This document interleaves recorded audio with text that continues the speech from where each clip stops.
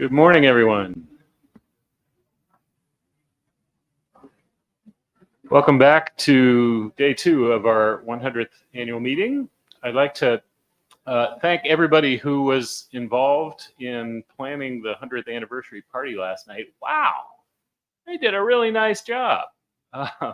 Thanks especially to Andrea Keikola, Linda Kosak, Peggy Parker, Bob Alverson, and Richard Yamada, and the many industry sponsors and prize donors. And there were many. Glenn Reed read off a long list. Yeah, I thought it was just fabulous. So congratulations, everybody, for being a part of that team who put it together. And again, thank you all for your efforts. It was lovely. Music was great. Food was good.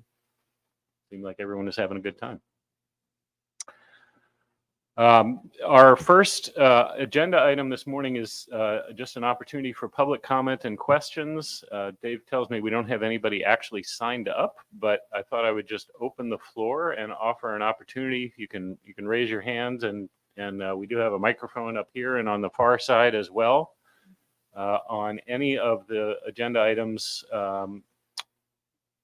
that we've discussed thus far. So any public comments or questions? Linda, please. Or there's one here too.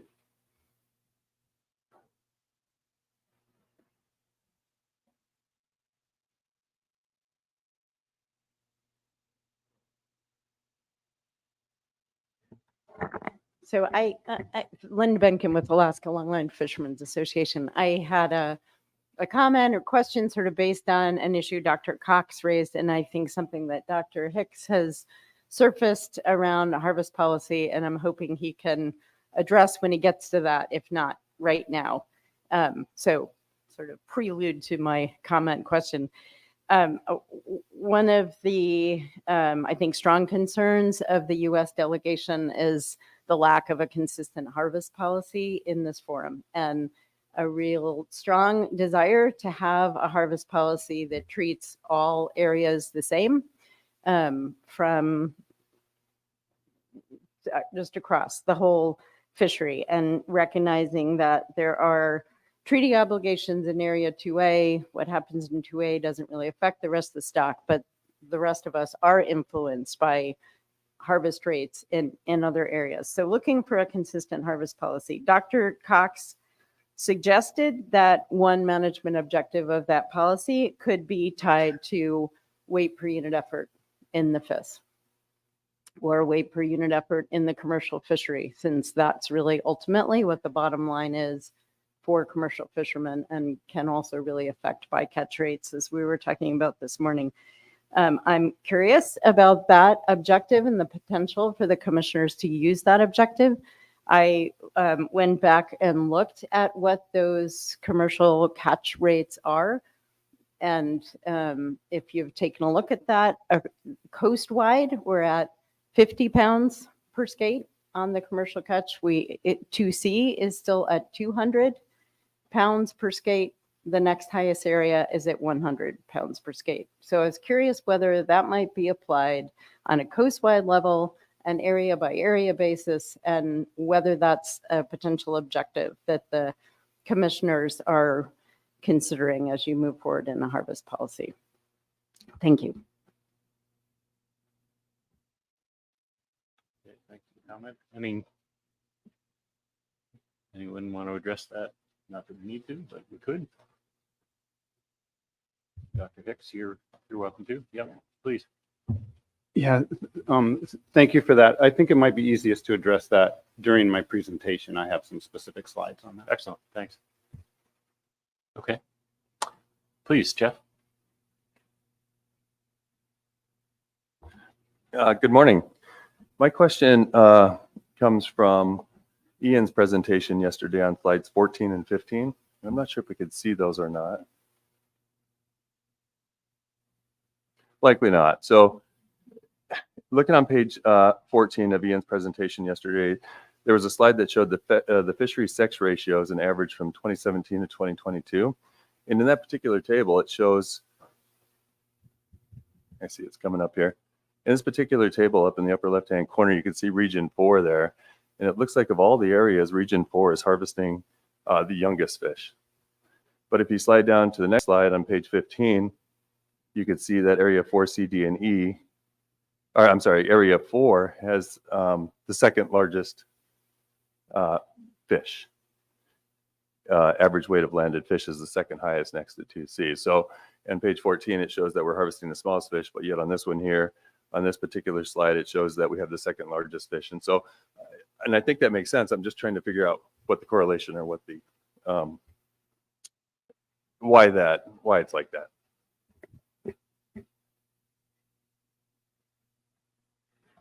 Yeah, I don't know if Ian is available. Oh, there he is. And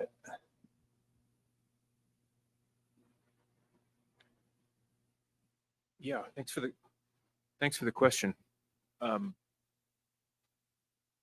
So there's several things factoring in. The sex ratio in area 4 does tend to be the highest proportion female anywhere on the coast. We see that consistently. I think if the average fish weight is as it's shown on the next slide, this would imply that the weighted age, especially relative to, for example, region 3, is actually pretty good in region 4. I don't have unfortunately, I don't have a good graphic that separates out region 4 for that. There are, in the data overview document on the stock assessment web page, there are some age distribution figures that divide things up by region. So that would be another place to look for information, but I'm sorry, I don't have anything in this presentation. But I think you're right. There is, there are several things going on here, both a high fraction female, but also a higher than a coast-wide average weight. oh, okay, thank you so much. And we figured that that might be the case, that the those two things combined suggest that area 4 might be growing relatively fast compared to some other areas. So, okay, thank you for that. That helps a lot. Thanks, Jeff. Thanks, Ian. Yeah, Forrest.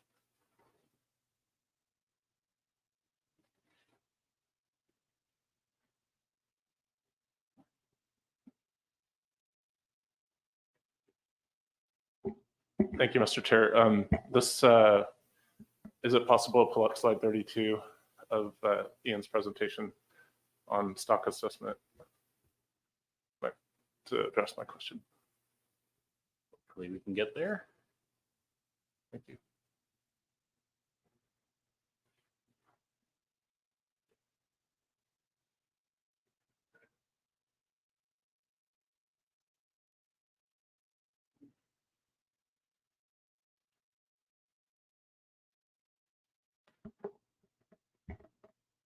Do you want to go to 32? Is that Yes, right? please.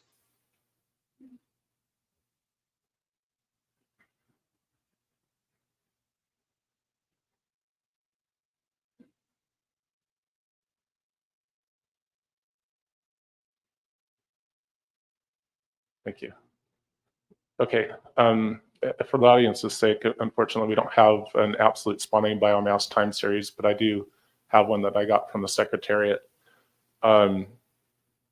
If you see on the slide here, back in 1977 is the actual date, we start having better recruitment events. And as a matter of fact, in 1977, if this is all linear, we had a recruitment event that mimicked the size of the 2005 recruitment event that carried us for a while. And my question is, there's on the absolute spawning biomass time series that I have, there are two models. There's a coastwide long and areas as fleets long. And the coastwide long shows, and they come together after 2000, but they're spread out and the confidence intervals are tighter around the coastwide long model. And it shows an absolute spawning biomass that's lower than our current absolute spawning biomass. There's some concern, I think, among stakeholders as to whether or not we're infringing on some absolute spawning biomass size that's, you know, we need to keep some critical mass there. And so my question would be, does the Secretariat have, I know that the Commission has no objectives, biological objectives concerning absolute spawning biomass, but I think stakeholders are wondering if we are like pushing that threshold. And then my second question would be if, for instance, another coastwide cut of 5% or something like that would move the needle in terms of getting us out of a hole, if we felt like we were in some type of a hole. So I don't know if that was articulated well. I'm gonna ask Dr. Stewart to take a shot at that. Yeah, thanks for the question. The longer time series of spawning biomass estimates from the two long models is in the extended assessment document that's online if somebody wants to find that. I don't have that slide in this presentation, but just to recap, I think you summarized it correctly. The two long time series models differ quite appreciably in the amount of biomass estimated prior to the early 1990s. They both have a peak, but prior to that period, we don't know exactly how much biomass was in the coastwide stock. And that's primarily due to the fact that we had very little data out west and in the north. And the difference between those two models really reflects our uncertainty in the degree of mixing between those western and northern areas and the eastern side of the stock. So to put that another way, historically, when the fisheries began, they were almost all on the east side of the stock. And if we make the assumption that they were accessing biomass from across the stock and that fish were moving in from the west and the north, effectively backfilling for that very intense fishery on the east side, then we might expect the whole fishery, the whole stock to have been drawn down during that early historical period. Conversely, if those fish in the west tended to stay in the west, and we see a little bit of both of these hypotheses in the actual time series, then as we fish down the east side of the stock, there would have been a pool of fish in the west that were less heavily exploited. And so those two hypotheses really represent what may have happened in the historical period. And as you correctly summarized, what that leads to is the fact that in the late 1970s, at the low biomass level leading up to these good recruitments, which then raised the biomass, the two models differ pretty substantially in where that low point in the 70s was compared to where we are now. So one of the models suggests that we're actually below where we were in the 1970s. That would be the model that puts a bunch of biomass out west and leaves it there. And then the other hypothesis is that we were fishing the whole stock down pretty effectively. And in that case, we would estimate that we're actually still above that level we were in the 1970s. And unfortunately, we've pretty much mined all the information that we have from the historical data. There's very little else to tell us about the relative biomass in those areas. So I can't reconcile that, but I can say that probably the truth may be somewhere in the middle.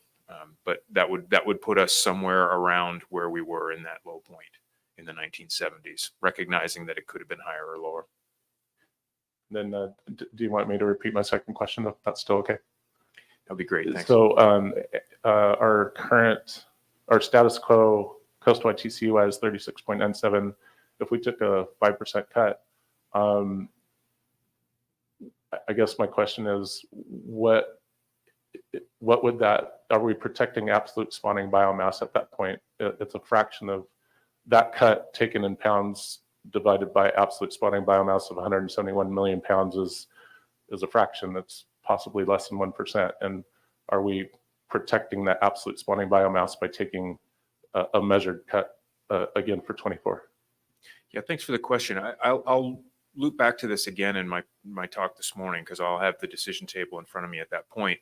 But as you'll see, taking, for example, a 5% cut does increase the probability that the stock would stay at or above the level it is now over the next 3 years.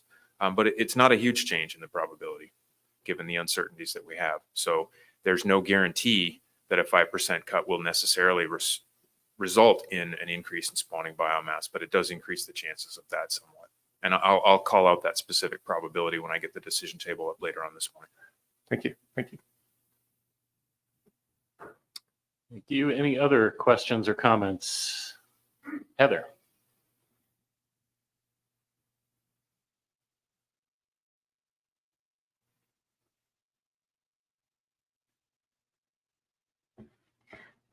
Thank you, Mr. Chairman. I'm Heather McCarty, and I work with the Central Bering Sea Fishermen's Association, which is the CDQ group in St. Paul. area 4CD, and is where our guys fish. We're really concerned about the possibility of not having a survey in the Bering Sea this year.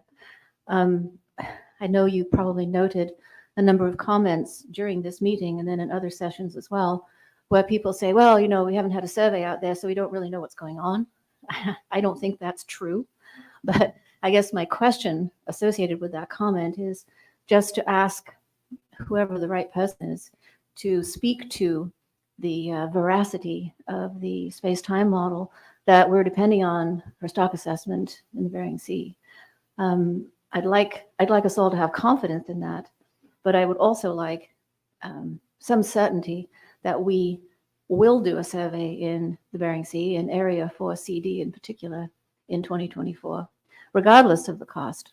I don't mean that it's not important, because I know that you guys are in terrible financial condition, but I understand also that you have a reserve that could support a survey in 2024 in Area 4C and D.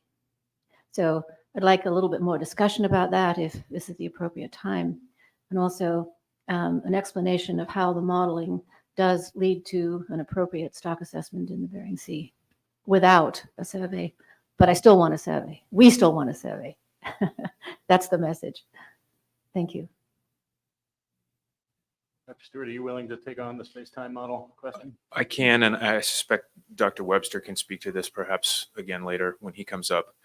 So the space-time model is relying on previous observations and observations from surrounding areas. And obviously, if we miss a couple of years in a row, we get neither of those things. And so the variance will go up. The Bering Sea, particularly for CD and E, benefits from the North Fisheries Trawl Survey. And that has been the primary source of information over the last several years since we did the full expansion up there. That source of information, because there is a large amount of biomass on the Bering Sea shelf, that source of information will tend to keep the variance of our survey estimate to a fairly moderate level compared to what we might see in other areas if we stopped doing this direct sampling with the FIS. The one challenge there is the potential for bias, because historically we have had a substantial amount of the biomass on the Bering Sea edge in waters near the edge of the trawl survey grid or deeper. And in that case, in those areas, although our variance may not be very large, there could be changes occurring on the Bering Sea edge that we wouldn't be detecting without a survey. And so that's why we have continued to propose survey stations in the Bering Sea in each year's design, at least the initial designs, before we go through the secondary and tertiary review. Yeah, and Heather, on the other aspect of your question, the commission hasn't yet made final decisions about 24. Requests for tenders are still open. You know, that's going to be important to see whether we get bidders, frankly, and whether those are affordable. But we'll be addressing that soon. I believe that request for tenders closes February 4th. Yep. Thank you. As you know, a small group of stakeholders did go to Washington, D.C. recently to make a request for additional funding from the federal government somewhere. And there's a possibility that that might happen. But if it doesn't happen, what are the options that the commissioners have to fund an Area 4 survey in 2024? I wasn't at the financial committee, but I'm just hearing dribs and drabs of that discussion. Yeah, well, you alerted to reserve funds, and that is, of course, not a bottomless pot, but that is a possibility, and we'll be discussing it later on today. In public session? Okay, thank you very much. Thank you. Sure.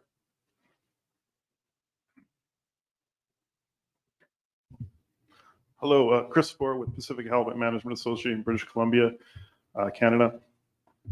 Just wanted to comment about harvest policy. I think we need to remember the harvest policy is about what's happening at the coast-wide level. It's not really into the distribution.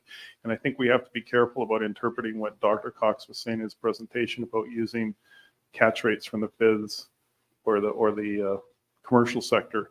I don't want to put words in Dr. Cox's mouth, but my understanding is what he's talking about is you could use catch rates to help you determine what you want where you want your biomass to be by taking those catch rates areas, and they could be different in different areas, and use them to determine where you want the coastwide biomass.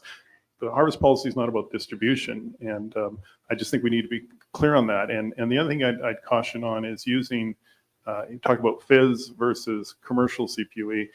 I think on the commercial one, the issue there I'm concerned about is if you use that, it's subject to things other than just halibut abundance, and particularly in 2B. As you know, we have 100% catch monitoring at sea, and we also have a management system where we're responsible not just for catching halibut, but our mortalities of incidental catch, yellow eye rockfish, for example, or sablefish. And since 2019, 2018, we've been really struggling in the fleet to avoid yellow eye. So that's pushing us into less efficient areas. And more recently, we've had to deal with sablefish bycatch because we've got this increase in abundance of sablefish. So if we go deep, we're hitting yellow eye. If we're hitting sablefish, if we go shallow, we're hitting yellow eye.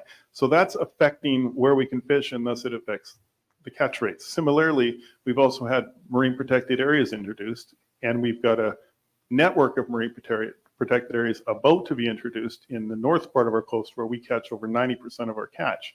So I guess my point is, I think we have to be careful. Just, if you're looking at these indices, there's other things that affect the commercial weight per unit effort. Thank you. Thank you for the comment. Anyone else? Oh, yeah, go ahead. Chris, did you disappear? I had a question on. So I'm a little bit confused on, you made a comment that catch rates you're interpreting Dr. Cox, and catch rates can determine where you want the biomass.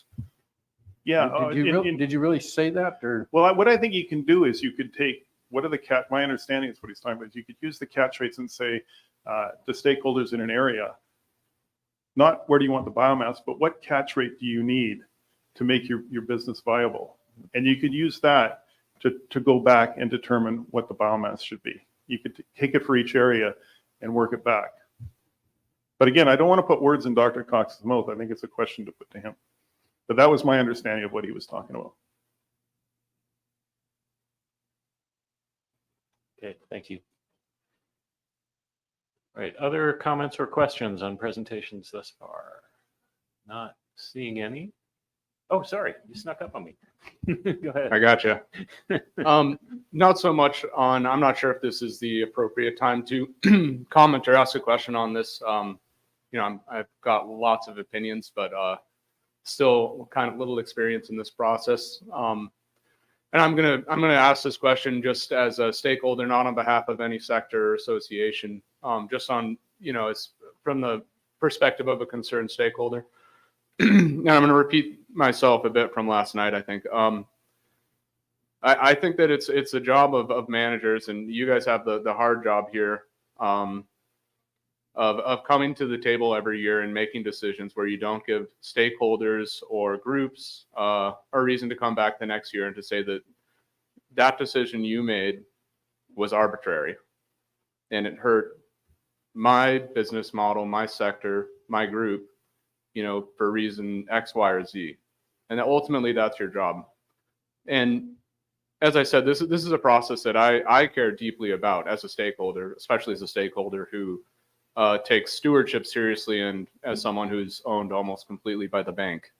And it seems to me that we could help this process by having a harvest policy. Like, I think that's something that we do need.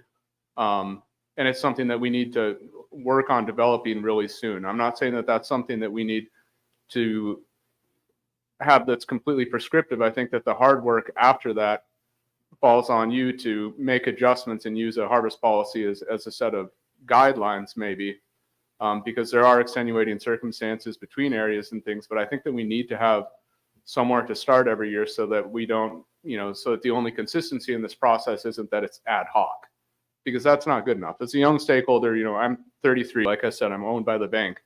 Coming here every year and having this be a mostly ad hoc process, it doesn't feel good enough.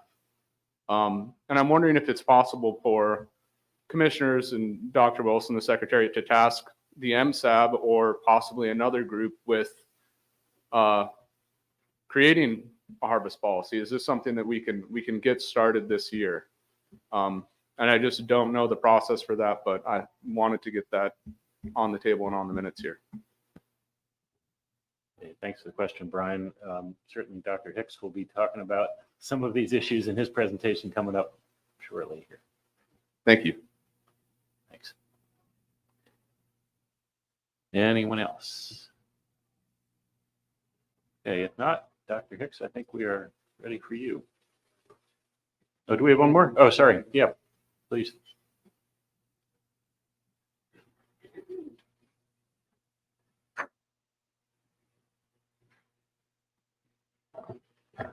Good morning, Commissioners. Norm Pillen from Seafood Producers Co-op.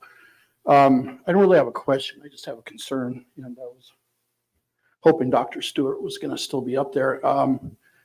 Last week in their online presentations, which I attended, I raised this comment. So both Dr. Hicks and Dr. Stewart are aware. I wanted to make sure this got fed back to the board. I'm not a biologist. I'm not a scientist. I do have 40 years of experience in harvesting, and even though I'm sitting on the processor side now, I think about what's been proposed and showed to us in this latest science, and the fact that we're at a 35-year low in spawning biomass. And you know, both the survey and the commercial harvest show, you know, decreases in catch rates, CPUE, and all those indicators are, you know, pretty serious to me that the stock's in trouble. I think that's what we're hearing.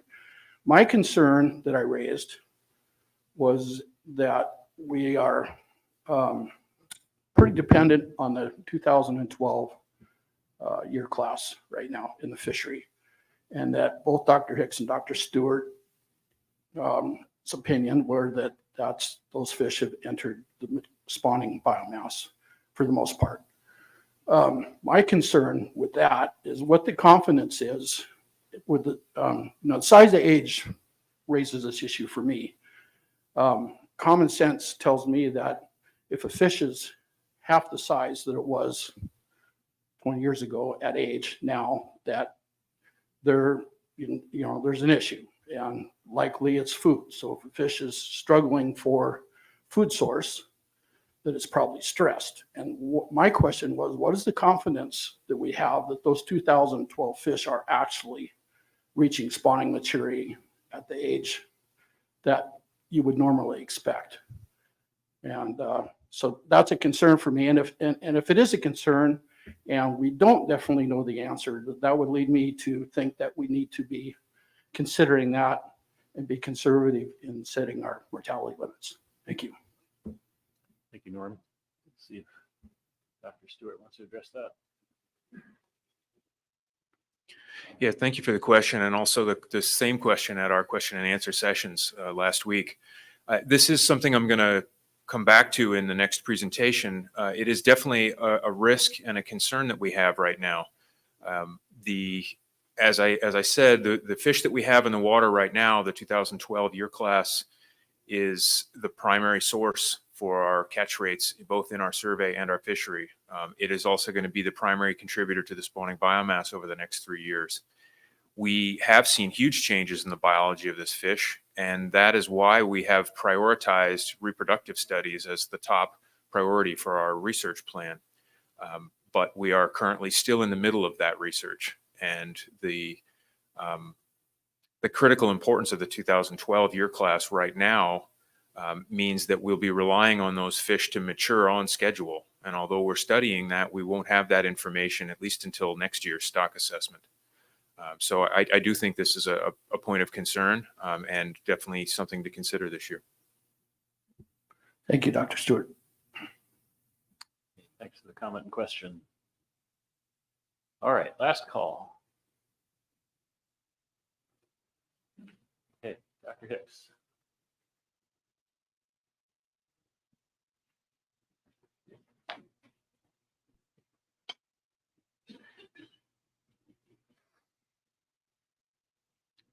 Okay. Make sure I project when I'm up here today. Good morning, commissioners, and good morning, attendees. Really happy to present this to you, and I appreciate the comments already have segued me into my presentation.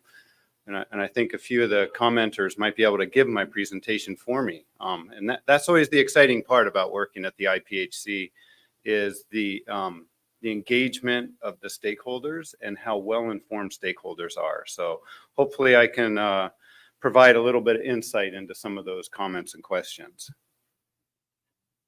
All right. There we go. So a little brief overview here at first, and then we will get into some details and answer some of the questions that have already come up. So what is management strategy evaluation? That is what I've been focusing on IPHC for the last 7.5 years, and it's been going on a lot longer than that, actually. But it's a process to evaluate harvest strategies, we've heard about those, develop management procedures that are robust to uncertainty, and meet defined objectives. So those last 2 points are really important, robust to uncertainty and meet defined objectives. And a lot of this process, many of you have been involved in this process of setting goals and objectives, defining different management procedures to test, running those through simulations, and then evaluating those, and then eventually applying those into a harvest strategy policy. So MSE has many uses, and we've actually used it for all of these different points here at IPHC in the last 10 years.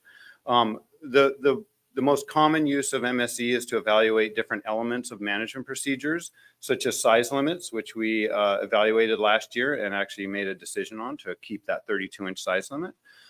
Fishing intensity, or what we call SPR rate. What is a good reference fishing intensity? We've been examining that, and we currently have a current interim fishing intensity of 43% SPR. And then also assessment frequency, and that's something we've been examining recently. Should we do the stock assessment every year, or are there ways we can do it every second or third year? It can assist in the development of a harvest strategy policy, which is something that people have mentioned this morning that we should be developing. It can meet requirements of certification agencies, MSC, the Marine Stewardship Council. Try not to confuse that with MSE. I try to say MS Charlie many of the times.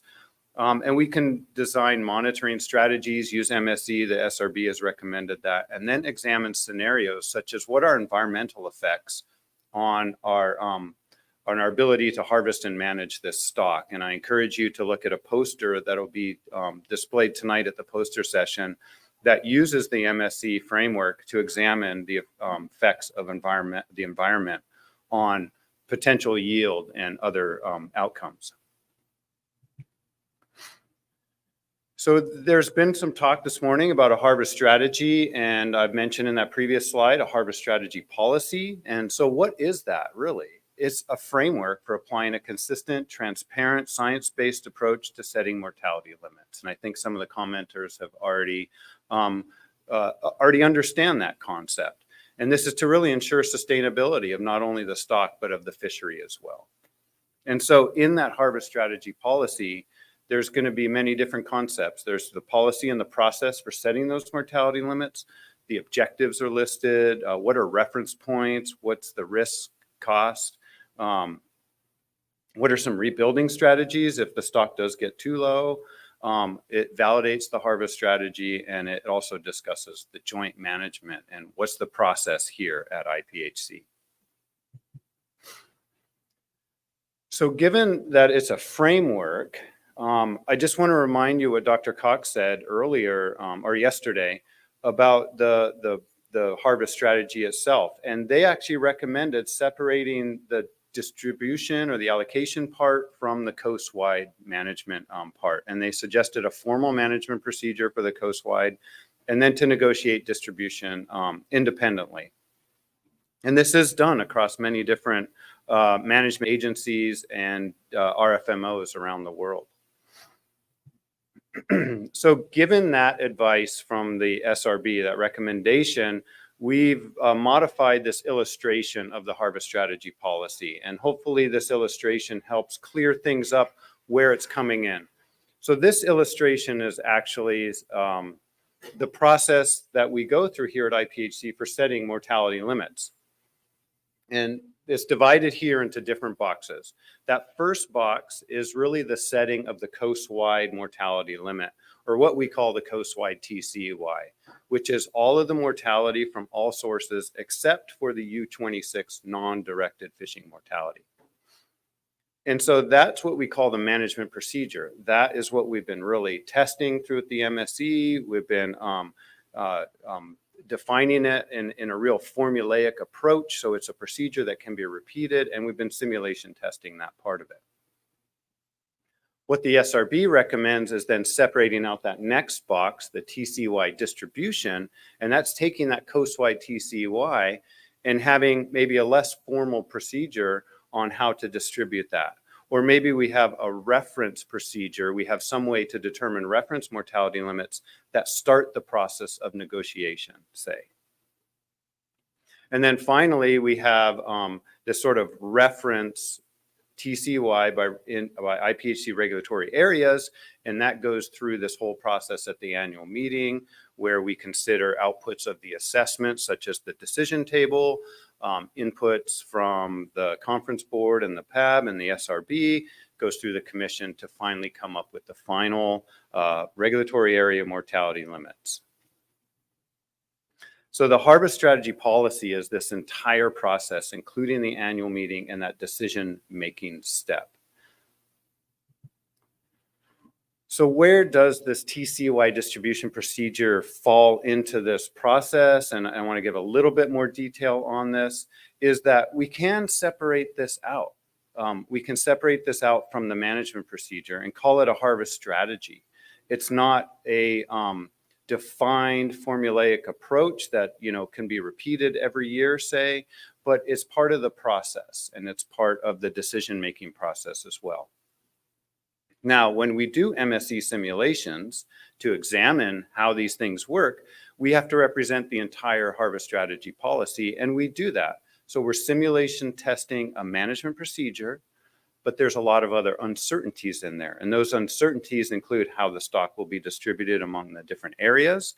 And they include that decision-making uncertainty where actually the coast-wide mortality may deviate from that reference value determined by the management procedure.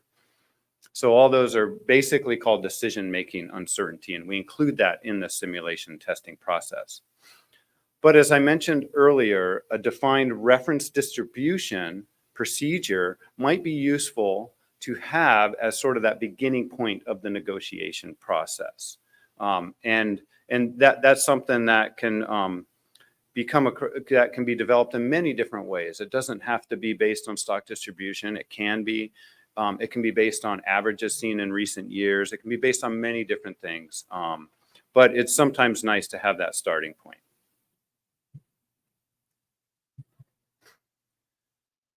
So one big part of the harvest strategy policy are objectives and performance metrics. And without objectives, we really have nothing to simulation test and evaluate against. So the commission has already endorsed 4 priority coast-wide objectives for the MSE, and this has been very useful in the process here. I've listed them here. I won't walk through them, but basically they're related to this level of spawning biomass relative to the unfished spawning biomass. They're related to the yield, and they're related to the variability in the yield from year to year, how much that TCY changes. So I note I put another SRB recommendation at the bottom, which Dr. Cox went over yesterday, and that is to reevaluate this target objective, or that's objective B listed here, of the B36%.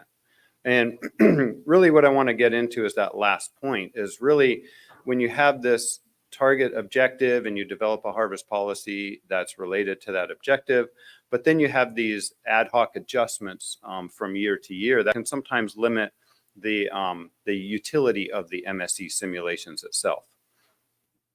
So the SRB made that point, and we at IPHC started really thinking about that. Okay, what's going on? So I want to think back a year ago. So this isn't the assessment results from this year, but let's think about the stock assessment last year and what everybody was presented last year, and then consider some of the decisions that came out of that. So really pointing, this is the 2022 stock assessment result a year ago. And at that time, we saw the relative spawning biomass was above 36%. So as a reminder, relative spawning biomass is what the current spawning biomass is relative to the unfished spawning biomass.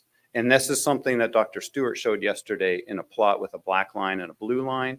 And it showed that even that unfished spawning biomass could be changing due to things such as changes in recruitment and changes in size at age. So the status is in an okay position. And as you see by this plot, the status is actually increasing.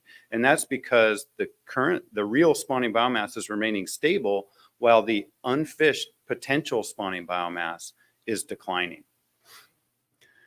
The 2022 FIS and commercial WPUE were the lowest observed since 1993 last year. And those have actually been declining slightly again this year.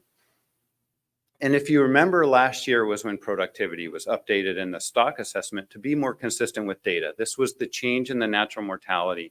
We had enough data to estimate natural mortality in 3 of the 4 models, and that slightly changed our view of the stock. And therefore, last year, the advice from an SPR 43% reference coast-wide fishing intensity, the advice from the stock assessment was a 52.3 million pound coast-wide mortality limit. So there's the picture of the surveys from last year. You can see that both the survey and the commercial WP were down quite a bit. So there was a lot of concern, and we're hearing that concern at this meeting as well.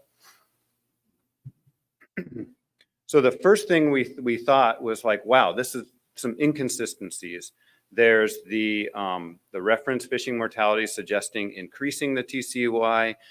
Different indices are declining. Is there something wrong with the MSE simulations? Like, is there an inconsistency due to this change in how the assessment is being conducted and this change in natural mortality?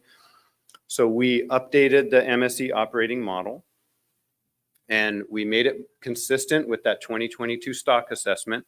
And then we compared results from that new operating model called 2023 to the old MSE results called the 2022 OM. And what we found is that across the performance metrics that relate to those objectives I showed earlier, it's very consistent.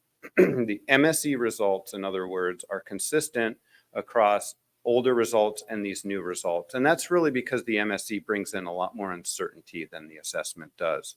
So it's capturing that uncertainty. Where the 2 models did differ is a different performance metric that I'm reporting here is what does the spawning biomass look like in 10 years compared to now? What's the probability that it would be less in 10 years than it is now?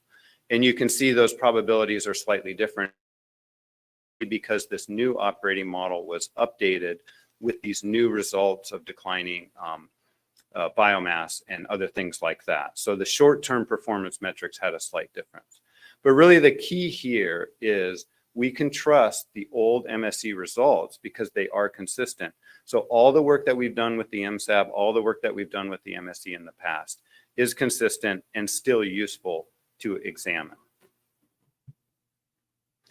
So at the annual meeting last year, there was a concern about this 52.3 million pound TCY, and the decision came out to be more closer to 37 million pounds, as I'm sure many of you remember. So that they reduced the TCY from that reference for many different reasons. One, it's a brand new stock assessment with a different natural mortality and some other things. So we at IPHC thought about, well, if low catch rates and WPUE are a concern, it may be prudent to consider a new objective. And that objective is something potentially related to absolute spawning biomass or potentially a catch rate related objectives such as WPUE from the FIS or even WPUE from the commercial fishery. But we heard there might be some issues with the commercial fishery WPUE. We could add this as a new priority objective or actually replace that target B36 objective. Dr. Cox talked a lot about this yesterday. You know, this B36 is sort of a reference point. It's a theoretical thing. Whereas catch rates or spawning biomass is something that many of these stakeholders are seeing on the water. So it might have a little bit more meaning, direct meaning. So if we actually think about it, how would we do this? We could introduce a new objective, an absolute spawning biomass, say the spawning biomass shouldn't be below 170 million pounds or something like that. Or the catch rates from the fish shouldn't be less than where they were last year, something like that. We just want to avoid that with some high probability. And I mentioned, Ms. Bankin commented on area-specific objectives potentially, and I think at this time we're supporting maintaining coast-wide objectives. So thinking about this still at the coast-wide level as we have been doing here at the Commission for the last few years. So a couple of things to think about is that operating at the SPR level of 43%, there's a 1 in 3 chance that in 10 years, the spawning biomass is less than where it is now.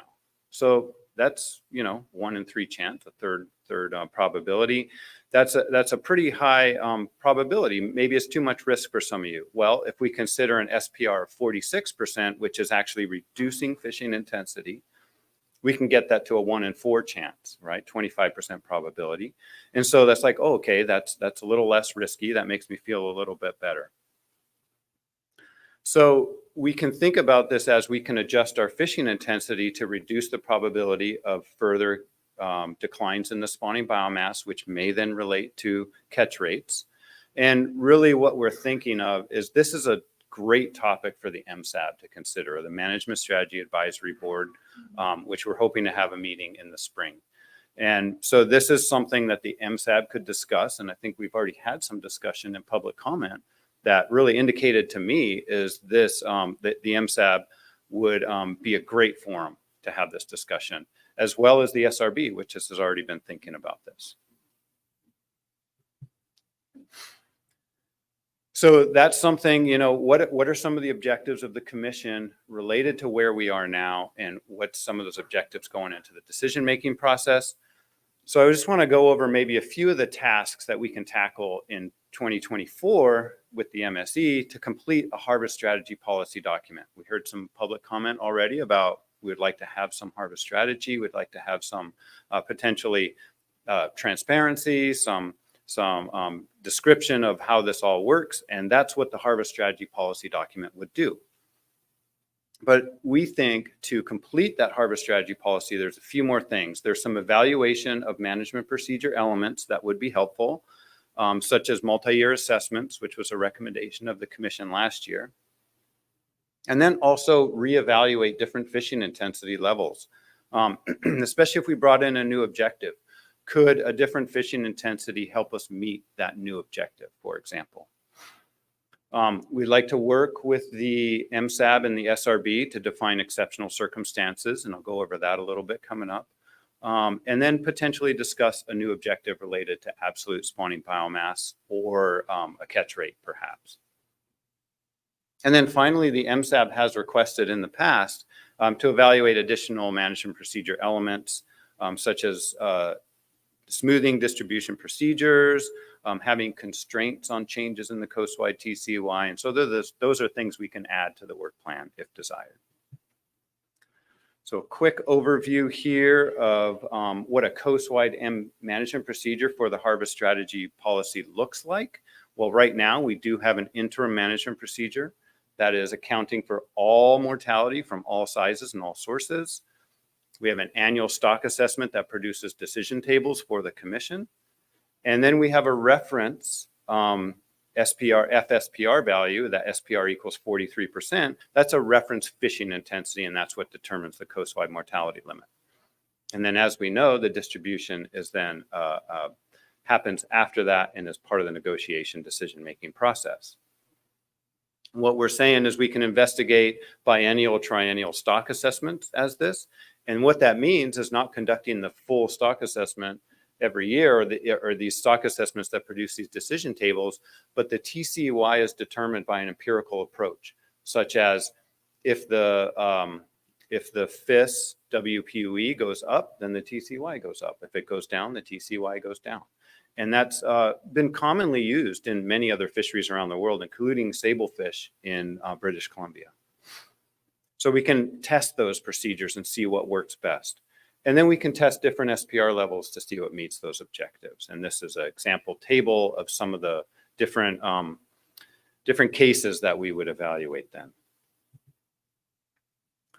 So I mentioned another task of the MSE is exceptional circumstances. Dr. Cox alluded to this in his presentation yesterday, but what is an exceptional circumstance?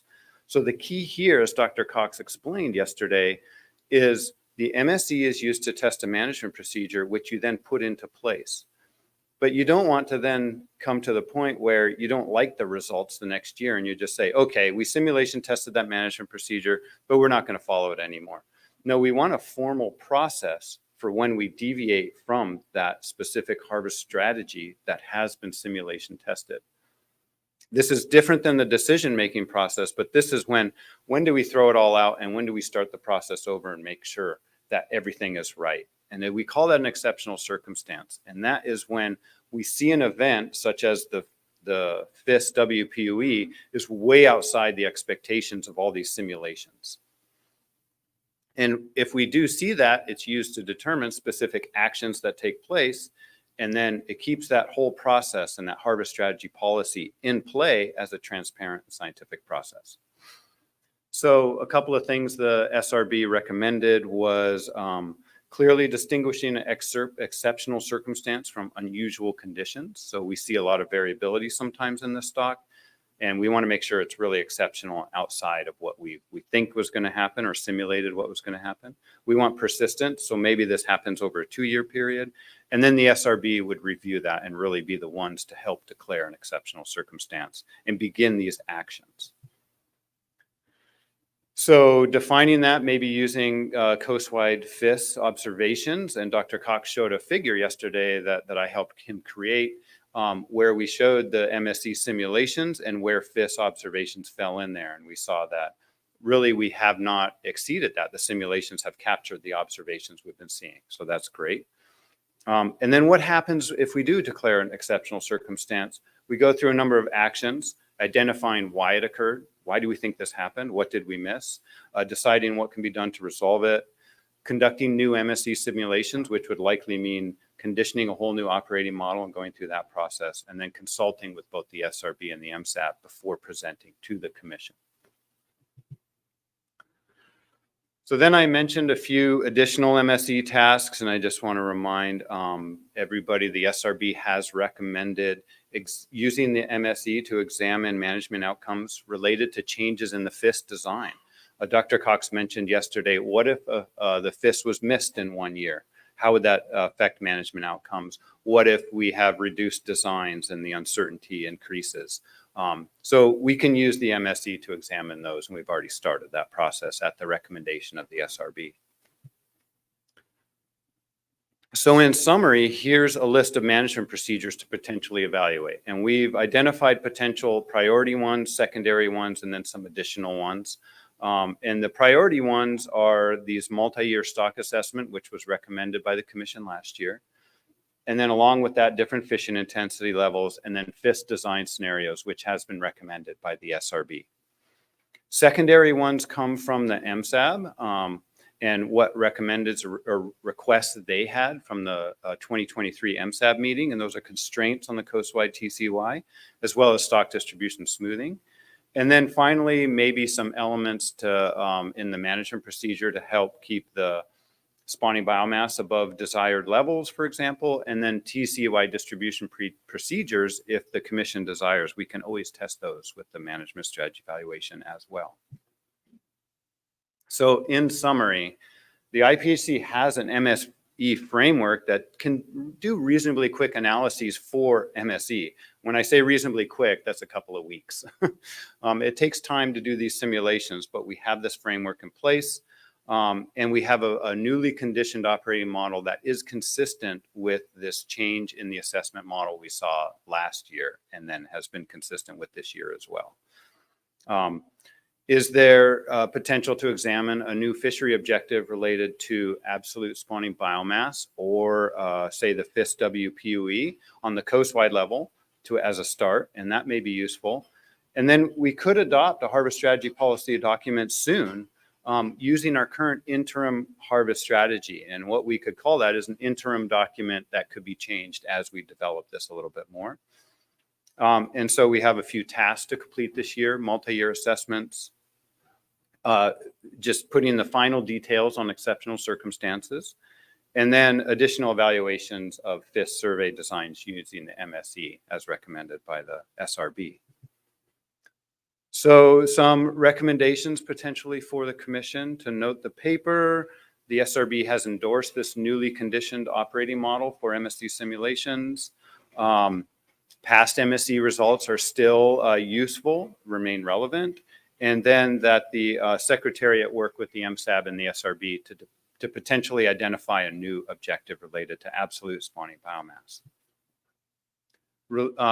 And then related to different management procedures, the multi-year procedures along with fishing intensity, FIS design scenarios, and then potentially some additional management procedure elements as suggested by the MSAB.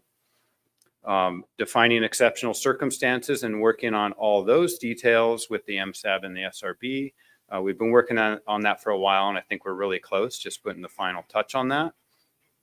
And then finally, the Secretariat continued to develop the harvest strategy policy document, which seems to be a desire of some based on public comment here. And noting that one could be adopted before the next annual meeting if we want to call that an interim harvest strategy policy. And I will note there's an info document number 6 that's posted on the AM100 website that provides a draft of the harvest strategy policy that could be adopted soon. So with that, that's the end of my presentation, and I'm happy to take questions. Thank you. Okay, thank you, Dr. Hicks. Commissioners, any questions? Bob? So Alan, I didn't mark which slide it was, but it was earlier in your presentation that somehow our harvest strategy could have an effect on spawning biomass 10 years out. Is our science that good? I'm a bit skeptical on something like that.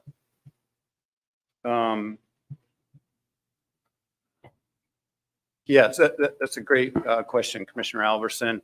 And I would say we do have great science here at IPHC, but we do have a lot of uncertainties. And one of the biggest things, or the most useful aspect of MSE, is to incorporate those different uncertainties and then provide these probabilities or these chances that things can happen. So what is on this slide 11, as you can see, is we stated there's a 1 in 3 chance that in 10 years the spawning biomass is less than now. And I'll just back up a little bit, and you can see here's how we would actually report it as a performance metrics. You can see in that bottom right corner there is the 0.29, indicating that approximately 1 in 3 chance that the spawning biomass in 10 years is less than now. So I would say the benefit of the MSE is we're admitting to those uncertainties, and we're admitting to that the science may not know exactly what it is. So it's a wide range of possibilities out there, but that is what we know, and that's the chance that we believe is going to happen. So a lot of uncertainty, but that's incorporated in the process. Thank you, Alan. Alan, I wanted to ask about the FIS design scenarios that you alluded to. It strikes me with all of this that we have been really struggling with the FIS to have the kind of coverage that we ideally would like to have. And we're fortunate that the space-time model is as robust as it is, but given that we have this uncertainty about long-term funding for the FIS and being able to have that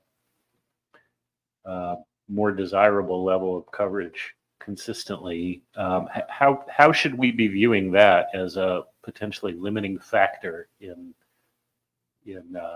enabling the commission to proceed with developing a harvest strategy policy? Yeah, thank you, Commissioner Kurland. And another great question. And what we're doing at the Secretariat now is working on that question ourselves, and we're identifying what's the basic idea here is what would be when missing reducing the FIST design, what is the increase in uncertainty in those data? How does the variability increase? How does our uncertainty increase as we reduce the design? So there's a number of things. One is the coast-wide index would become more uncertain as the design is reduced because we're missing certain areas. And the space-time model completely captures all of that uncertainty. Another aspect is that we get less information from all of the regulatory areas. We might have less information on how much biomass is in each of these regulatory areas relative to each other, so the stock distribution. So what we're trying to do is really clearly identify, first step in this process is similar to what you asked, what are the potential outcomes with reduced designs, put that through the MSC simulations, see how it affects the stock assessment, and then how it affects our uncertainty in the management outcomes. Does it cause more risk? Does it inflate the potential that we can go below our objectives and other things like that? And so that's sort of the process we're working on. I don't have the real specifics to your answer at this point in time, as we're still working on that in the Secretariat. Okay, appreciate that. I'll just say as one commissioner, it gives me some apprehension because we need the FIST data to sort of underpin all of this. So that's just an area of concern. Yes, I would agree. Others, Neil. Thanks, Dr. Hicks. I have a couple questions. I'm trying to sort of process this idea of an objective related to catch rates. I'm a bit of a skeptic on this one. I mean, we have very different catch rates in different regions, different regulatory areas. I'm trying to envision how you would sort of translate that into an objective. And then I'm thinking about some of what we heard from Dr. Cox and the comments this morning about, so I guess part one of my question is, how would that work given how different they are? And then whether we understood correctly this idea of maybe sort of correlating those back to some biomass that reflects desirable catch rates. And I'm wondering how that would work. So that's kind of my first question. My second question is about, in the past, we have sort of looked at the various tasks associated with our work on MSE and mapped them out with respect to how much time do we think it's going to take us to work through. And perhaps I missed it in the materials, but I'm looking at the things that we sort of have on our agenda in light of what we might be considering to add to that. And wondering if you can give us a sense of, with the commitments we already have to do things that we've confirmed are important and want to complete, like how much time is that to get that work done? And what would it mean to be adding some of these proposed things to that current work plan in terms of additional time requirements or trade-offs between working on one thing or another? Thanks. Thanks for the question. And I'll answer the second question first because I think that's the quicker one. The priority sort of elements of management procedures and then the exceptional circumstances is something that I think we can complete in 2024 in time for the 101st annual meeting. Adding on a few other things, a lot of times that's just adding on some really specific cases to try to understand smaller subsets of what we've already investigated. So I believe that we can get through what presented here today, the Secretariat can do throughout 2024 and bring those back in the next annual meeting. It's a big workload, but as I mentioned, we have the framework in place to do this. And that was where a lot of the previous work was coming from. And that's why we had to outline it's going to take this much time to do this and that next. We're still developing the framework. That framework is in place. We have a process with the MSAB. We have a process with the SRB. So we have like a very smooth, a much smoother process now. And I think we can get this work done within a year, even if a few different tasks are added on top of that. The first question related to the objective, potentially relating it to catch rates, or as I mentioned, it could be related to the absolute spawning biomass level. And I think we have to remember that we're focusing at this point in time on a coastwide MSE or coastwide results from the MSE. So I don't want to start going into objectives that are based on area specific. I want to keep it at coastwide objectives at this time. And so really the proposal here and what we, if directed, we would discuss with the MSAB is what would be a coastwide objective, thinking over the entire coast, not in individual regulatory areas. As you mentioned, and as Ms. Bankin mentioned, each individual regulatory area has very different catch rates, very different probably objectives as well. So if we keep that as a coastwide objective and maybe find coastwide levels that somewhat satisfy all regulatory area levels, that would be a reasonable first step to this. And one example is, in general, are people, one way to think about this is, in general, are people happy where the stock is right now? Or do they want it to be more biomass or less biomass? And we can start to identify an objective. You know, I want it to where it was 10 years ago. Maybe there's an objective, we want it to be above that level 75% of the time or something like that. And I think that's where we would develop this with the input of the MSAB and the SRB, and then bring that back to the commission at the next annual meeting for their review. But I'm completely confident after working with the MSAB and even hearing the comments this morning that the MSAB would be up for this task. They have been proven to be very good at discussing those, including those specific details of, well, my regulatory area is this, and this is how it would translate to a coastwide one. And it's pretty amazing working with them and developing these different objectives. Okay, so if I follow, then it wouldn't be about establishing an objective that's about a WPUE per se. It would be about this kind of business of correlating it back to some happier time when the coastwide biomass was X. Is that the gist? That would be one way of doing it. Yes. You know, when were things looking better? When, you know, and that's been done in other fisheries. I've seen that. There was a point that they've done things like, this was a point in time when the fishery was doing well, or that good recruitment happened from a fishery, and we want to maintain the spawning biomass at that level or above. But there are examples from other fisheries, especially like what they call crayfish or lobster in New Zealand, where they actually had the objectives related to the catch rates from the fishery. As Chris Sporer mentioned, there's some caveats to think about catch rates from the fishery, but catch rates from the survey of the FIS might be a reasonable proxy for that and maintaining that. So that's a discussion we would have, is an objective related to spawning biomass, which is something that we can easily see, or an objective related to FIS WPUE, something important. If we were to think about the FIS WPUE, we get back into Commissioner Kurland's question, is like, well, how does reduced designs and other things like that affect our ability to use that as a reference point in an objective, where we would have spawning biomass estimates from the stock assessment and the MSE simulations.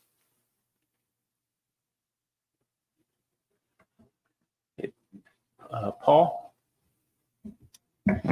Thanks very much for the presentation, Dr. Hicks. I am wondering, slides 19 and 20 have 8 recommendations. And I'm wondering if there's any priority over those recommendations.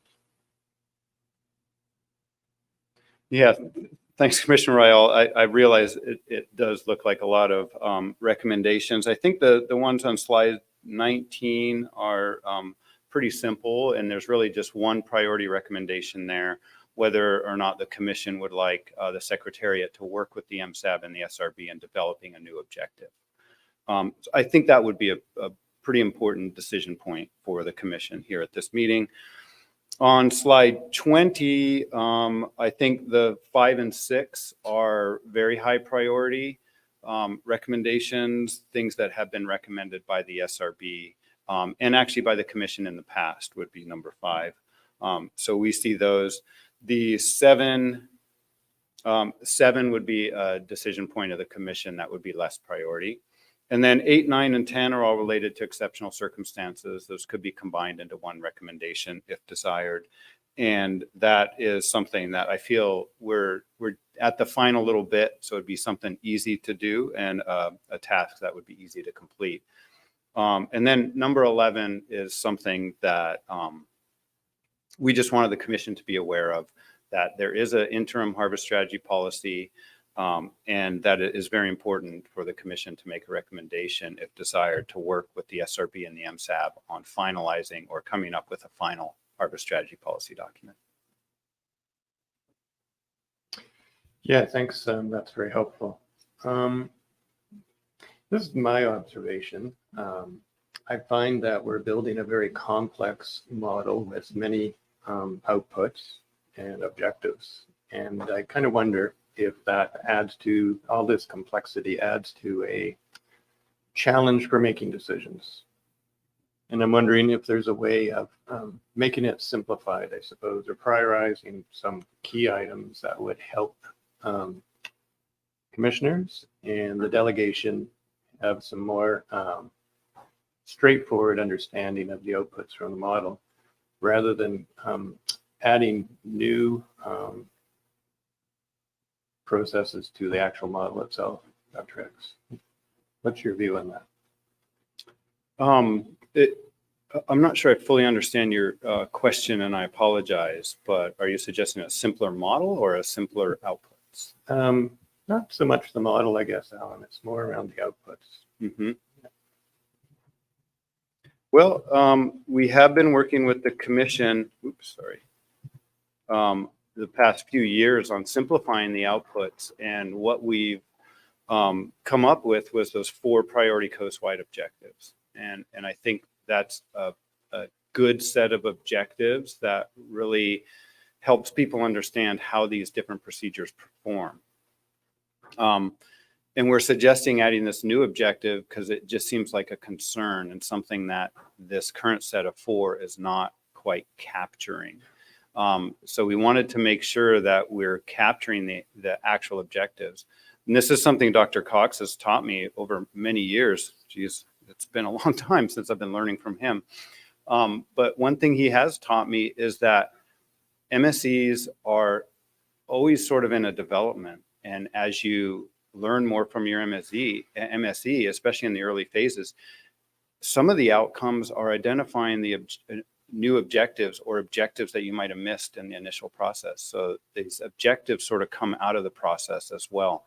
And I think that we're finding that this objective related to absolute spawning biomass is one that's coming out of the process. So if the commission would like to keep things simple with 4 coast-wide objectives, we could have the discussion of potentially replacing that B36% target objective with an absolute spawning biomass objective. And I think there's many reasons that that would be useful to do. It would still keep it a small set of objectives. And I think that small set would be very informative on the coast-wide level of the management outcomes. Great, thank you very much. Peter. Yeah, thanks for bringing that up. So of the 4 objectives, one of them was to maintain the long-term coast-wide female spawning biomass above a biomass reference point B36 at least 50% of the time. And with the word least in there, I never viewed it as a target in my view. And so I see the SRB said, hey, you didn't target that. And that may be part of the confusion, is that I just want, you want to maintain above that at least 50% of the time. Probability is that you're going to be above that. And I never viewed it as something as a target. Now, I'm not sure if everyone had that same opinion, but that was my understanding. So could you, with the word least in there, that's, if it didn't have that word, I could understand that being a target. If not, so just get into that a little. Yeah, thank you, Commissioner DeGrief, and that's been a topic discussed a few times, and I completely agree with you, and it's good to clarify that. The SRB has always viewed it as a target objective, and I think it was originally a couple of years ago, it was phrased as a target objective, and what we found, it was really in conflict with other objectives, and it was the one objective that you really tried to meet. And if it was a target objective, you would want that spawning biomass to be at B36, which right now, I think we saw a slide earlier, we're like B42%. So we would say, let's fish harder and bring that stock down more and more and more. And people are, well, we have other objectives. And so it seemed to be like we're balancing objectives here. Phrasing it as it has to be at was conflicting with those. So we rephrased that last year as being at or above, or at least 36%. And that gave us the flexibility to define a management procedure that met other objectives as well. And what we're finding is that now that objective is not as defining, being B36%, and it might be that an objective related to an absolute spawning biomass would always maintain above B36 and actually be a more meaningful objective, one that has a more direct meaning to stakeholders. It's like, okay, I see how this relates to catch rate rather than B36. What is this concept? Yeah, I want to keep my catch rate high. And it has, it's a sort of a level that makes sense to some people in keeping fish in the water rather than some, as Dr. Cox described it, some theoretical concept of a relative percent biomass. Yeah, I understand. Okay. I always thought of B36 as well as a buffer for B30, right? Because at B30, there's some things that happen. And so I viewed it as that. That's why it was importantly there. It was a buffer. And so I guess, am I not thinking of it correctly? Or like I'm trying to understand why we would want to replace it. Okay. And replace it. I understand what you're saying. You're fleshing out something, and it seems to be pointing in that direction. But trying to understand why we would want to replace this if that was the case. Yeah, and thanks for that. I appreciate it. First off, we wouldn't necessarily need to replace it. We could always add a fifth objective, but we could replace it with the absolute spawning biomass. Second, you're exactly right in your thinking is that B36 is a buffer for B30%. And the Canadian precautionary principle is one of my favorite, has a figure in there that's one of my favorite that shows if you have this trigger for a control rule at like 30%, you don't want to try to get there because you're always on or off the ramp. And so you do have this buffer thing. So I think you're thinking about it exactly right. It's a point to target above the control rule. The control rule is there as your sort of parachute. And then you have this target or maintaining above 36% as this buffer from having to pull that parachute. But I think what we found is that under the objectives that seem to be coming out of the commission and the stakeholders is the desire is to really maintain that spawning biomass above B36% quite often, much more than 50% of the time. And that approaching B36%, given certain stock conditions, can put the stock in a position that is undesirable for stakeholders, whether that's low catch rates, low biomass in their area, other things like that. And so what we're trying to flush out is like, what is the real objective here? the real objective seems to be to have an economical and efficient fishery. And so we're trying to figure out how can we define an objective that gets at that concept. Yeah, thank you for that. Last question, if I have, is about the exceptional circumstances. And then you had mentioned that, it would have to be persistent. It would go through SRB to decide if this was an exceptional circumstance. How does that affect the decision-making process with commissioners? Like at all? Somewhat, I've heard varying gauges on that. And so if you could explain that. Yeah, thanks for the question again. The way that I see it and the way we've been discussing it at the Secretariat is, and with the SRB, is that the commission process of this decision-making process, the annual meeting, departing from, say, a reference distribution or whatever you want to call it, but making those decisions is still part of the process that would remain as it always has been.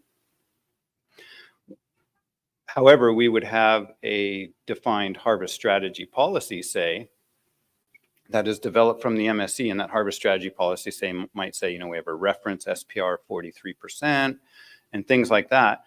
And then all of a sudden it comes along and, the FIS WPUE just keeps declining and declining and declining. And I'm sure many people in this room would say something doesn't seem right. And so the key to the exceptional circumstance is it's a defined way for us to say something is not going right with the MSE simulations and the development of our harvest strategy policy. So we would compare, well, what is the MSE simulations telling us would have happened, say in 2025, 2026? And it says this is the range, it's pretty uncertain, but this is the range. And then all of a sudden we see the FIS WPUE and fishery catch rates are way outside of that range. We're saying something's not right. Let's reset, examine why we think this happened, and then redo MSE simulations and redo the process that we've been doing and fix it and figure out why, fix it, and then redo the whole MSE simulation process. So it's a whole separate thing than the decision-making process here at the annual meeting. The decision-making process might see that before an exceptional circumstance is actually declared, because as you mentioned, that could be 2-3 years after we start seeing those data. It's like, oh, the FIS wasn't quite in line. The commissioner could make a decision that says, you know what, I think we have to take precaution here because the FIS is showing this, so we're going to make a decision, and then exceptional circumstance might be declared later down the road. Or it might come back in line and say, that was just a weird year, let's not overreact to that. So it's a separate process, but the commission would totally be aware of what is happening before the exceptional circumstance is declared and could be a part of their decision making. Okay, and sorry, but one last follow-up. And to me, it's like, is that getting the cart before the horse? Like, we don't have the harvest policy yet. How do you define it, So yeah, a really good observation. And in the harvest strategy policy of IPHC, where we want to maintain that decision-making process, I would say that's the way that this fisheries management would work. In something like sablefish in British Columbia, where they've used the MSE to define a very specific management procedure and the decision-making process, but the determination of the quotas in that year is a 15-minute process because it's the output of this. It's a management procedure that's formulaic, defined. Here's the output. That is where an exceptional circumstance is extremely important, because the output produces something and it's a quota that drops by 10%. You can't just say, oh, I don't believe the management procedure anymore that we spent 5 years developing and I just want to do something different. That part of the process is to put a management procedure in place that is fixed in place. So you want that ability to say, something's not right, let's re-examine this. And that's sort of the safeguard of management procedure in the tuna RFMOs as well as the sablefish in British Columbia. So we have a slightly different process here where we allow that flexibility to the commissioners to have those decision-making points. So I don't know if it's a cart before the horse, but it's sort of a process that's operating in parallel. Yeah, thank you very much. Now, just to follow up on that last exchange, is it right to view the exceptional circumstance as sort of the opportunity for the commission essentially to revert to an ad hoc decision based on whatever the anomaly is, or is it more sort of a feedback loop to go back and kind of change some of the inputs in the framework that you're trying to stick to? Yeah, I would say it's more the latter of the feedback loop to re-examine the MSE and change the inputs and all that, recondition the operating model. The ad hoc decision-making is always available to the commission in this sort of illustration of the harvest strategy policy. That decision-making step is there. And yes, I do practice saying exceptional circumstance every morning. Very good, thank you. All right, any last questions? Okay, not seeing. Thank you. Thanks. All right, I think we are ready to move on to Dr. Stewart.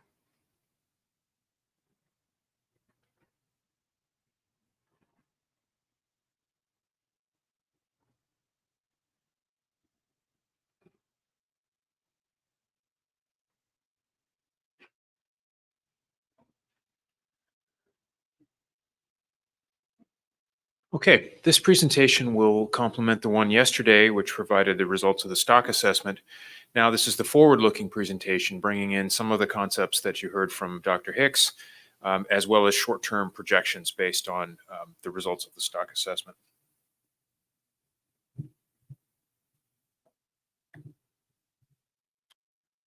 So as we've done in the past, these projections and the harvest decision table extend 3 years into the future. And to make these projections, each column of the decision table, each projection uses a constant TCEY over the next 3 years. And we provide a range of different mortality levels. That range does change year to year depending on the specific conditions of the stock, but we try to keep a few consistent reference points in there.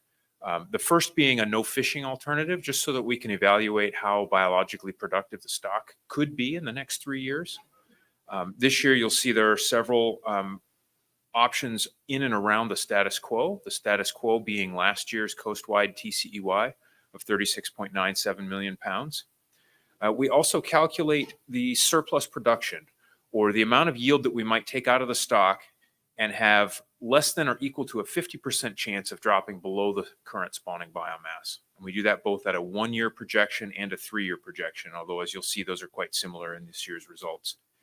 And then for comparison, to draw from some of the work that's been done in the MSE, we also look at some reference points that are more comparable across other processes, and even extend that out to some fairly high levels of fishing, such as MSY, or maximum sustainable yield. For each of these projections, we then calculate the probability of a number of different risks. The risk of having stock decline, the risk of dropping below our reference points, the risk of fishery decline, which is slightly different than the stock decline, and the risk of exceeding our F43 reference level of fishing intensity. So first go through these graphically, just to show you the time series again of estimated spawning biomass is shown in blue, with the uncertainty being those shaded intervals around that. And then at the end of the time series, the 3-year projection is shown in purple. Again, the dark line down the center represents the median, where there's a 50-50 chance of being above or below that level. You can see from this first graph that in the absence of any fishing mortality in the next 3 years, we would expect the stock to increase. This is going to be based on the year classes that we have in the water right now. And we would end up somewhere at the end of 3 years, somewhere at or slightly above where we were in 2016. So unlike a condition where if we had a number of strong year classes in the stock, we might see this no fishing alternative be a very steep increase. At present, it's a fairly modest increase over the next 3 years. And again, I want to point out that we limit this to 3 years because the 3-year projection of spawning biomass limits us to recruitments that are currently in the water, that we have some direct observation on. If we tried to extend this out, there was a question earlier about how do we feel about a 10-year projection? 10-year projection would be much, much harder because that would rely on recruitments that we've yet to observe in the water. Those recruitments would be contributing by the end of that 10-year period. Unobserved recruitments would actually be contributing to the spawning biomass. So the trend would be driven by electronic fish, if you will. Okay, so the next projection here is the status quo. Again, as I mentioned, that's 36.97 million pounds. That's the adopted coast-wide TCEY from last year. You'll see this results in a relatively flat trajectory. The probability of further decline below the level estimated at the beginning of 2024 is just under 50% or 45%.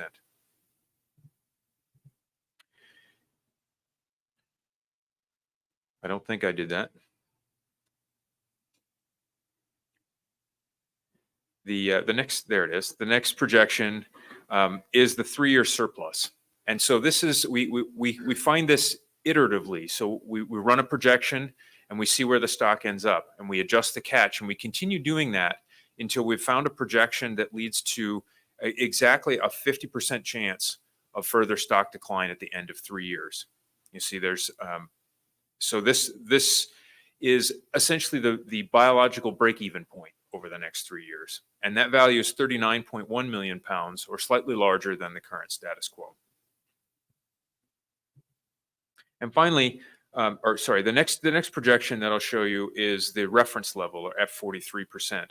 This represents a substantial increase at 48.9 million pounds above the status quo. And correspondingly, you see that the probability of stock decline, both at 1 year and 3 years, has increased substantially. We're now looking at basically a 3 out of 4 chance of having the stock decline further over the next several years. And again, this F43 reference is a sustainable rate of harvest over the long term for this stock, but it could, as Dr. Hicks pointed out, it could at times of low productivity lead to very low stock sizes. And that would be expected over the long term for that to happen periodically. And we happen to be at one of those points that is, relatively low productivity for all the reasons I described yesterday, primarily the gap in recruitment that we're dealing with right now. And then finally, at a very high yield of 65.7 million pounds, which we would estimate to correspond to F35%, which is an MSY proxy that's used for many fisheries around the world. At this point in time, we would expect this to lead to almost certain further stock decline. So if we were to try and harvest this as aggressively as possible, we would certainly end up at a lower stock size than we are at currently. Now, those results really are just individual columns out of the decision table, but I'll show you the full results here in a second. So the decision table is divided up into several sections. The top section, the headers, include the total mortality of all sizes and sources that we would project from a particular TCEY in the future, the TCEY itself, the estimate of 2024 fishing intensity that was associated with that TCEY, and then the uncertainty around that. And you'll note that for many of these, or for all of these alternatives, the uncertainty around the fishing intensity is quite broad. That's because once we've set a catch level, then the uncertainty in the biomass itself is translated into how hard we're fishing the stock. So this reflects the broad uncertainty we have in exactly how many halibut are in the water right now and how that would correspond to a fixed catch. The table is pretty easy to interpret in terms of risk, in that from moving from left to right, the alternatives are increasing in harvest and therefore increasing in risk of these various metrics.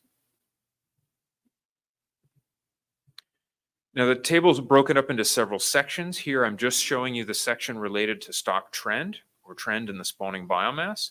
And we report two different kinds of risks here. One, that the spawning biomass will go down in a 1 year time horizon, and two, that it will go down by at least 5%. And I'll call your eye to the row that is in blue there, and note that the risk of 3 year decline in spawning biomass goes from 10% at coast-wide TCEY of 20 million pounds up to 94% at a coast-wide TCEY of 65.7 million pounds. So now you're starting to see the interaction between the level of catch that we're taking and the absolute amount of spawning biomass in the water.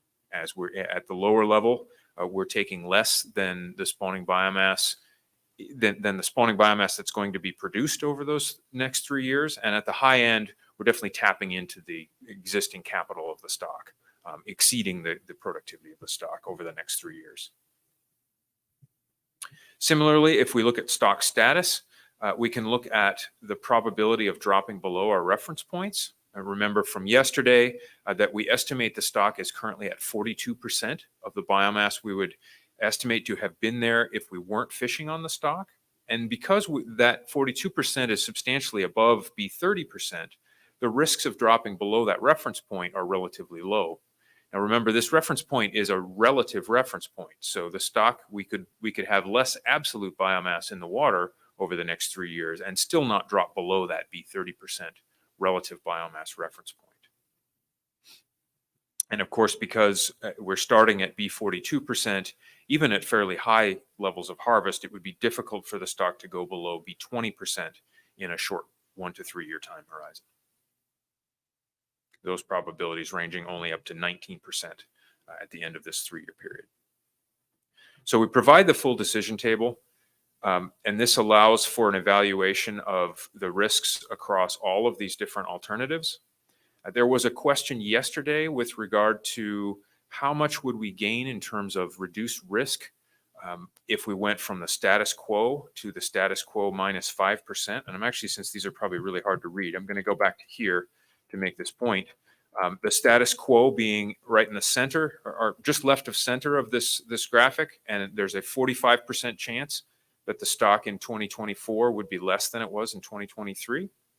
And if you move one column to the left, that's the status quo minus 5%.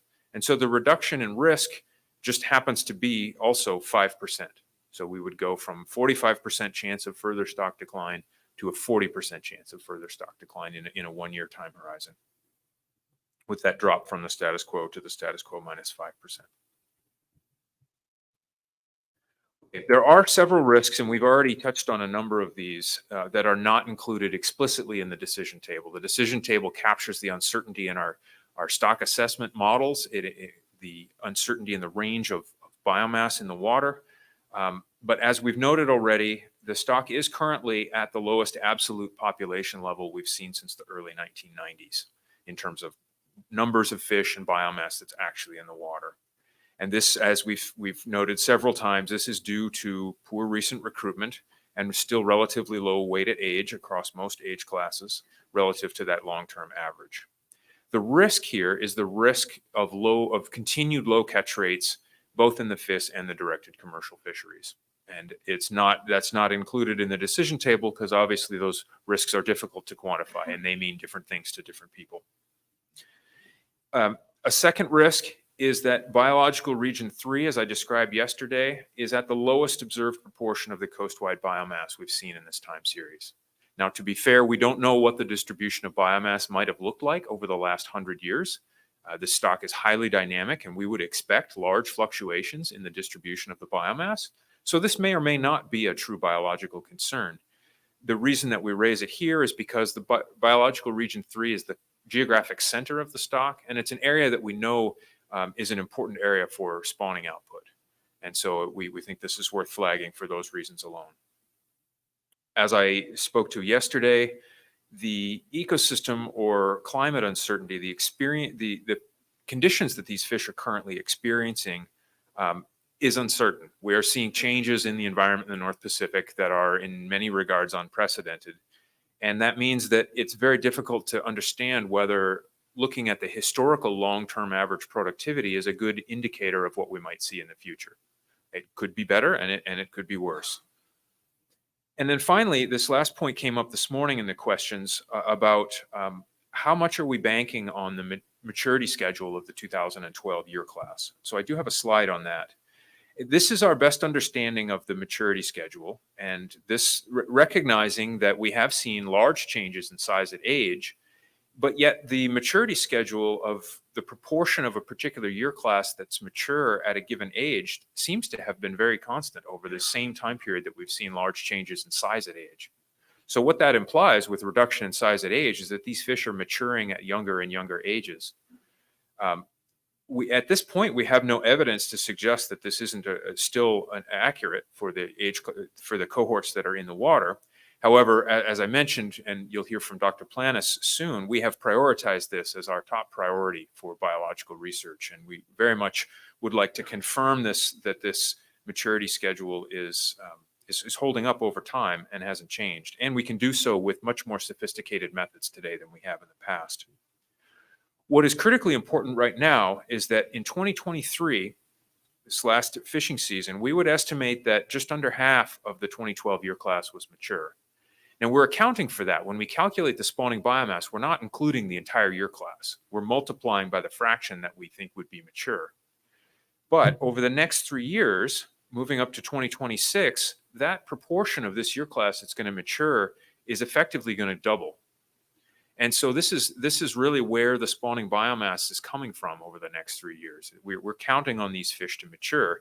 And unlike in many historical periods where we had multiple year classes in the water, if a year class was a little bit behind or ahead, we would have several year classes that would be compensating for that in the spawning biomass. At present, because we're relying almost exclusively on the 2012 year class, it's going to be very important. If these fish do lag behind, then we'll be a bit off in our estimate of spawning biomass in the next few years, or behind if they mature more quickly. Both of those are conceivable, but this is a risk that, again, that we're not able to quantify at the present time.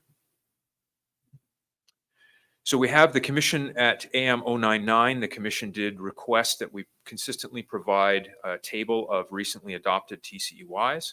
So I have those here for you going back to 2013. These are the TCEYs, both the coastwide total and the area specific values that were adopted by the commission in that year. I've also got the same information, but we've now added the reference TCEY, so you can compare where that reference was at any given time, noting, as I have in the right-hand margin here, that the definition of the reference has really changed substantially over time. From the blue line, which didn't even include all sources of mortality and was really based on a very different kind of a calculation, to an F46 reference level from 2016 through 2020, and then an F43 from 2021 onward, noting that both of those changes were toward a higher level of fishing intensity. So to summarize this part of the presentation, yields less than or equal to 39.1 million pounds have at least a 50% chance of maintaining the spawning stock at or above where we are now. And I can turn that statement around. At the status quo, we can also define the probability that the stock will have further decline. And so at the status quo, 36.97 million pounds, there's a 45% chance that we see further decline. The inverse of that, there's a 55% chance that we'll see the stock at or above where we are now at the status quo level. As I've mentioned, we are relying heavily on the maturity schedule of the 2012 year class. And the broad summary is that after a period from the 80s, 90s, and early 2000s of extremely high productivity relative to the 100-year average, we continue to be in a state of low productivity for this stock. And given the slow change in size at age and the year classes that we currently have in the water, this is definitely likely to persist over the next several years. And so with that, there's just two recommendations to note this paper and presentation. And should the commission want to see detailed mortality projections broken down by IPHC regulatory area and individual fishery sector, the secretary can produce those as needed during this meeting. Okay, thank you very much. Questions from? So Ian, this 39.1 million pounds, is that tantamount to a form of equilibrium yield that I'm thinking of 30 years ago that was used. If you're under that, there's a higher probability that you're adding to the spawning biomass. Yes, so it is, thanks for the question, Commissioner Alverson. It is similar to that concept, but it's a short-term concept rather than a long-term concept. So I believe historically we had a strong focus on long-term reference points.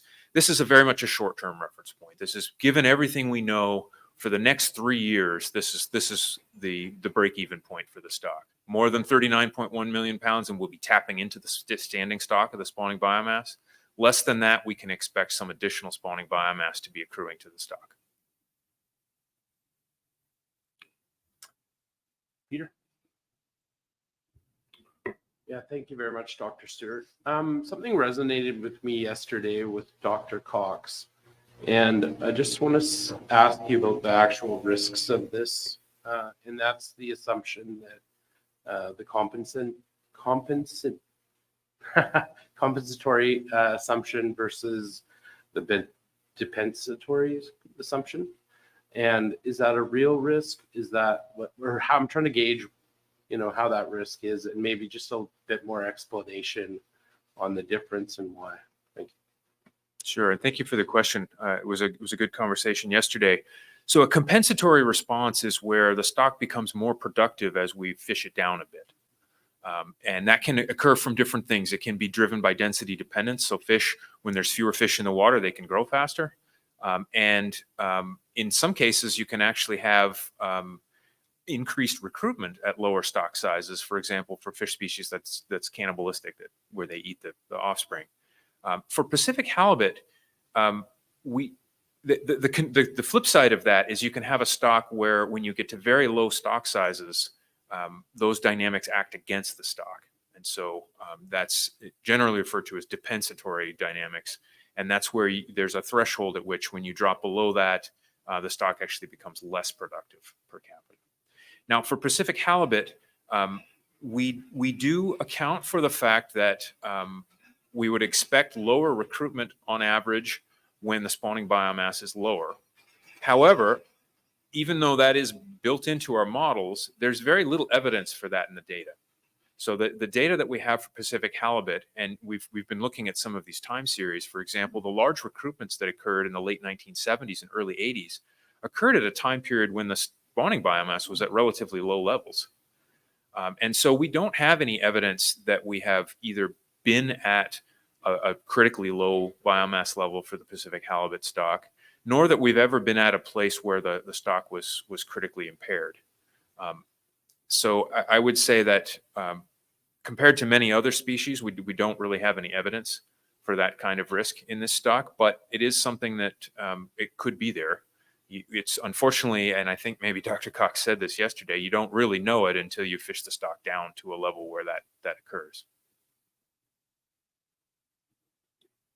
Another question is on the fishing intensity interval. I appreciate your comments on, that it's fixed and the stock assumptions are broad.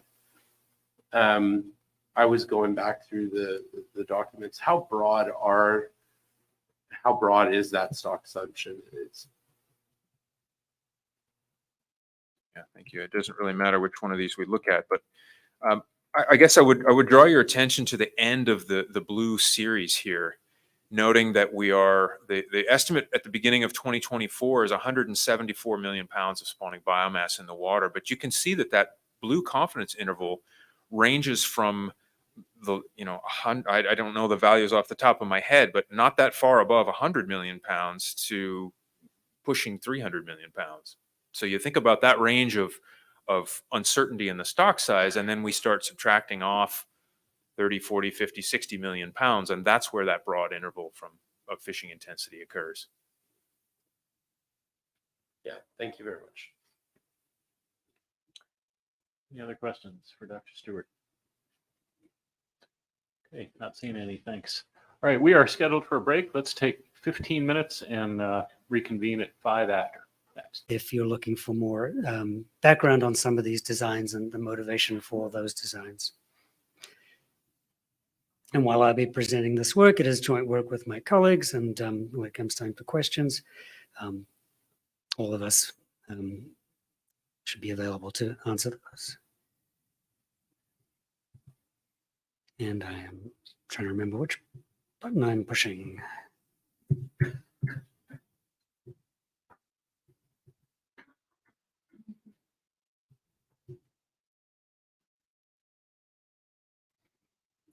Arrows? Anyone? It worked yesterday.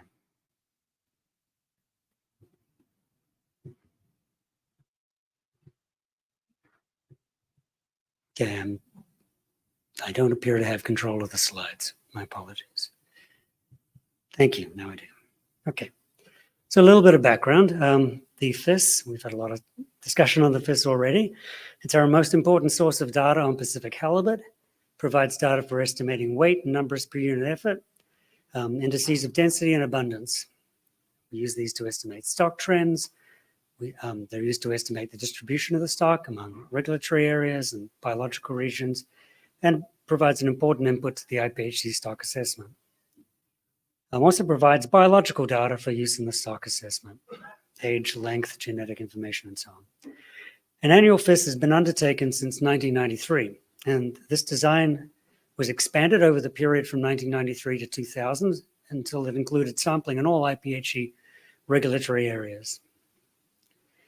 We did further expansion more recently into previously unsampled waters during the 2011 to 2019 period. And that gave us the full FIS grid that we're now using today for station selection. And that's shown here in the orange circles. That's 1,890 stations on a 10 by 10 nautical mile grid in depth from 10 to 400 fathoms, or 18 to 732 meters. Also shown here in blue are NIBS troll survey stations, and in red, Alaska Department of Fish and Game troll survey stations. And we use data from those stations to augment our own survey in the Bering Sea. And as we've noted in some years, when we don't have our own survey in the Bering Sea, particularly in recent years, those may be the only source of information that we have.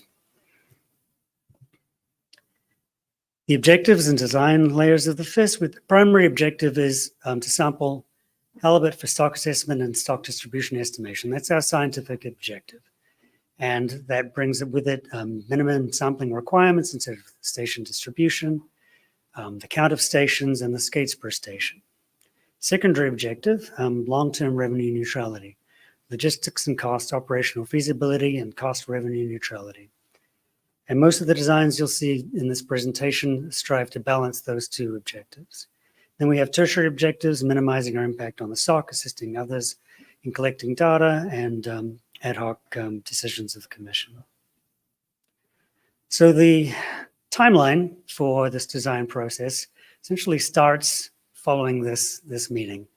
Once the decisions have been made for the design for the FIS that's being implemented in the coming summer, we start work on preparing design options for the following year. So in this case, it'll be 2025, and 2 years subsequent to that. Once we've developed preliminary designs, we'll present those to the Scientific Review Board in June.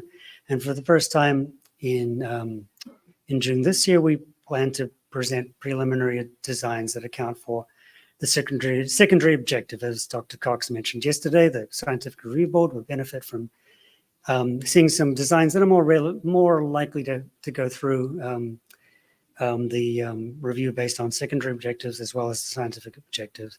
And in the past, at this meeting, they'd only seen designs based on the primary objectives. So it gives them a chance to weigh in on the scientific merits of any designs that are bringing in secondary considerations. And the work meeting is the first time, that's in mid-September, that the commissioners will get to see some of these designs in a formal setting. And then we'll have a second review by the Scientific Review Board later in the month of September. By the beginning of October, we have data coming in from the FIS season that's just occurred. And so we'll be modeling those data for input into the stock assessment later on. But up until that point, we're working with data that were collected only up until the previous year. So in this case, in 2024, The only data we have available include 2023. And at the interim meeting, the commission is due to make a decision on the designs going forward. Now, throughout that period, we solicit and encourage input on the designs from stakeholders. And so that includes at the design preparation stage. During the FIS itself, we'll get input from skippers and other people that we discuss things with. Following the season, those working on the FIS will provide feedback. The Research Advisory Board will get to see the proposed designs at their meeting at the end of November. And then in the charter bid submission period, which is occurring right now, we will be getting feedback from those interested in bidding on the upcoming survey season. And that circle highlights where we are now in the process.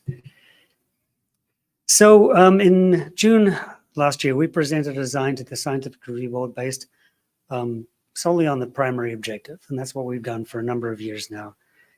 And this design is selected to meet criteria based on precision, sufficiently precise estimates for our needs, and minimizing potential for bias in those estimates.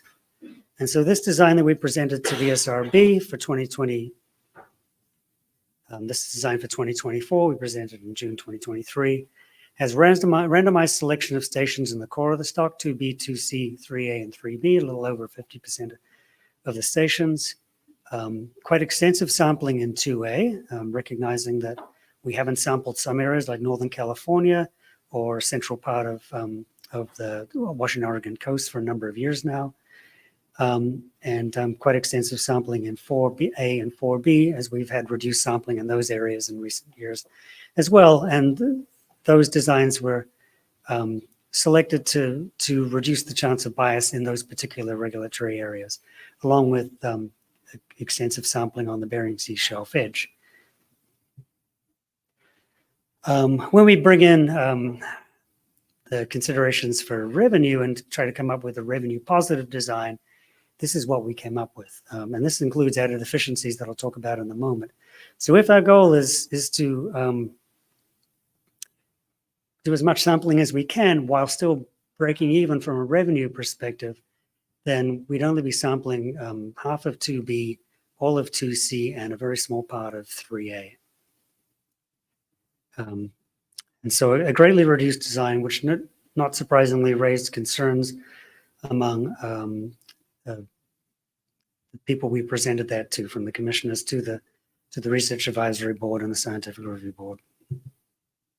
So the added efficiencies needed to make this a revenue neutral design. We had to modify certain aspects of the standardized design that we've used in the past. And this include removing oceanographic monitoring, not sampling the NOAA fisheries troll surveys, not staffing the NOAA fisheries troll surveys, which will reduce the amount of data that we can get from those, and reducing field staff on each of 2 to 1 on each vessel from 2 to 1 staff member in 2 charter regions, so only allowing us to collect basic biological information. Additional changes included allowing for vessel captain stations, in which vessel captains can choose to fish up to 1/3 of their sets at a location that is optimal in terms of catch rates or revenue. So suppose you have a 3-station day, the skipper can choose to switch the perhaps the lowest catch rate station, the expected station with the lowest catch rate, for a more favorable station somewhere else within that area of fishing. And we are assuming that those would achieve 120% of the average catch rate of the usual fixed station designs. So allowing a little more flexibility. And I should note that this is something that we don't see as even a medium-term fix. As discussed at the Research Advisory Board, there is a concern that if you stop doing this, you might get bias coming into the estimates, and because we're missing the low density, some of the low density spots, and getting more of the high density spots. This isn't much of a concern in a short term over 1 year period, because the space-time model is not just using this year's information. It's using last year's data at the station that might have lower catch rates that's been missed, as well as information in the vicinity. So we don't expect appreciable bias in a 1-year period, but it's also something we can check. We can fit the models with and without those skipper stations. And our expectation is that at least in 1 year, that there wouldn't be much difference in terms of the estimates that would come from that. And we're also using the less expensive pink salmon baits on 50% of the sets. We also have some add-on options that were considered in the event of supplementary funding be available, noting again that there were concerns about the limited spatial scope of the revenue positive design. And so at AM99, we presented a series of modular options that can be added to the revenue positive design in any combination. So they're designed to include an entire charter region or a region of 60 stations to increase the likelihood of obtaining one or more competitive bids. And last year, we tried to get bids on a group of 32 stations and spanning the boundary of 4A and 4B, and we did not succeed in getting bids on that smaller region. So our hope is that expanding that to 60 station region this year, that we're more likely to get bids on that region. Individual charter regions were added to the revenue neutral design one at a time, selecting the charter region that was closest to net revenue neutrality for each IPHC regulatory area.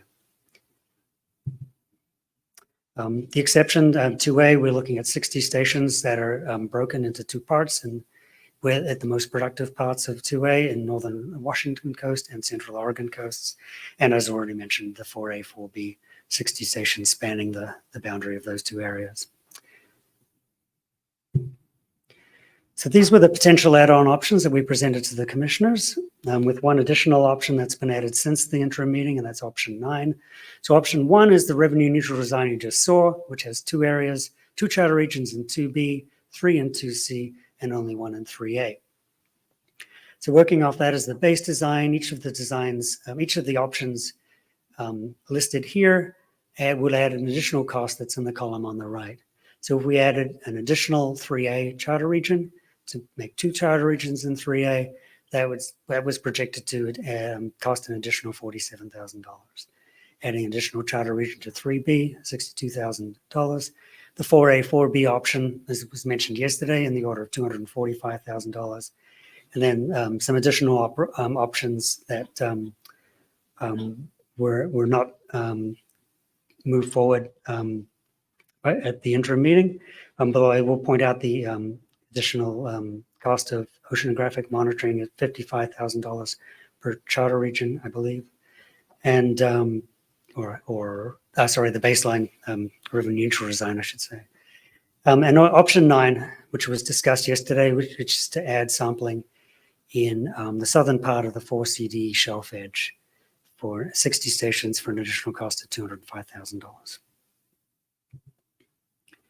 So at the interim meeting, the Commission agreed on an optimized version of the revenue positive design that includes options 2 to 3, just to clarify what those are, which is an additional charter region in 3A, an additional charter region in 3B, and potentially adds options 4 and 9, 4A, B, and 4CDE. The Commission agreed on an optimized design for the 2024 FIS as provided at Appendix 4 of the accompanying report that balances the Commission's primary and secondary objectives for the FIS. Specifically, the 2024 design shall include options 1, 2, and 3 from the table on the previous slide. In addition, option 4 will be included in the RFT process, but is not yet endorsed. Once bids are received and evaluated in February 2024, the Commission will make a final decision on whether to proceed or not with option 4 based on bids and logistical constraints at that time, and potentially a new option, now called option 9 for 4CD. And this is what all of those options added to the revenue positive design would look like. So it's a much more spatially extensive survey than the revenue positive design on its own. It includes sampling now in all biological regions, which is important for the stock assessment. We have the 2B, 2C sampling you saw before, but we now have additional charter regions in 3A and 3B.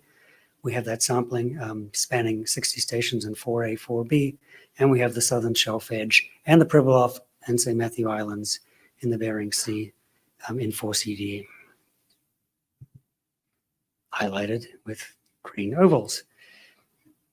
So those are the additional elements that are added through those options 2 to 4 and 9. So implications of this optimized revenue neutral design. It certainly improves over the pure revenue neutral design by including sampling in all biological regions and all IPHC regulatory areas except 2A. Precision of estimates of density indices and stock distribution is expected to be within acceptable levels in all sampled areas, so CVs around 20% or less. A risk of bias remains outside of 2B and 2C due to the potential for stock trends to differ between sampled and unsampled charter regions.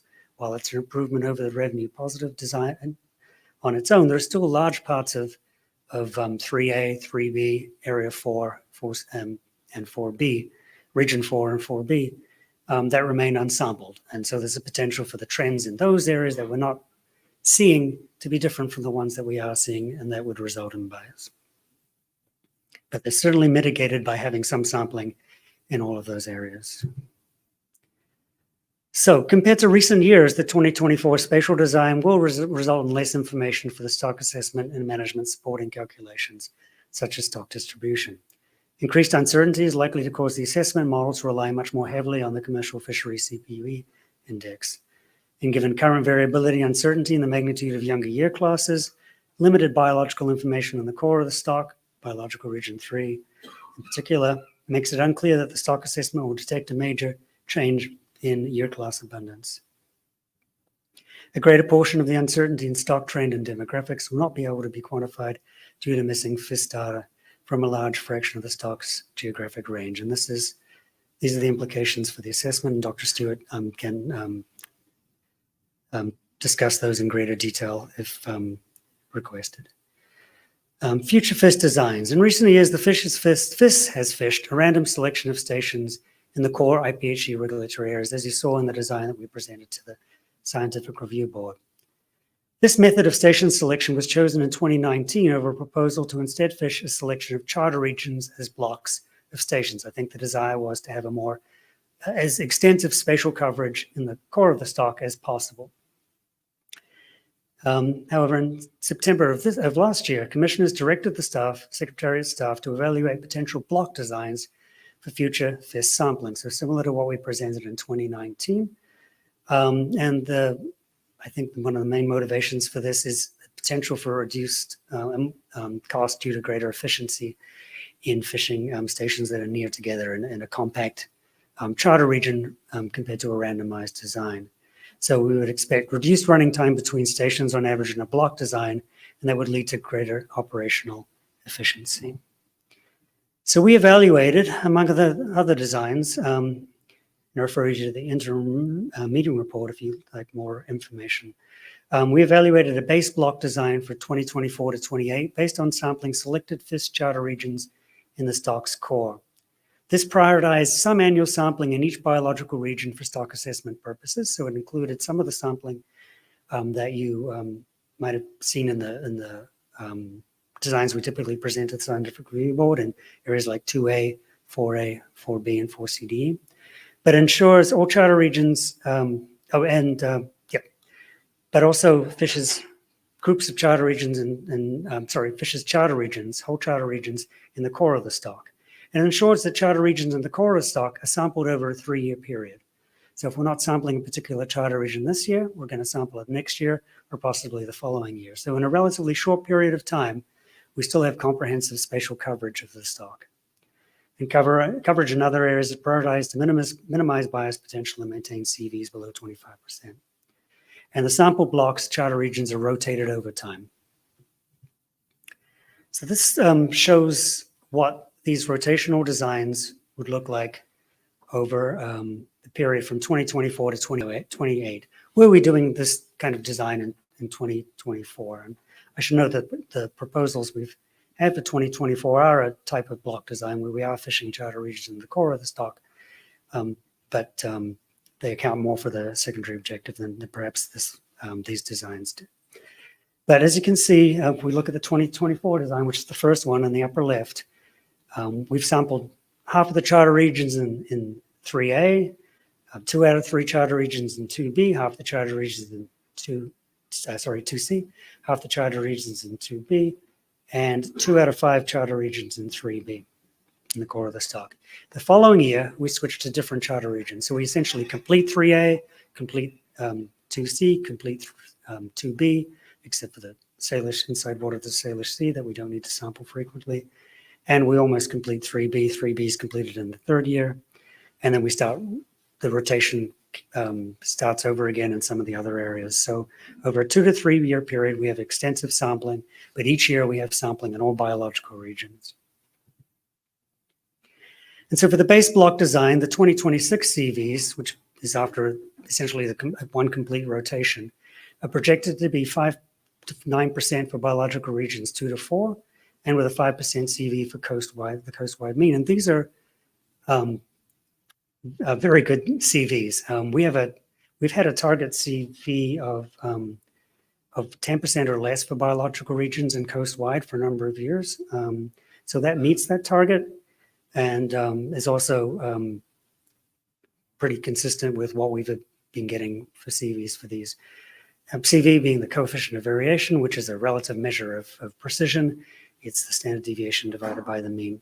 And it's also in line with what other fishery surveys, good fishery surveys are getting for their species. And the base block designs provide high spatial coverage over a 2 to 3 year period, resulting in high precision and low bias for estimates obtained from the data, e.g. stock trends and distribution.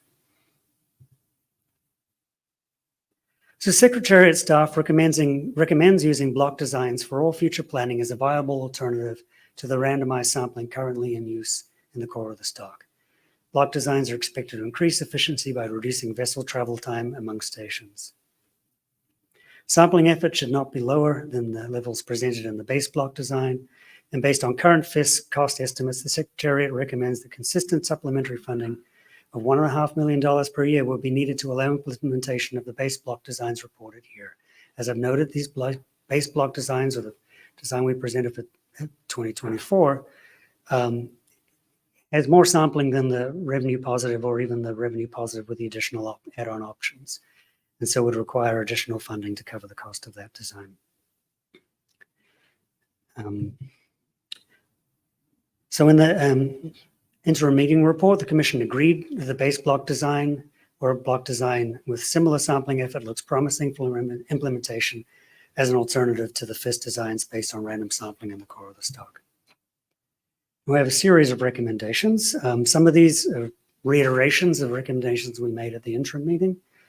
And so the first recommendation is that the accompanying paper be noted, presents potential design options for the FIS in 2024 to 28, and cost projections for 2024 design options considered during 2023. Endorse proceeding with the revenue neutral design for 2024 proposed here in order to cover all fixed headquarter costs and to provide data for basic trend estimation and biological use in 2024 assessment. Specifically, the Secretariat recommends fishing 2 charter regions in 2B, 3 in 2C, and 1 in 3A, with added efficiencies as described above. And that the Commission also endorses sampling additional charter regions in IPHC regulatory areas 3A and 3B, options 2 and 3, as agreed at interim meeting 99, and prioritize the addition of option 4 to 2024 FIS, so that data are obtained from all 4 biological regions, the potential for bias and trend estimates is further reduced. Endorse the use of a base block design for future planning, or a block design with similar sampling effort as an alternative to FIS designs based on random sampling in the core. Endorse maintaining sufficient FIS sampling to ensure a maximum annual CV of 25% in each regulatory area, decreasing to 15% as financial considerations allow, and including biological sampling in all biological sampling in all biological regions each year. And that the Commission note that stock assessment and MSE simulation analyses will be conducted in 2024 to further explore the effect on annual tactical and strategic decision-making of the reduced FIS designs in the future. And one thing I will, which I missed when I presented this, I want to give a plug to those considering bidding on the survey this year. We've had some discussion of doing 4 CDE, and there's obviously a great desire to get some information in an area like that, and in 4A, 4B. If supplementary funding is available, that's fantastic, but we still need somebody to bid on these regions to actually go ahead and get those data. So please talk to Kayla, attend the meeting tonight here to get more information, but it's important that we get bids for these designs in order that we can get these data. I think that's it. And with that, I'll take questions. Okay, thank you, Ray. You beat me to it with the plug for bidders, so thank you for that. Commissioners, questions? Peter? Hi, Ray. This goes back to the vessel captain stations that we heard about in the RAB. It looks like you are looking at 120% of average. How did you come up with those numbers? Am I reading that correctly? And like, what's the evidence that it would be about 120%? Thank you. So we, and it maybe my colleagues have a better recollection than I do, but we looked at the highest catch rate stations in each of the regulatory areas in which we were considering this in the revenue neutral design, and assumed that the skippers would be getting catch rates similar to the higher catch rate stations. And so by replacing the lower third of the stations with the stations in the I think the top third of catch rates, we came up with a number that was close to 120% of the catch rate overall. Does that make sense? So we used the data from the FIS essentially to confirm this estimate. It's an assumption. It may be, it's the first time we're trying this. It may be a little more, maybe a little less, but our hope is that it's something in the vicinity of this for cost estimates to be accurate. Okay, and because it would be assumed that they would pick the areas that are going to be very low to skip. To skip those and replace them with something that's higher. They're yes. very high. Yep. And so the assumption is on average, when they do that, it'll bring the overall catch rates up by 20%. Okay. Have you considered looking at any of the actual fishery data as well and integrating that, using like heat maps or something, understanding anything like that? That's not something I did, but it's something we could. I mean, it's hard to compare the catch rates, I think, on the commercial data with the standardized catch rates we're getting on the FIS. So I'm not quite sure how to approach that, but happy to discuss that further. Okay, thanks, Fred. Neil? Thanks for the walkthrough there, Dr. Webster. I had a couple questions. My memory is too short, but I'm wondering, did we talk about the pink salmon bait and sort of how we might assess and account for any difference in what that could be expected to catch relative to our regular bait? And then I was also thinking about the future designs, and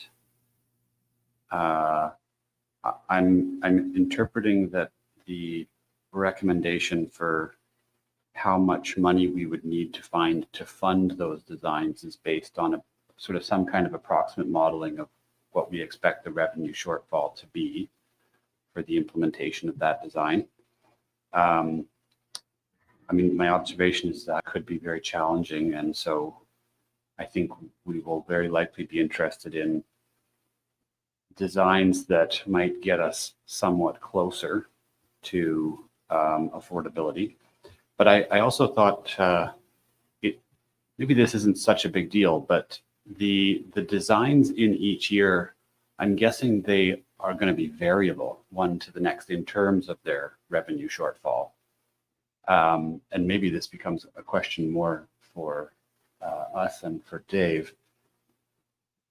You know, if one is more short than the next, I assume we'd sort of manage that financially with use of things like the reserve or what have you if we were trying to plan in a multi-year way. I guess that's the second theme of my question. Thanks. Okay, thanks, Commissioner Davis. So regarding the pink salmon baits, in the same way that we're integrating the data from SNAP vessels into the space-time modeling, we can integrate the data from pink salmon baits and estimate a catch rate ratio, or essentially a within model correction or a calibration between pink and chum salmon. So that's something that the model can handle. We would have, trying to remember, I believe it's entire charter regions that are fished with one bait or the other. It's not, okay, it's half a charter, right? That's correct, that's right.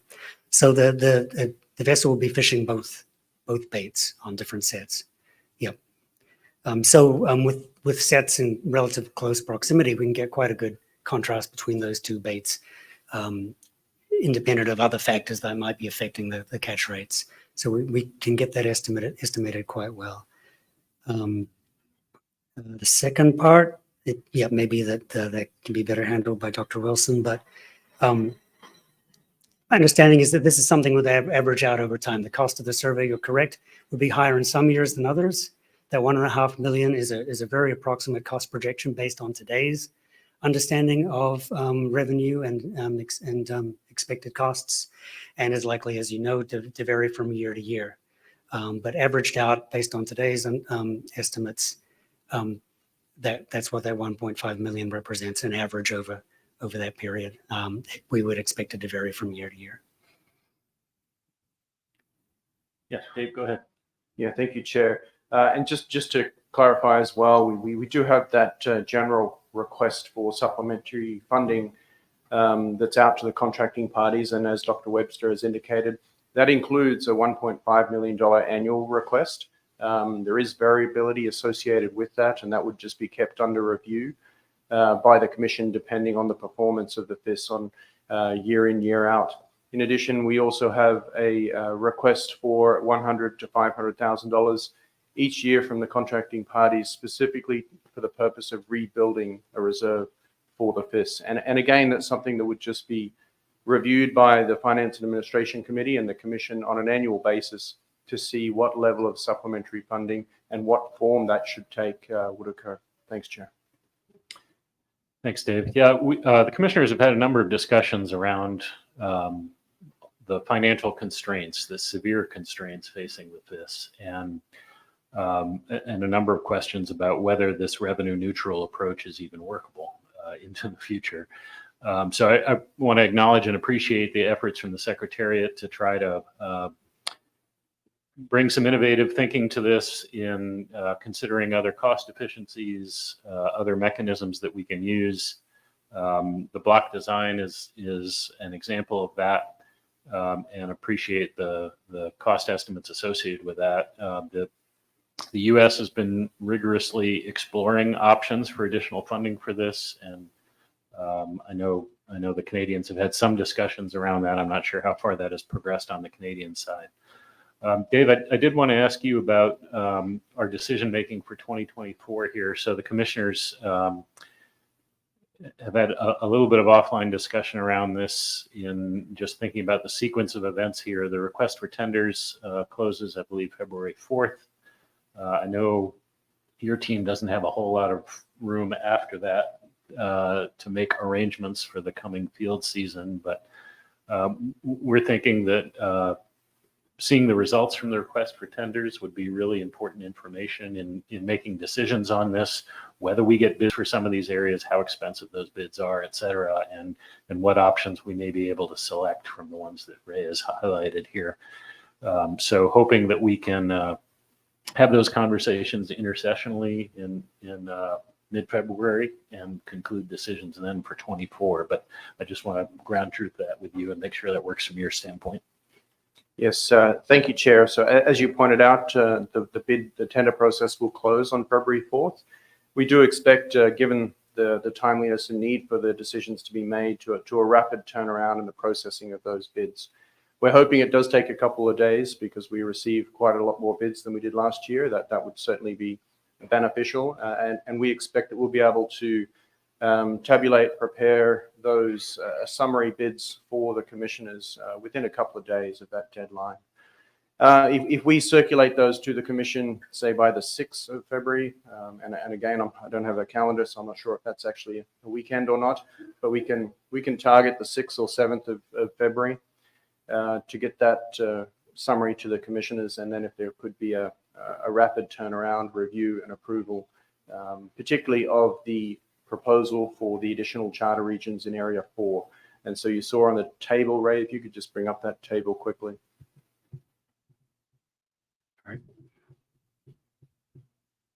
So here you have option 4, which is an estimated $245,000 for a charter region that bridges 4A and 4B, and that's the charter region that we actually put out a tender for last year as a supplementary and didn't receive any bids on, versus, for example, 4C, D, and E, which is currently estimated around $205,000. And so those two would still meet our desire to have sampling in regulatory areas 4, and we would think that the commission might be able to turn that around relatively quickly within a day or two. We have already set in place other mechanisms, such as having a standby list for field staff so that we can contract those field staff rapidly. We have contingencies for buying bait in season. And so assuming that we had viable bids, we would be in a position to implement at least one additional charter region and potentially more. Noting also the points we made during the Finance and Administration Committee, that we have been successful in rebuilding the general operating reserve to just under $3 million. So we are actually in a relatively good financial position for general operating funds. And so there is the scope to potentially use some of those funds on a temporary basis that could be replenished in the future if this supplementary funding was provided. Thanks, Chair. Okay, thanks. Very helpful. So I think that'll be our plan then, is to try to come to closure on this shortly after the bids close in February. All right, if there's nothing else on this, we can move on to Dr. Planis. Thank you, Dr. Webster.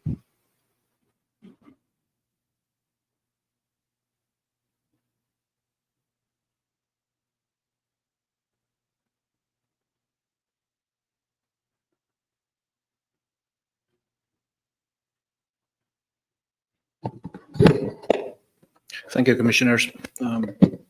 I'm happy to present the report on current and future biological and ecosystem science research activities. These activities that the Secretariat is conducting, as indicated here in red, are intended to provide key biological inputs into stock assessment and management strategy evaluation, but also to provide basic and applied understanding of key aspects related to the biology of Pacific halibut. These activities are reviewed annually by two of our IPHC subsidiary bodies, the Scientific Review Board twice a year, and once a year by the Research Advisory Board. These activities are described in detail in our current 5-year program of integrated research and monitoring 2022 and 2026, and encompass work in 5 main research areas: migration and population dynamics, reproduction, growth, mortality and survival assessment, and fishing technology. The main objectives and management implications of each of these 5 research areas are the following ones. For migration and population dynamics, the main objective is to improve understanding of migration and population dynamics throughout all life stages. And the management implications are in stock distribution and regional management. The research area on reproduction, its main objective is to provide accurate maturity and fecundity estimates, and the management implications are related to our ability to estimate female stock biomass. The research area on growth, its main objective is to improve our understanding of factors that are responsible for changes in size and age, and the development of tools for monitoring growth and physiological condition of Pacific halibut. The management implications are related to our ability to estimate biomass. The research area on mortality and survival assessment, the main objective is to improve estimates of discard mortality rates and evaluate methods for reducing mortality. management implications are related to our ability to estimate mortality in the fisheries. And the last research area, fishing technology, the main objective is to develop methods and techniques to reduce depredation and bycatch. And the management implications are related to, again, our ability to estimate mortality. So in this next slide and in the following slides, for each of the research areas, you'll see on the left-hand side, under that blue banner, the outcomes of the activities in the previous 5-year research plan, 2017 to 2021. On the right-hand side, the link to current and planned research activities within the current program of research that depending on the foundation of all the studies that were conducted in the previous one. And then on the right-hand side, the relevance for stock assessment. And this in particular is as a result of a request from the commissioners from IM100. That was recommendation number 5. So for migration population dynamics, which is what we see here on the slide, there's a number of key outputs that came up from the first 5-year research plan. I'm not going to go into details. There's 2 of the main publications are listed here. But in the central column under the current program of research, you see several of the research activities that are contemplated. And I can mention, for instance, climate effects on larval connectivity, the mapping of Pacific halibut juvenile habitat, the characterization of the genetic composition of juvenile Pacific halibut in settlement areas. And all these activities are actually intended to generate, for stock assessment, to generate potential recruitment covariates, help define management targets for minimum spawning biomass by biological region, and overall to improve estimates of productivity. Other activities that are contemplated within the current research plan, more related to population genomics and population dynamics, are the establishment of a baseline of genetic diversity, delineation of stock structure, and stock composition. And these activities are going to help determine the need for separate assessments for certain components of the stock, and may lead to potential revision of structure of future stock assessments. So let me just highlight a couple of these research activities that the Secretariat is currently working on. The first one is the mapping of Pacific halibut juvenile habitat.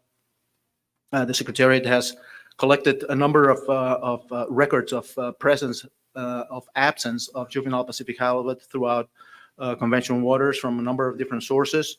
This is a project where the 2023 IPHC intern was involved.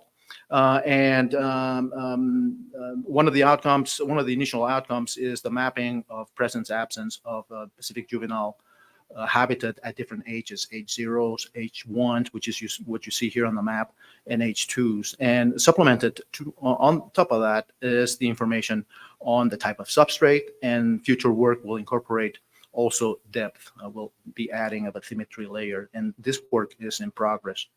The other project that the Secretariat is conducting quite a bit of work is on the delineation of fine scale stock structure. The Secretariat has received additional funding from the North Pacific Research Board to conduct work in this area. And it involves screening genomic variation of Pacific halibut throughout its range at very high resolution, using an approach that is entitled low coverage whole genome resequencing, using samples that are collected from spawning groups in various spawning locations throughout conventional waters, samples collected in different years, with the objective to establish a genetic baseline, but also a secondary objective to identify potential local and environmental adaptations, and to provide the genetic basis for key life history traits. To date, we have sequenced 570 individuals, and the sequencing information has been fed into a bioinformatic workflow that has been developed by the IPHC Secretariat, which has resulted in the identification of a really large number of potentially useful genetic markers, over 4 million genetic markers that are now being used in downstream analysis to provide metrics of genetic diversity throughout all these spawning groups, measures of population structure, and also other genomic information. And this work is currently in progress, and the preliminary results will be presented for review at the upcoming SRB meeting in June. The second research area, that of reproduction, the Secretary was quite busy during the previous 5-year research plan, characterizing reproductive development and maturity staging, and as outcomes, some of the outcomes that can actually be mentioned here is the knowledge of the appropriate timing of gonad collection, and to begin assessing the accuracy of the current field maturity classification criteria. And all this information is actually now fed into the current research plan, in which we are, as probably one of the top research areas, as Dr. Stewart indicated before, in terms of priority, is the revision of maturity schedules through histological analysis. Also, the Secretariat is planning on doing fecundity assessment, and to eventually revise the macroscopic staging criteria that is currently being used in the field. The applications and relevance for stock assessment is that this information will provide a direct input into stock assessment for estimation of the stock recruitment relationship, provide information to estimate annual reproductive output, and will also help revise time series of historical and future maturity, with the goal of revising the scale of female spawning biomass and reference point estimates. Also, in the previous 5-year research plan, as you've heard, the Secretariat developed sex-specific markers to determine the sex of fish collected in the commercial landings. And now this project has moved into a monitoring phase in which now information is fed into the annual sex ratio age for the commercial fishery fit by the stock assessment, providing information to help reduce uncertainty in stock size and fishing intensity. Some of the work that is being conducted within the current research plan is, as I said, related to the revision of maturity schedules.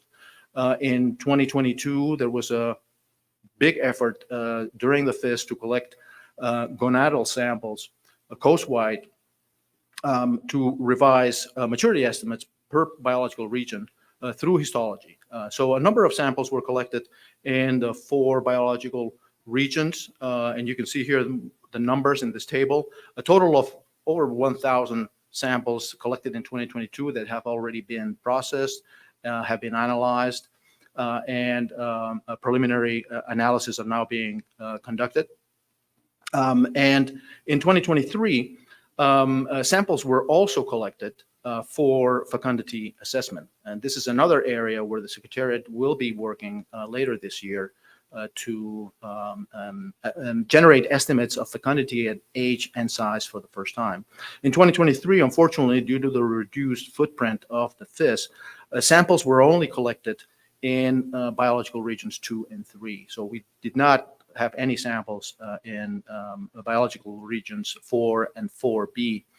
In addition to fecundity samples, samples for maturity were also collected, and that was the intention was to look at possible temporal changes in maturity schedules over time. But we're only going to be able to do that in biological regions 2 and 3.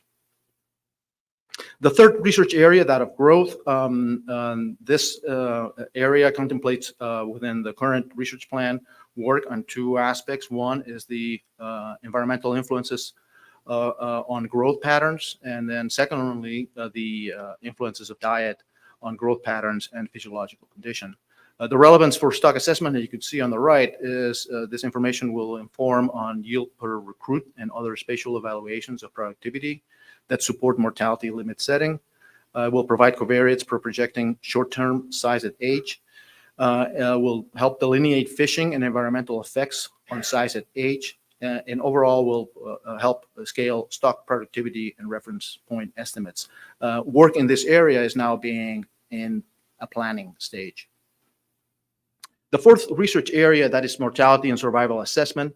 And as you can see here under the previous 5-year research plan under that blue banner. You can see that the Secretary conducted work primarily on directly estimating discard mortality rates in two types of Pacific halibut fisheries, the longline fishery and the charter recreational fishery. The relevance of this work can be seen on the right-hand side. This information will improve estimates of discard mortality, will reduce potential bias in stock assessment results and management of mortality limits, and will eventually reduce unobserved mortality and its effect on stock assessment. The project on the discard mortality rate estimation in the longline fishery is pretty much completed. And the Secretary has done quite a bit of work, very detailed on the 3 publications that you see in the bottom. But the outcomes include classification of injury and viability profiles of different hook release methods. You can see this in this graph, the different release viability categories on the bottom axis, excellent, moderate, poor, related to the proportion of fish that were released in different categories and different hook methods, hook release methods. And one of the most important results was the direct estimation through accelerometer tagging of the discard mortality rate in this fishery in fish released in excellent category. That was a discard mortality rate of 4.2%, which was really not that far away from the percentage of DMR that is currently being used in assessment. The second aspect was a very similar study, but conducted in the charter recreational fishery. And here we use the same approach, accelerometer tagging on fish released on their excellent viability. And the discard mortality rate that we directly determined was 1.35%, slightly lower than what was being used over the last few years. And current work is now related to the analysis of injury, viability classifications, capture-related variables, and how those different variables affect survivability of fish that are released in this fishery. Lastly, fishing technology is a new research area that was incorporated into the current research plan, and this area contemplates investigations on, first, new methods for whale avoidance and deterrence to reduce whale depredation in the longline fishery.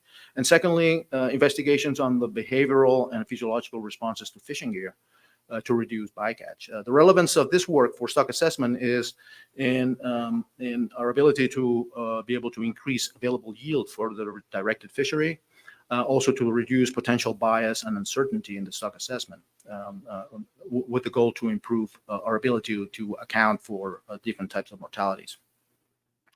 This work has been funded by the Bycatch Reduction Engineering Program from NOAA, and I will provide a few details on that first component, the investigation of new methods for whale avoidance and deterrence through the use of catch protection devices to reduce the whale depredation on longline fishery. And that was a study that was conducted during 2023. Pilot testing was conducted in May of 2023. And I can show you a little bit of information on the 2 types of devices that were selected and tested in this pilot study. One is an underground shuttle. This is a metal device that is hooked on the ground line and is brought up to the surface with the catch, with the idea to protect this catch from whale depredation.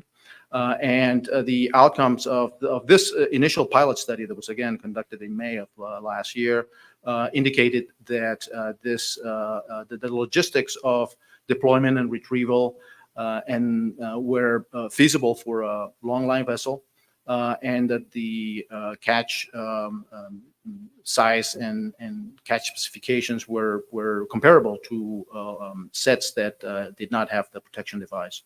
The second device that was tested was a shroud, and that is a modified slinky pod open on both sides, intended to protect a branch line, including 10 hooks.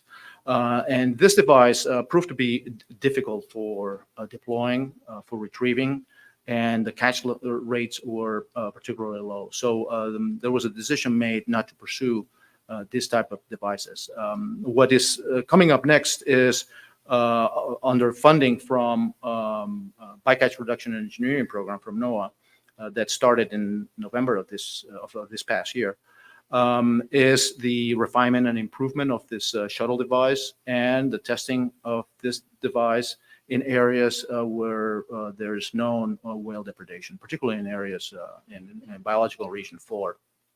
So the Secretary will be soon seeking vessels to participate in the study, if anybody's interested.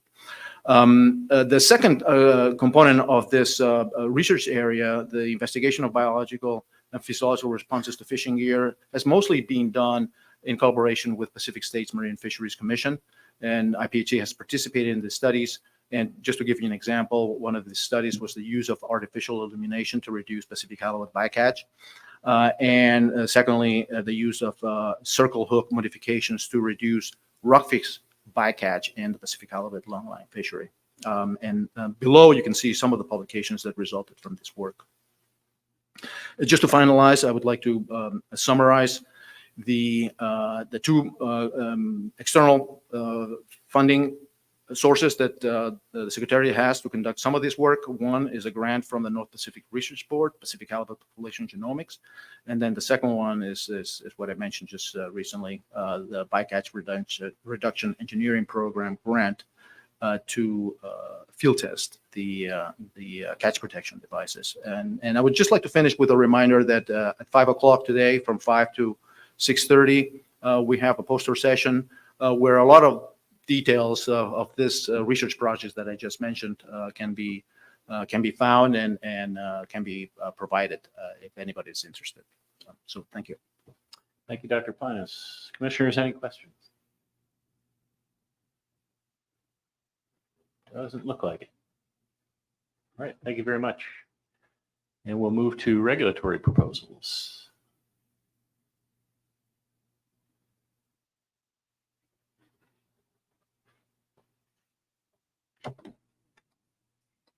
Thank you. So this presentation is an introduction to IPHC fishery regulations.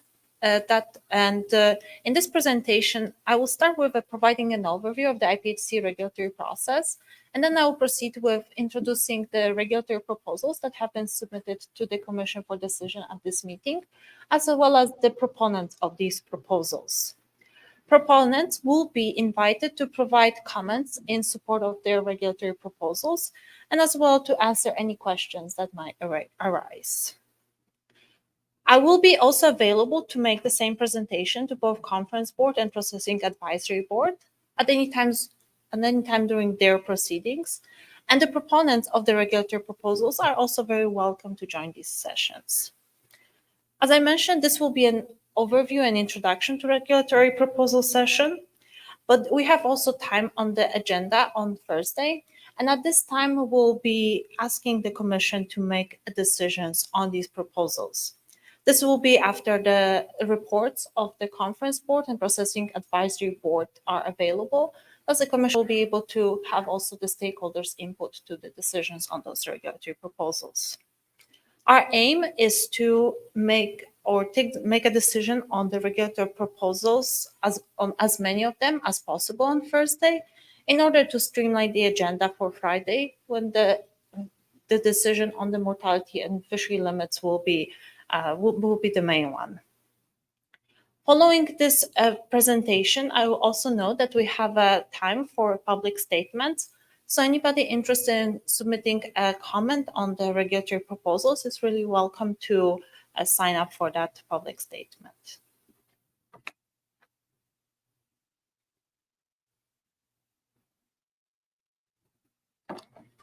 This year, we have 7 regulatory proposals submitted to the Commission, 3 from Secretariat, 2 from contracting parties, and 2 from stakeholders. 3 of them were available to the Commission for preview during the interim meeting. These proposals were submitted to the IPHC through the IPHC Fisheries Regulations portal available on our website. And this proposal had to be submitted 30 days prior to the meeting. in order to fulfill the rules of a procedure at the IPHC. I'll also note that each regulatory proposal comes with an appendix that includes proposed regulatory language. And this would be the language that will be used to revise the IPHC fisheries regulation should the Commission adopt each given proposal.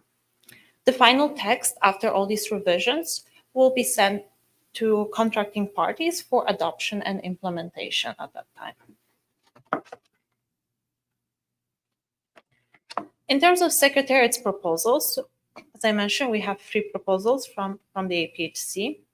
And the first proposal is a framework for mortality and fishery limits introduction into the APHC fishery regulations. This proposal includes a table that explicitly states TCYs by IPHC regulatory area, as well as fishery limits that result from these TCYs and domestic catch sharing arrangements. So if you look at the appendix in this proposal, these tables, these will be filled up on Friday with the input from the Conference Board and Processing Advisory Board. And on Thursday, I'll be asking the Commission to make a decision only on that framework for introduction of those mortality and fishery limits into the regulations. The second proposal, A2, is a framework for introduction of the commercial fishing periods in the IPHC fisheries regulations. This is where the Commission decides on the commercial season dates. I will note that with the transition of management in the IPHC regulatory area 2A, there's no need anymore for deciding on the fishing season for the non-tribal directed commercial fishery in IPHC regulatory area 2A. This will be set by the contracting party within the overall season dates. The third proposal, Proposal A3, this proposal includes 6 separate components for Commission's consideration. In Component 1, the Secretariat proposes that the U.S. logs not previously collected by a Commission's representative during the offloading at the ports, this would have to be sent to the Commission within 30 days of the season closure. In Component 2, we propose that the requirements for the log submissions are just more aligned with the current logbooks, and we propose the update with respect to reporting of fishing location and daily activity within the regulations. The proposed changes will ensure more consistency of the submitted data, rendering it more usable for the IPHC data products such as stock assessments. In Component 3, we highlight the importance of writing in the logs that is legible for data entry. The Component 4, that is Component 4. Component 3 is a list of eligible logbooks. In this component, we revised the list of eligible logbooks, noting that there were some legacy provisions that were identified. So in this component, we revised the list of allowed logbooks, as well as we reorganized this section in order to allow easier referencing of these logbooks in the IPHC fishery regulations. In Component 5, this component paves the way for the IPHC to accept the third-party electronic logbooks provided by NOAA Fisheries. This component was conditional on the integration of this electronic logbook into the IPHC process, in particular in terms of ability of the IPHC to do the data verification and quality check during the offload by our staff present at the offload sites. We are currently conducting work that will align our ability to receive this data from the electronic logbook so that this aligns with the timelines of NOAA approval, and we are confident that we would be able to receive this data when this is approved by NOAA Fisheries. Component 6, this component is somewhat similar to Component 5, and it offers the IPHC an option to approve electronic logbooks that are equivalent to the IPHC logbook.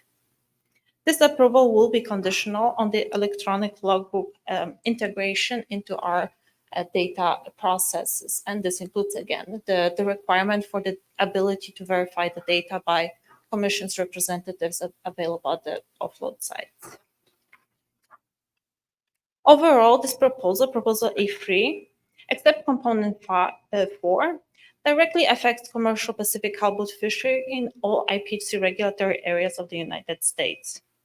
However, it's important to note that all sectors stand to benefit from better data, that it will feed into more informed IPHC data products, including the IPHC stock assessment. With that, I will pause and I will see if there are any questions on the IPHC or Secretariat's proposals. Questions, commissioners? I had one comment, Basha. So on proposal A3, component 1 indicates that all Canadian halibut vessels must complete fishing logs, whereas in the U.S. vessels less than 26 feet are exempt from logbook requirements. And actually, small U.S. vessels do have to fill out fish tickets to record their landings under the IFQ system. So although they're not required to complete IPHC logs, their landings are fully accounted. We examined the IFQ landings from 2018 through 2022, and although vessels less than 26 feet make up 7% of the vessels with landings in Alaska, they accounted for only 0.7% of the pounds landed. So just for information. Thank you. So if I may continue, I will continue now with the IPHC regulatory proposals as submitted by contracting parties. And proposal B1 is related to charter management measures in IPHC regulatory areas 2C and 3A. And this is a framework that provides the methods for design for implementation to IPHC fisheries regulations management measures based on the Commission's decision on mortality limits on Friday. So the decision on this proposal is the decision on the framework, and the actual management measures, this would be developed based on the decision on that limits and the framework that is within this proposal. We have also here Kurt Iverson, who is available to provide any additional comments on this proposal.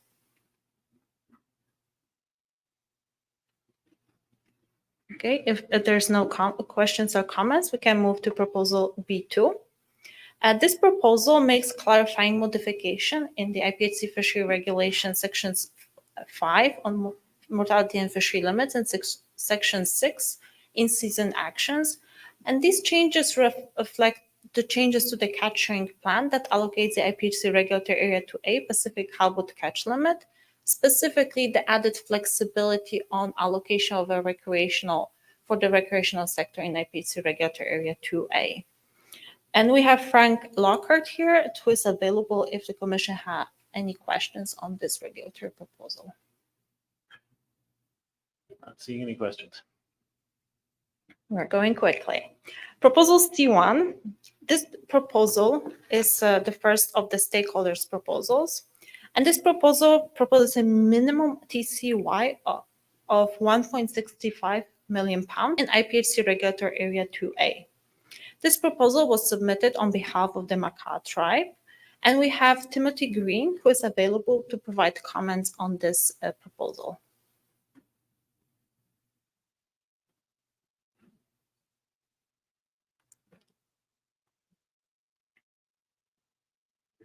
Yeah, listen. All right, I was looking for Steve Joner. I thought, oh, there he is. Okay. Thank you for the opportunity. My name's TJ Green. I'm chairman for the Makah Tribal Council, and I'm here to present on behalf of Area 2A. I'm joined by Steve Joner, who's been engaged with this commission since 1978, and he'll help me answer any questions if there are any. But I want to take this time to just acknowledge the that we're at the 100th convening of this commission, and I think that's pretty significant. Certainly want to acknowledge the work that this body has done through the years, and personally for me, it's really humbling to be sitting before you, to be presenting this proposal. Mr. Joner's worked with a number of our tribal leaders through the years and early on in this process.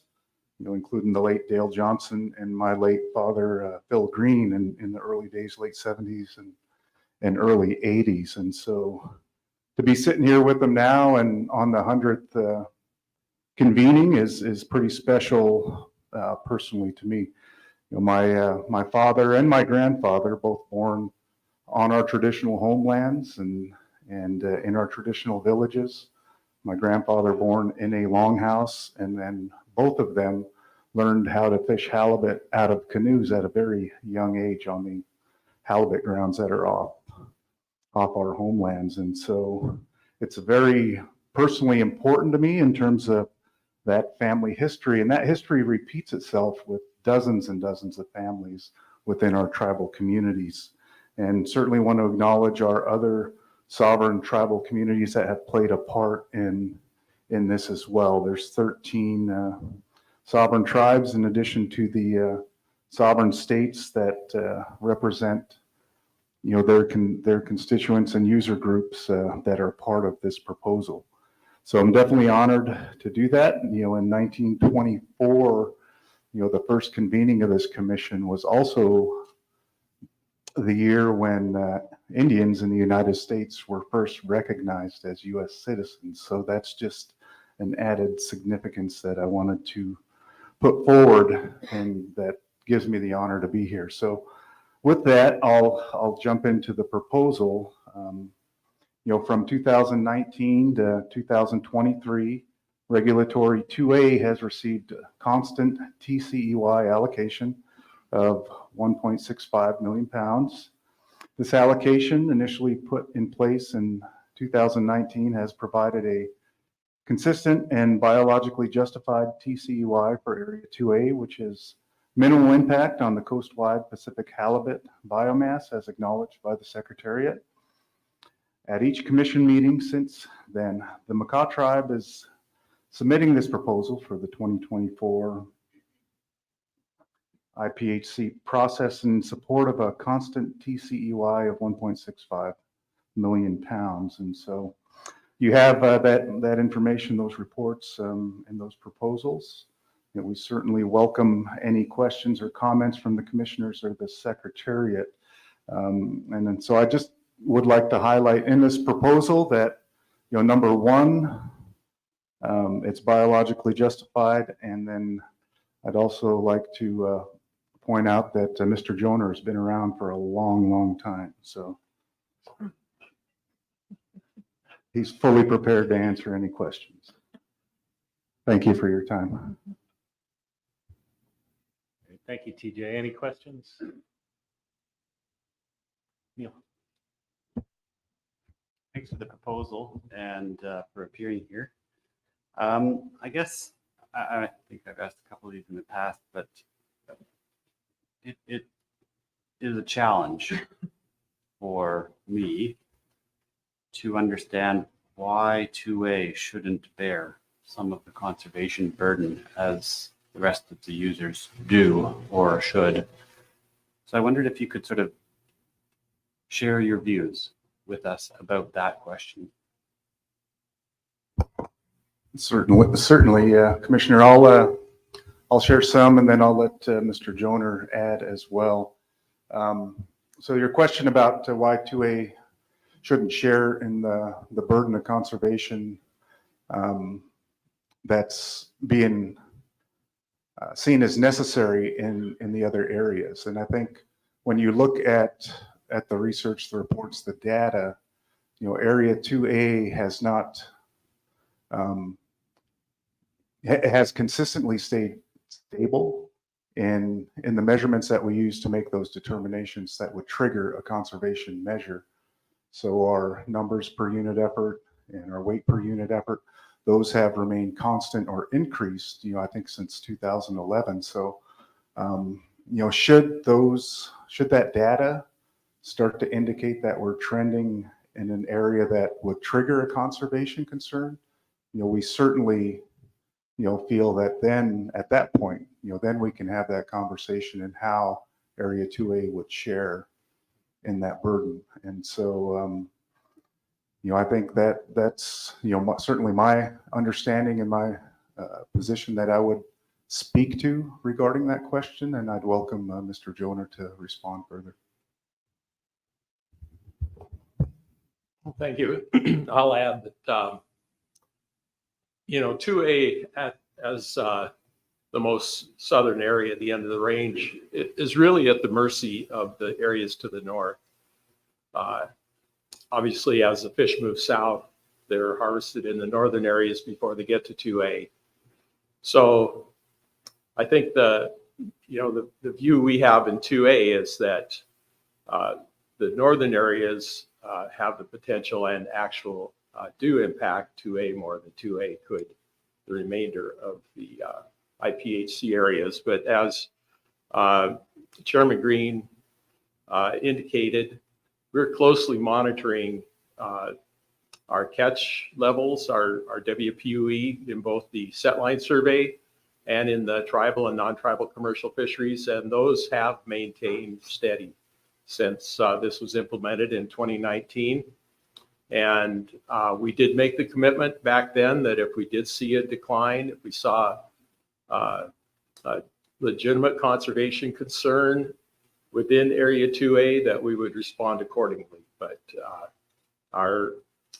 looking at Dr. Stewart's presentation, I believe is slide 10, has the commercial WPUE for each area. And if you look closely at that, you'll see that 2A has remained at a higher level than I'll start with 2018, the year before we implemented that. So again, we haven't seen any conservation concern within 2A that we need to respond to. But the other consideration for 2A is that there are, as Chairman Green mentioned, there are 13 treaty tribes with federally recognized rights to that, to halibut, as well as 3 states with various commercial and recreational fisheries. And our presentation in 2019 for this TCEY was based on a number that we believe would meet the needs, the minimum needs of our catch sharing plan, and matching that with the available resources. So we think that has been very successful, and it has allowed us to continue our catch sharing plan and for the U.S. to meet its obligation to the 13 treaty tribes, for each tribe to have opportunity to harvest fish within their area. So it's been very successful, and we believe that it's given the resource within 2A that be appropriate to continue it. So I don't know if that answers all your questions. It's kind of difficult to really, I believe, fully address the question you raised, the fairness, but we're looking more at the biology of the resource and the legal obligations of the U.S. to the tribes.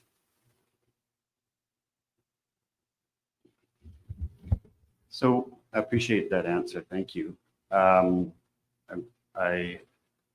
curious, given your sentiment about sort of openness to responding to status of the stock, we have a process for that we follow each year here. What are you looking for out of putting this into regulation? I'm sorry, I didn't quite understand that. So if I understood your comments, you were willing to reconsider what an allocation to 2A might be should the status of the stock, and I think your comments were specific to 2A in this regard, should the status of the stock change. My observation is we have an annual process that we go through where that kind of information comes forward. So what's the sort of intent behind putting this into regulation, which when we have a process already available to us that would provide us the opportunity to assess what's happening and land on a catch level? I think the question is, why did we do it as a regulatory proposal? And that was on the advice of the Secretariat and the Halibut Commission's rules of procedure specify that it is appropriate for us to submit that as a regulatory proposal. I know the National Marine Fisheries Service has some concerns about it, and I understand that they will be meeting with the Secretariat. But based on our advice from the Secretariat, we believe that was the appropriate means for submitting our catch limit proposal until this is adequately addressed by the Secretariat and the National Marine Fisheries Service.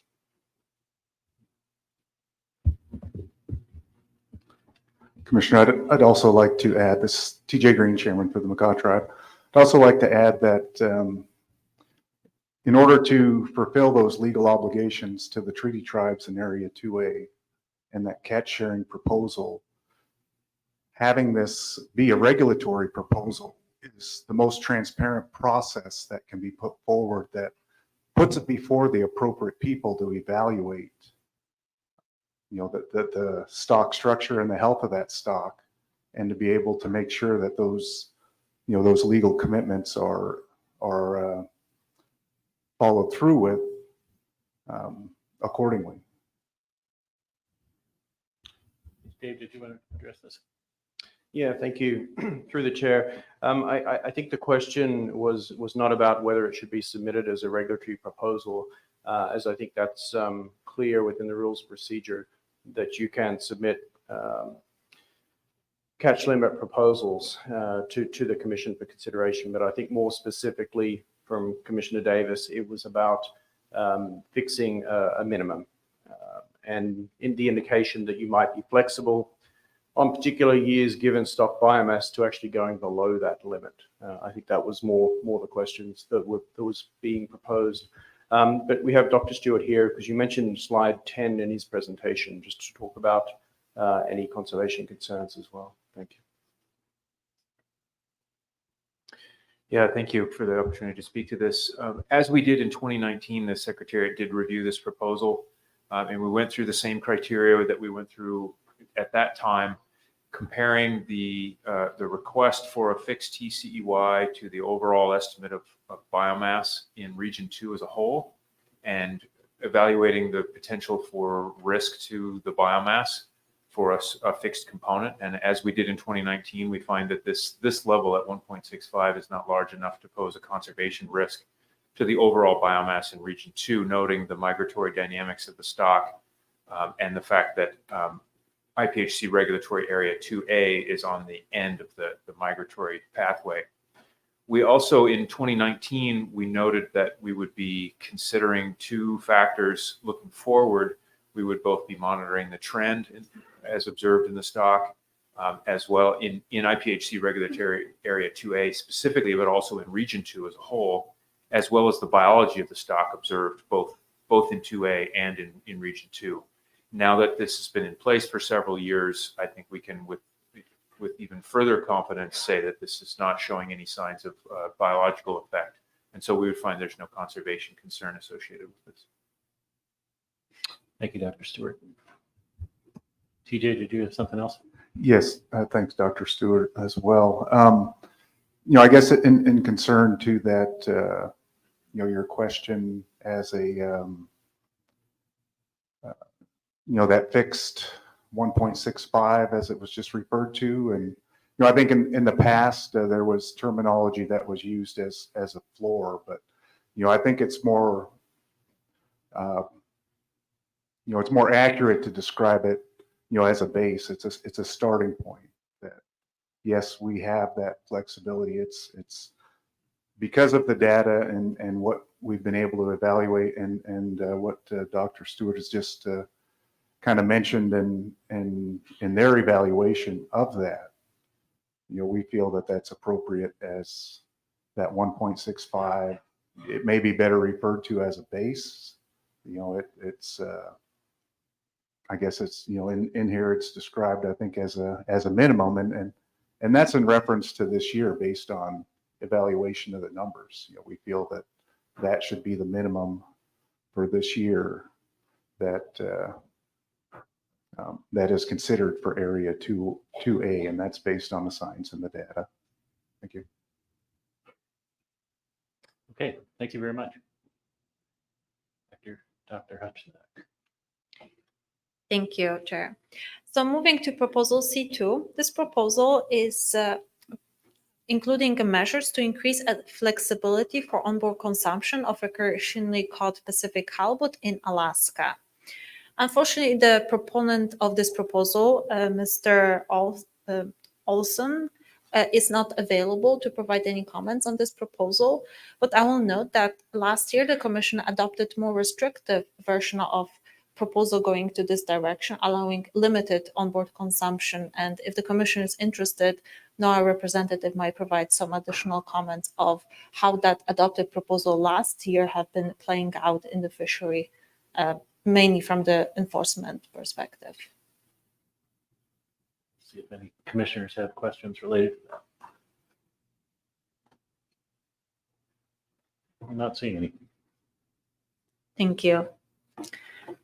As a part of IPHC regulatory process, we also accept stakeholder comments, and these comments are collated into a document, information paper 1. We have received the 14 stakeholder comments in total that are included in full in that document, with a link provided here. These comments range from topics for various topics, including concerns regarding conservation of Pacific halibut, concerns regarding the allocation for the charter sector in Alaska, concerns regarding the time of the fishing opening, as well as some of the comments were in support of the regulatory proposal C1. All these comments, as I said, they are provided in full, and for the future reference, stakeholders are encouraged to submit these comments via online form that's available on the IPHC website, so that these comments are included in our proceedings for each session.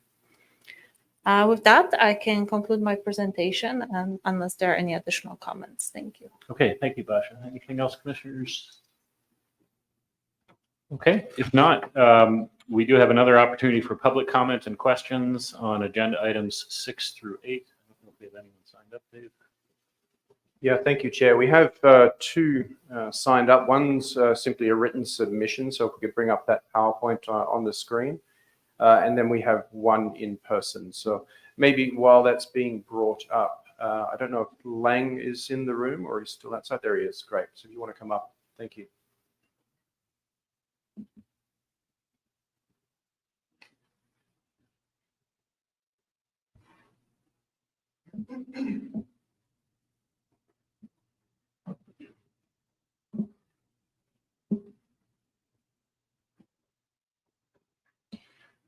Sorry, the mouse is not working, so I'm not able to navigate the public comments and questions. But if you could just advance the slide deck to Lang's question. I think he's the second in the slide deck. And then Lang, over to you. Thank you very much. Keep this brief here. Good afternoon. My name is Lang Solberg. I run the U.S. Division of Real-Time Data, and we build the Deckhand Logbook platform. Some of you may have seen out in the hall. Appreciate the opportunity to disseminate some information out there. I'm also a commercial fisherman, for what it's worth, and I'd briefly like to comment on Proposal A3, which deals with changes to IPHC logbook regulations. As you may know, Real-Time Data is a collaborative partner with IPHC now to develop and deploy an electronic logbook option for the Pacific halibut fleet in Alaska. We're honored to be working with IPHC and are eager to provide harvesters and IPHC staff with an efficient and accurate way to collect logbook data. Clearly a critical component of the Pacific halibut stock assessment. We strive to build technology that works the way fishers work on the water every day, in the wheelhouse and on deck. We have been in the logbook business for well over a decade and first entered into the North Pacific fixed gear fleet last year by trialing Deckhand, a Deckhand workflow as an alternative to the NIMS DFL, Daily Fishing Logbook, in predominantly the over 60 fleet. Feedback was overwhelmingly positive by our users, but it was clear that future fleet-wide success depends on ensuring that IPHC and the vessels with a reporting obligation to IPHC can leverage electronic logbook technology just like those using the DFL. Walking in lockstep between harvesters, nymphs, and IPHC is critical to achieving success in a new era of electronic technologies and data collection at sea. I've heard through some of the presentations thus far just how important harvester logbook data is to the Scientific Review Board, Research Advisory Board, and the sustainability of the Pacific Halibut resource. We really look forward to working closely with Secretariat staff and the Commission as we work to provide the fleet and IPHC with an exciting new logbook technology with benefits for all stakeholder groups. As I mentioned in the beginning, I am available out in the hall to answer questions by all and provide demos and otherwise discuss electronic logbooks. So thank you very much and happy to take questions if you have any. Hey, thank you, Lang. Not seeing any questions. Thank you. Oh, Bob? Yeah, go ahead.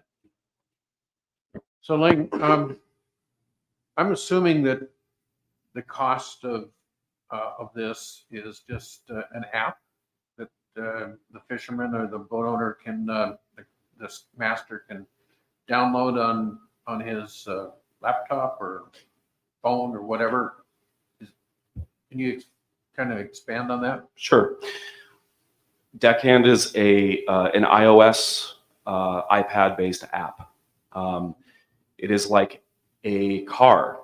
The chassis is the same across all fisheries globally that we deploy the software to, but the bells and whistles and the trim package, if you will, are the workflow and the components in the workflow that are tailored to the needs of the fishery, harvester, regulator, etc. So yes, we deploy the software on tablets that harvesters can purchase through marine electronics distributors, download the app, the correct workflow depending on your classification. If you have an IPHC reporting obligation or a NIMS reporting obligation, you can get the correct workflow for your fishing activity and then fulfill your reporting obligations using the specific workflow.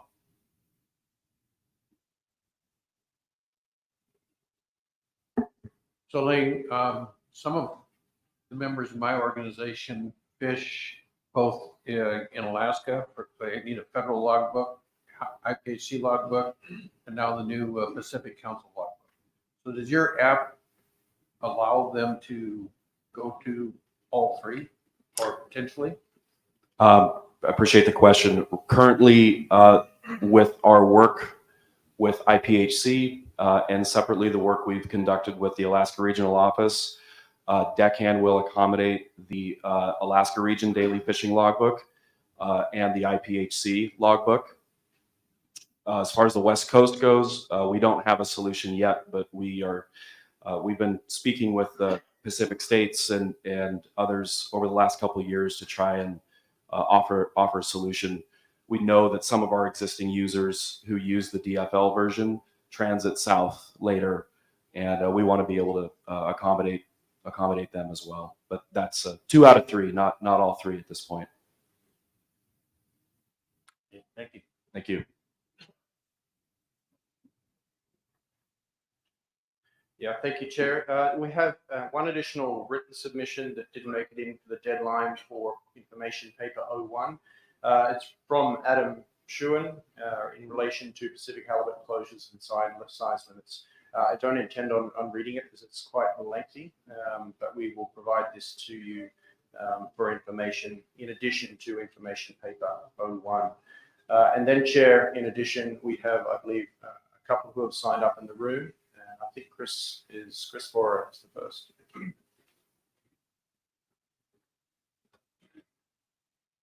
Thank you. I had a question. It was with Dr. Webster's presentation.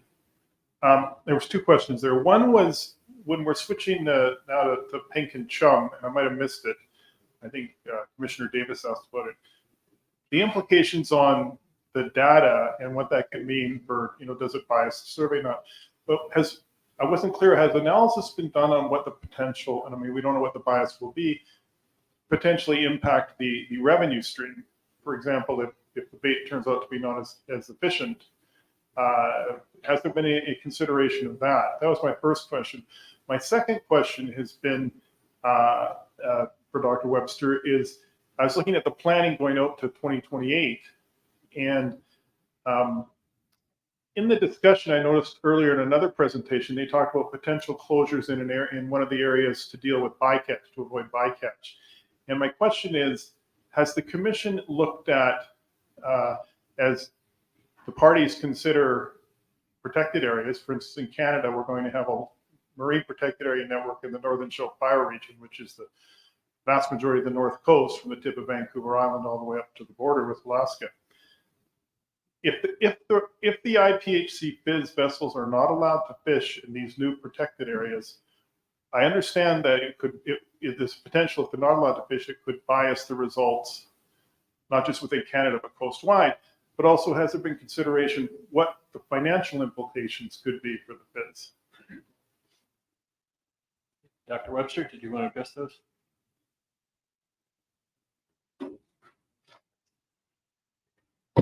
Thanks. I can try to answer the first question. I'm trying to remember what it was.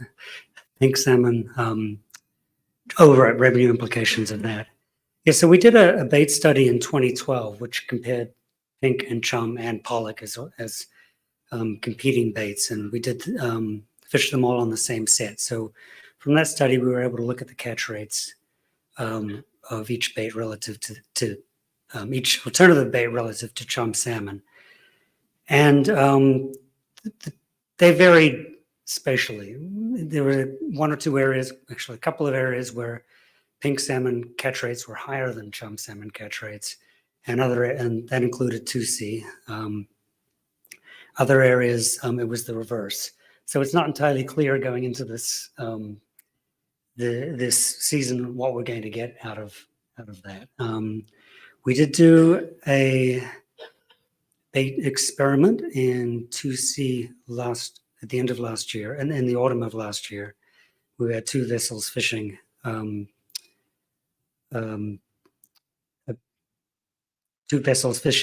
pink and chum on the same set, 3 skates of each on the same set.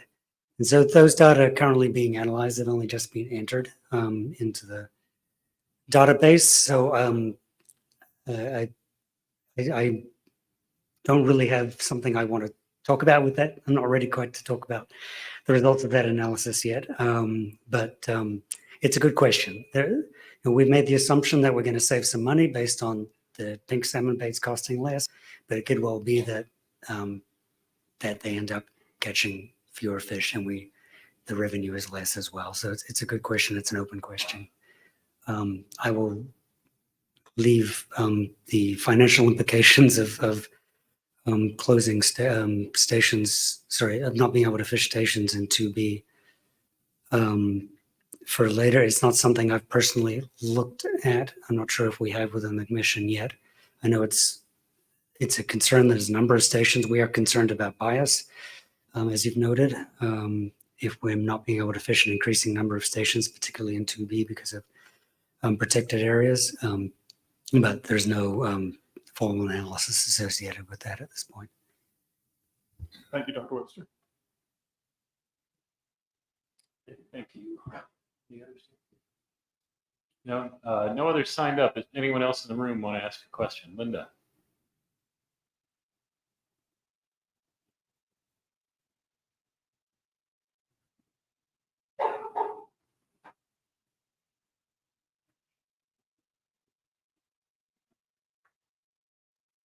Thank you, Linda Benkin with Alpha. A couple of questions on the regulatory proposal. I think the first, I don't know how much of the industry has been paying attention to the proposed change that if a sampler doesn't come to your boat, that now you will be required to provide the information within 30 days to the commission and that it has to be legible. And I wanted to know whether if you miss the 30-day period, what the implications are of that. Is that a violation? Is that a fine? Because I know we'll be talking about this proposal, but I was hoping to have the answer to that. And then legibility, likewise, if someone has filled it out, if whoever Basho is reading it can't decipher it, is that also immediately a violation? Or are you going back to the boat owner and asking them to clarify what was in their logbook? That was one question on that proposal. And then I guess follow up to some of the questions I heard from the Canadian commissioners on the proposal for setting that 2A allocation. I thought those were interesting questions, and the response that if there was a conservation concern in 2A, that the 2A tribes would want to see changes to that number. Can that be done in a meeting, or is that regulatory process to make that change, stretch that out to mean that there's not enough flexibility to respond to a conservation issue at the end of 1 year in preparation for the next? Those would be my two questions. Thank you. Okay, Basha, do you want to take those on?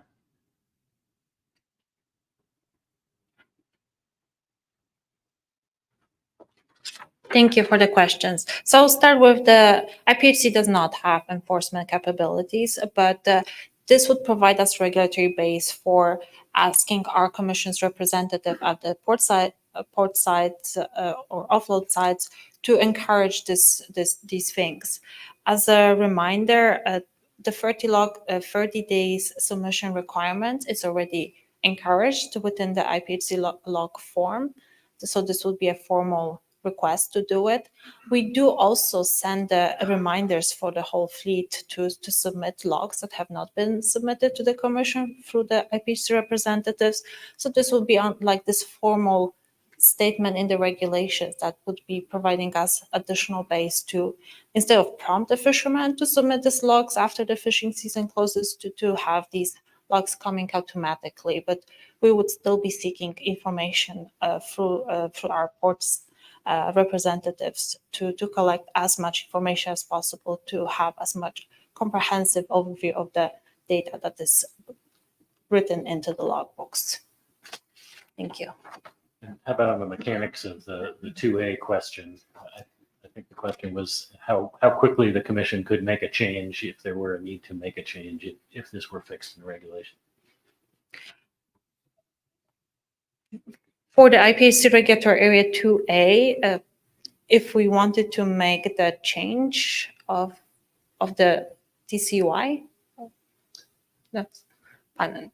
Yeah, I think, or Linda, you can restate if you want, but I think the question essentially was if the commission were to adopt this regulatory proposal and have a fixed TCEY for area 2A, but then at a subsequent meeting based on stock conditions, we determined that the TCEY would more appropriately be set at something other than that fixed amount.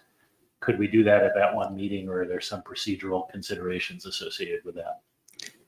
Yes, thank you. So this could be a part of the annual consideration of the commission as a part of the decisions on the mortality and fishery limits.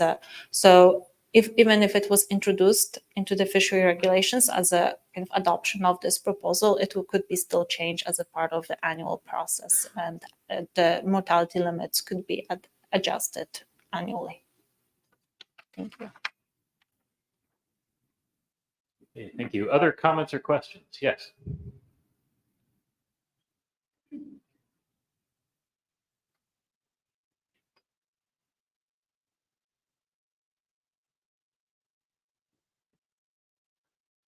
Thank you. Horace Spring for Southeast Alaska Guides Organization.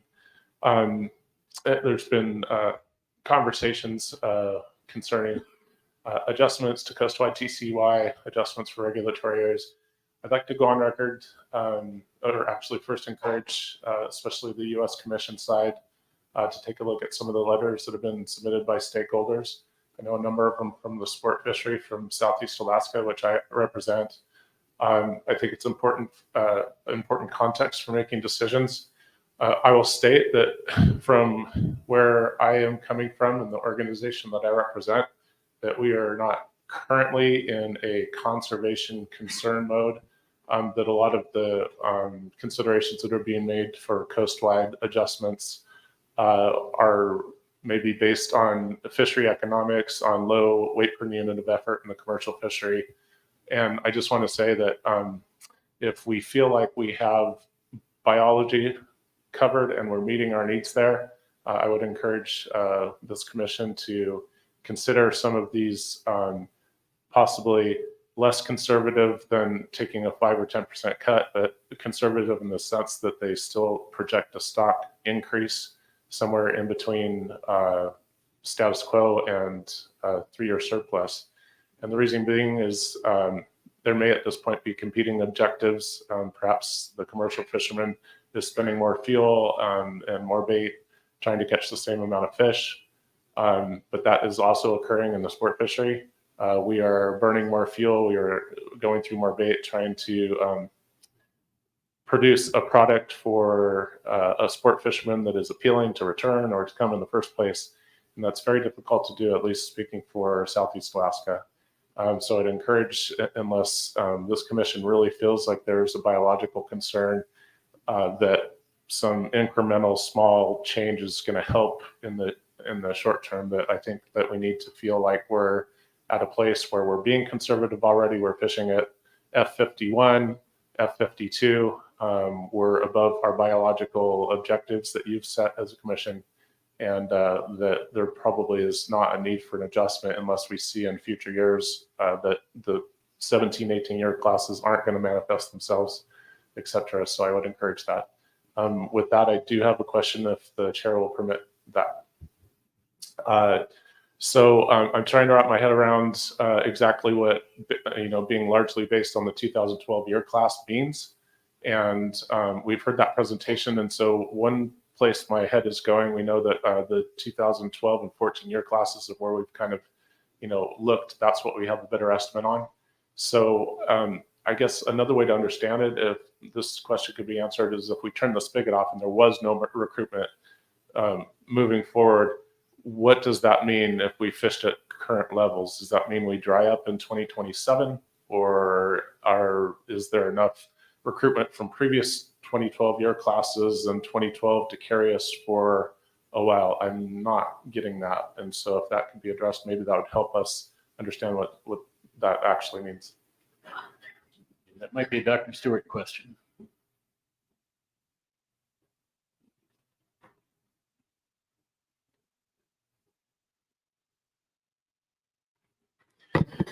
Yeah, thanks for that question. So I'll paraphrase just to make sure I got it right. The question is, if we didn't see another year class after 2014 that was appreciably strong, what would the likely stock trajectory be farther out? And I think I can say with some certainty that we would see a small, at current harvest levels, we would see a small increase as these 2 year classes matured, and then we would see a fairly rapid decline in the short to medium term right after that. We will definitely not be able to carry the stock for, say, another decade on the strength of these 2 year classes. Thanks, Ian, and thanks, Forrest. Carol, did you have a question?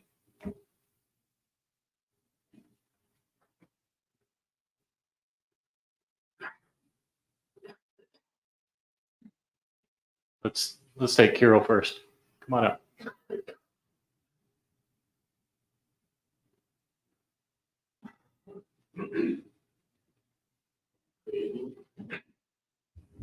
Good evening, Chair. I'm not going to take much of everybody's time. I'm sure everybody's hungry here. Let's go to the past a little bit for the DFL on the log. I'm going to touch basically on the logbook section for electronic logbooks. Approximately 5 years ago or so, the DFL was input into the Federal Register under the Sablefish program for pot fishing, and then they start after a year. They redid the Federal Register again. I think it was 50 CFR 579.5. They implemented the logbook. Once the pot fishing started, you had to use that same logbook for every other fishery that you fish for, and even salmon. If you didn't exempt from the salmon fishing, if you didn't, the federal government would fine you. got just a little past history for the public and to remind the commission. What we're proposing is the electronic monitoring that forget her name, that was talking about the electronic monitoring for the fishing vessels. Starting from the DFL, it was implemented into vessels under 60 feet. It was done without public knowledge, and the commission, I'm not sure if approved it maybe under the table to implement onto the fishermen. Putting this electronic monitoring under 60-foot vessels would be burdensome, especially for the small vessels that are under 40 feet to under 35 feet, putting more electronics and the expenses and electronics and then internet, it would cost at this point, fishermen can't afford to go out fishing, especially with fishing prices and the stocks going down. We would need approval from the public before the commission considers putting it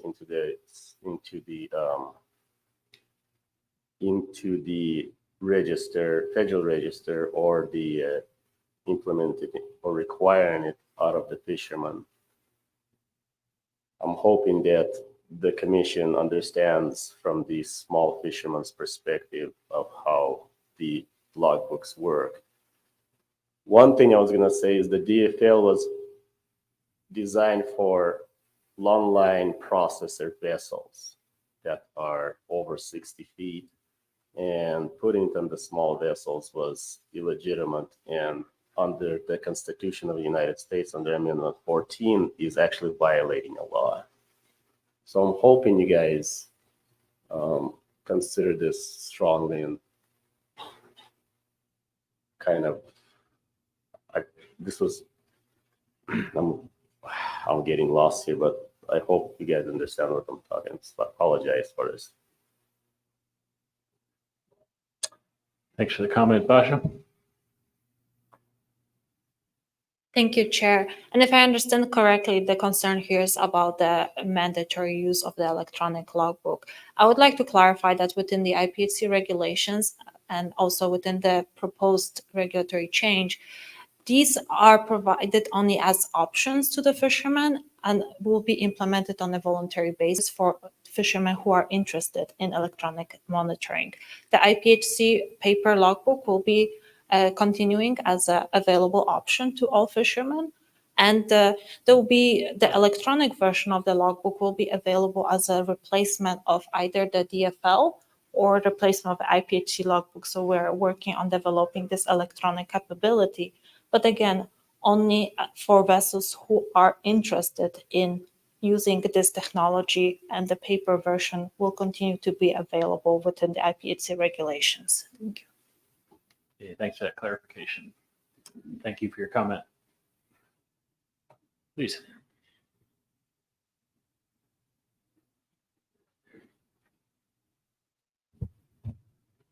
Thank you, Commissioners. My name is Sean McManus. I'm with the Deep Sea Fishermen's Union, and I had submitted one of the statements that were listed up there.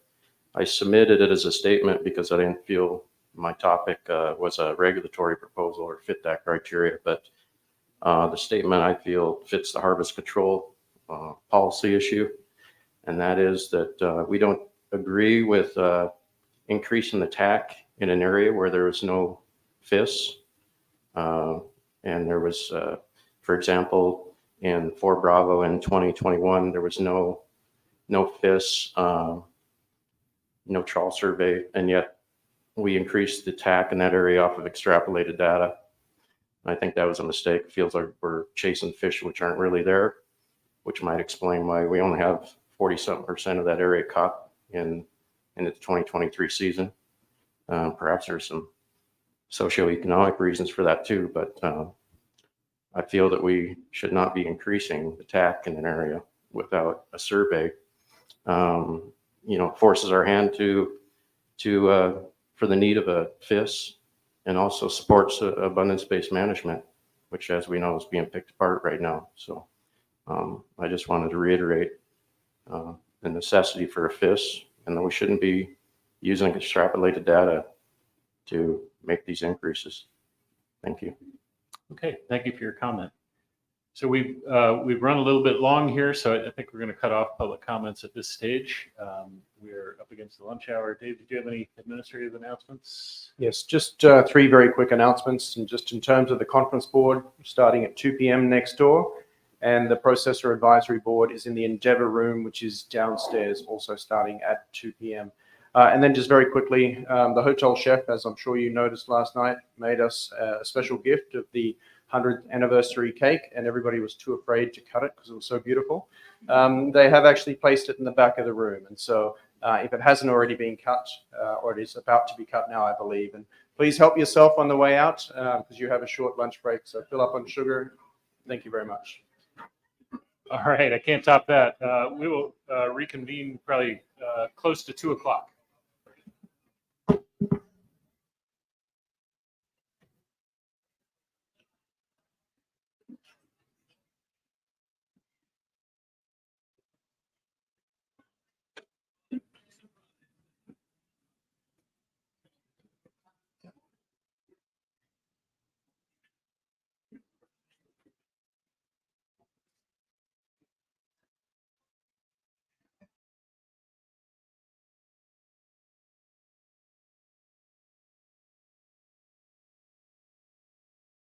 And invite Kurt and Gwen to come on up.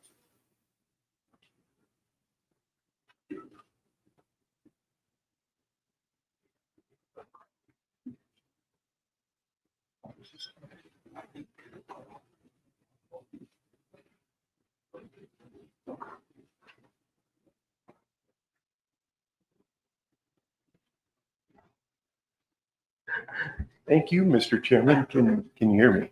And the commissioners, yeah. I'm Kurt Iverson, and I'm a fishery management specialist in NOAA Fisheries in Juneau, Alaska. And Gwen and I are here to give our respective contracting party reports. But before we went into that, I think we each had a couple of words about our collaboration over the last few months and trying to get to some reports that you find both succinct but still useful to you. And in that process, I think we enjoyed one another's collaboration. I think we worked well together, and we look at this as a work in progress, though, and we're open to any sort of feedback that you might want to provide. That's great. Thank you, commissioners. I echo Kurt's comments, and I also want to extend thanks to the Secretariat who put together a template for us to kind of work off of. Kurt and I had some conversations throughout the summer of what would kind of a revamped national report look like. And while we had some ideas, getting some feedback and some kind of railroad tracks to keep us focused was really helpful. So we, as Kurt said, this is a bit of a work in progress. This is the first year that we've adapted to this new template. So yes, we're very open to feedback. If there's anything that you'd like us to be a bit more succinct on, if there's anything you'd like us to expand on for next year, or if there's any gaps or any information that you'd like to see in future reports, we'd really appreciate that. So thank you.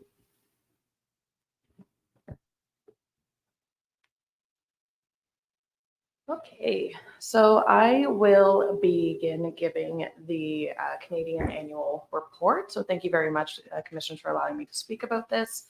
I have about 30 minutes today for this presentation, and I will be presenting both the commercial and the recreational portions of the report. My colleague, Trevor Ryall, who is the Grappish Enforcement Coordinator with DFO, is joining us virtually, so he will be speaking to the enforcement report after I'm finished my section. And then we have Kevin Romanen and Mike Turner with the province of BC who are here in person as well. And they will be presenting the province of BC section of the report. And we will also try to ensure that we have some time at the end for questions and comments. So following last year's annual meeting, the Canadian portion of the coastwide TCEY for 2023 was 6.78 million net pounds. After accounting for other removals, which includes FSC, non-directed bycatch, and directed commercial and recreational discard mortality, the resulting Canadian FCEY was 5.195 million net pounds. The Canadian FCEY, or directed commercial and recreational access, is divided and allocated between the directed sectors at 85% to the commercial sector and 15% to the recreational sector. So first I'll discuss the commercial fishery and then I'll move on to the recreational fisheries.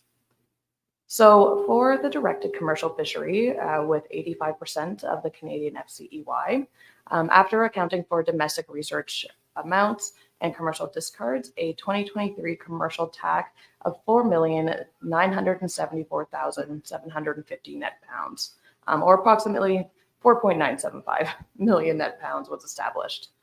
Note that the commercial discards mortality amounts of 180,000 net pounds and the amount set aside for use of fish or research allocations of 60,000 pounds had been deducted prior to the establishment of a Canadian TAC.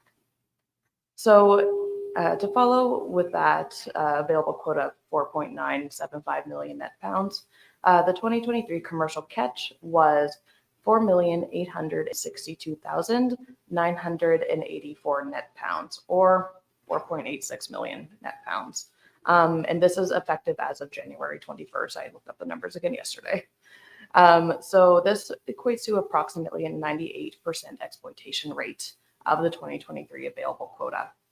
So a reminder that this catch includes both landed catch and the mortality associated with all legal sized released fish in the commercial groundfish hook and line fisheries that are in BC.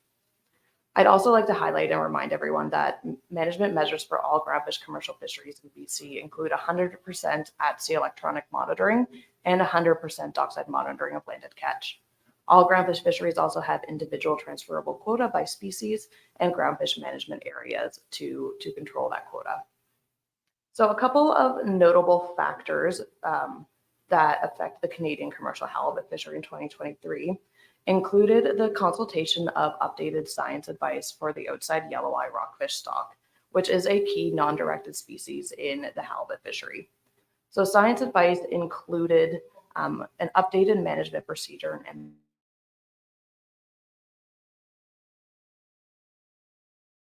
target for implementation in the 2024-2025 fishing season. The Groundfish Management Unit is recommending that outside yellow eye are considered to be rebuilt and are no longer in need of a rebuilding plan, and to implement the transition of its management from a rebuilding plan management style to management through the IFMP in accordance with legislative, regulatory, and policy requirements. There is also a rollover of the seasonal expansion of the existing 800 line pilot bottom trawl closure. And this closure exists from the beginning of November till the end of April each year.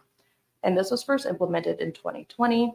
And this was intended to limit the harvest of spawning aggregations of arrowtooth flounder, as well as halibut, as it's suspected that there is a spawning aggregation of halibut in a similar area. So this year-round pilot bottom closure was implemented first in March 2019, and it continues to be in effect.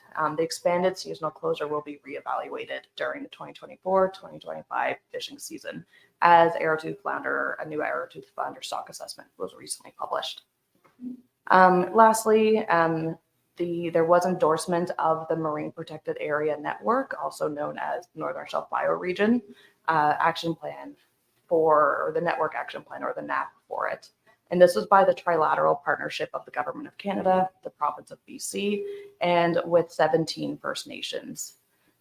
The trilateral partners are focused on network coordination and implementation, including establishing governance and development of a network work plan that will focus on monitoring cumulative impacts, reporting, and engagement on network implementation. So with that, I'm going to pivot to the recreational report. So just as a reminder, the recreational fishery received 15% of the Canadian FCEY, and this resulted in a 2023 recreational TAC of 880,250 net pounds. And note that the commercial discard mortality amount of 40,000 net pounds have been deducted prior to the establishment of the TAC. So the 2023 management measures were, as in past years, our recreational license season runs from April 1st to March 31st of the next year. So with the season having opened on February 1st, it opened with a rollover of the 2022 management measures in place, and those were with a limit of 2 fish per day. On April 1st, the 2023 license season began with updated management measures to retain 1 fish per day with a maximum length of 126 centimeters. And in June, the daily limit was increased to 2 per day if both of those fish were 90 centimeters or less. So you had the option of retaining either 1 halibut up to 126 centimeters or 2 if both of them were under 90 centimeters. As the season progressed, catch estimates for the summer months were showing higher catch than what had originally been forecasted. Catch information indicated that the recreational share of the TAC for halibut was going to be achieved by the end of September 2023. So the committee in August then voted to close the recreational fishing season for halibut under the BC Tidal Water Sport Fishing License at 11:59 p.m. on September 30th, 2023. And this decision was made based on the expert advice of the Sport Fishing Advisory Board and the Recreational Halibut Committee after meeting monthly throughout the season to review catch estimates and trends. As the commissioners may recall, last year a regulatory proposal had been approved on a 3-year pilot basis for the flexibility of allowing a 3 fish per day bag limit on or after August 1st. But due to the catch estimates that we were seeing throughout the summer, we decided not to use that pilot this year. So total estimated catch as of January 21st, 2024 was at 889,881 net pounds. And this is an estimated overage of 1.09% of the TAC. However, note that this still is considered to be an in-season estimate, as corrections to the Creel survey estimates as well as the IRAC survey estimates are still being conducted, and those should be available in about another month. So in the report itself, there are a couple of catch tables available if you're interested that detail the recreational catch by the Pacific Fisheries Management Areas, or PFMAs, and along the BC coast. And there's another table that breaks out the catch trends by month for this year, as well as a comparison with the previous 4 years. So if the final catch estimate for the 2023 season results in an overage from the recreational TAC, then the overage provision that is in place will take effect. And this came into force a few years ago. So in this case, the amount of overage that had been caught in the 2023 season would be deducted from the TAC for the 2024 season before the fishery opens. So, and just to remind folks that the recreational halibut fishery is proactively managed throughout the season. The department meets with SFAB representatives on a monthly basis to review updated catch estimates and determine the appropriate in-season management actions. Also like to remind folks that the Canadian recreational fishery has the domestic overage policy in place, which may be enacted this year.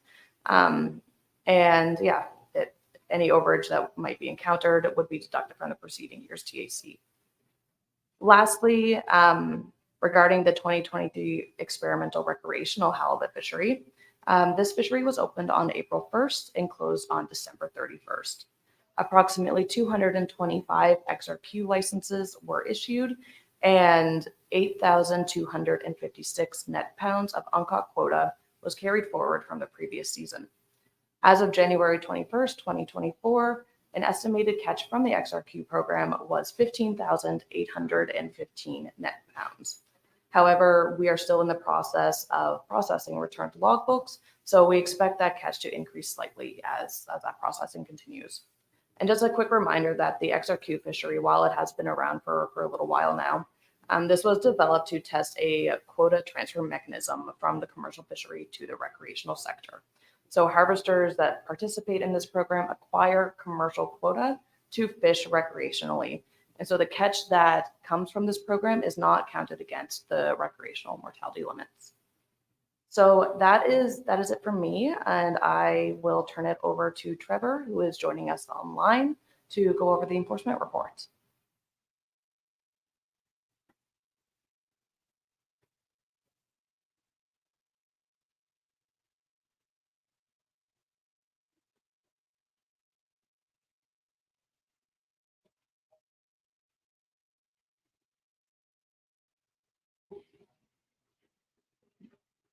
Trevor, are you with us?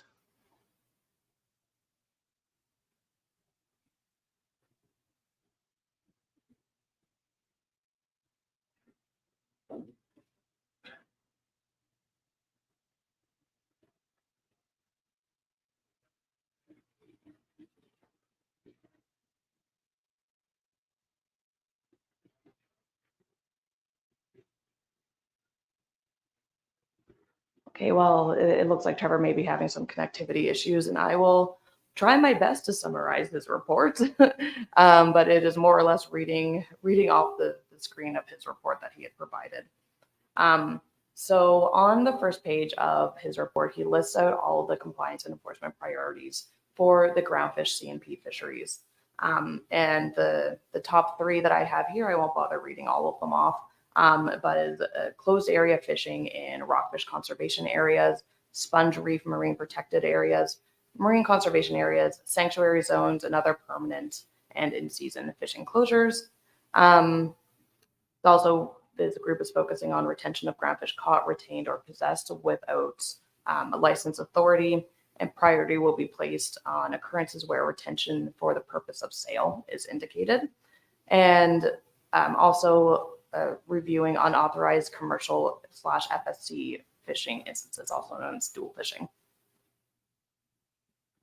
Just for a quick summary, on his second page of his report, he has a few tables that summarize the enforcement priorities that have been focused on in the groundfish world and in the halibut world. So it looks like table 1 lists out commercial halibut fishing trips by trip type, number of fishing trips, number of vessels, and number of license types. So we just see a breakdown there of the fishing activity in the halibut sector. But I think what is of most interest is table 2, where he lists out the occurrences and the occurrence reports that have taken place in the 2023 season. So we have fishing in a closed area with 8 occurrences, dual fishing issues. There are currently 103 that are open right now. However, that's not included in the total. We have several that are related to either data gaps or sensor gaps in the electronic monitoring that takes place and is required in the fisheries. And also has 10 document-related issues as well. There are some other ones there too, but the most of them come from dual fishing or from catch-related issues or issues with at-sea monitoring. In terms of the recreational world. Excuse me, Gwen, looks like we have a question. Oh, yes, sorry. Could you explain dual? Yes. What you're talking about when you say dual? Sure. Yeah, sorry about that. Dual fishing is when a commercial harvester has received designation from a First Nation group to fish for FSC purposes on their behalf. So they are able to retain fish for food, social, ceremonial use at the same time that they are fishing commercially. They're required to note what catch is retained for FSC purposes, and they must have valid designation on board the vessel with them from the nation that they're fishing on behalf of. They also are only allowed to retain FSC catch in the designated area that nation is able to fish for FSC purposes. Sorry to interrupt. It looks like we have Trevor back if you wanted some relief. Yeah, I would love Trevor to take over. Okay, Trevor, can you hear us? Can you just, we've given you presenter privileges, so you should be able to activate your microphone.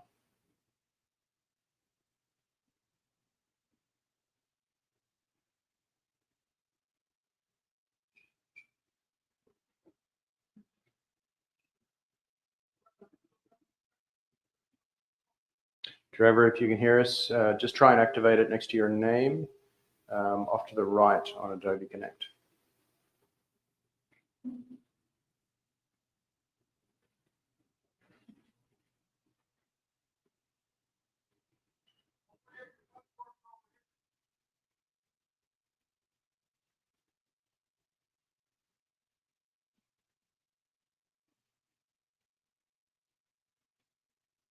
Okay, sorry, Glenn. We might have to pass back to you. No problem. I'll continue to muddle through this as best I can. He just has two more sections here that are going to highlight to commissioners. For the recreational sector, for the 2023 season, a total of 350,548 recreational tidal water sport fishing licenses had been issued. And from February 1st to December 16th, there were a total of 31 occurrences with investigations initiated for 29 of those 31. And for the XRQ fishery, the experimental recreational halibut fishery, as I noted earlier, 225 licenses had been issued. And one of the requirements of this program is that prior to fishing, they must obtain 20 pounds of quota to hold on their license before they're allowed to go fishing. Of those 225 licenses, 197 had purchased the minimum amount of quota. There are 28 licenses issued where fishers did not purchase that amount. Therefore, their licenses were not valid, and they have been following up from an enforcement perspective on that one. And then just the last thing that I have here that I'll go over before I'll pass it over to my provincial colleagues is regarding dual fishing. For these dual fishing trips, the vessel master is responsible for following the halibut commercial and or communal commercial conditions of license. And this includes those specific to dual fishing. So all of these fish caught still require 100% at sea monitoring and dockside monitoring at the dock, even though part of that catch is for FSC purposes. So in 2023, there were 49 commercial or communal commercial halibut vessels that hailed out for 128 dual fishing trips. And so for this, there were 12 occurrences that occurred from dual fishing trips, and investigations have been initiated for 8 of them. And I will leave it there. There is a summary at the very end of his report, but I'll leave it there and pass it over to Kevin and Mike.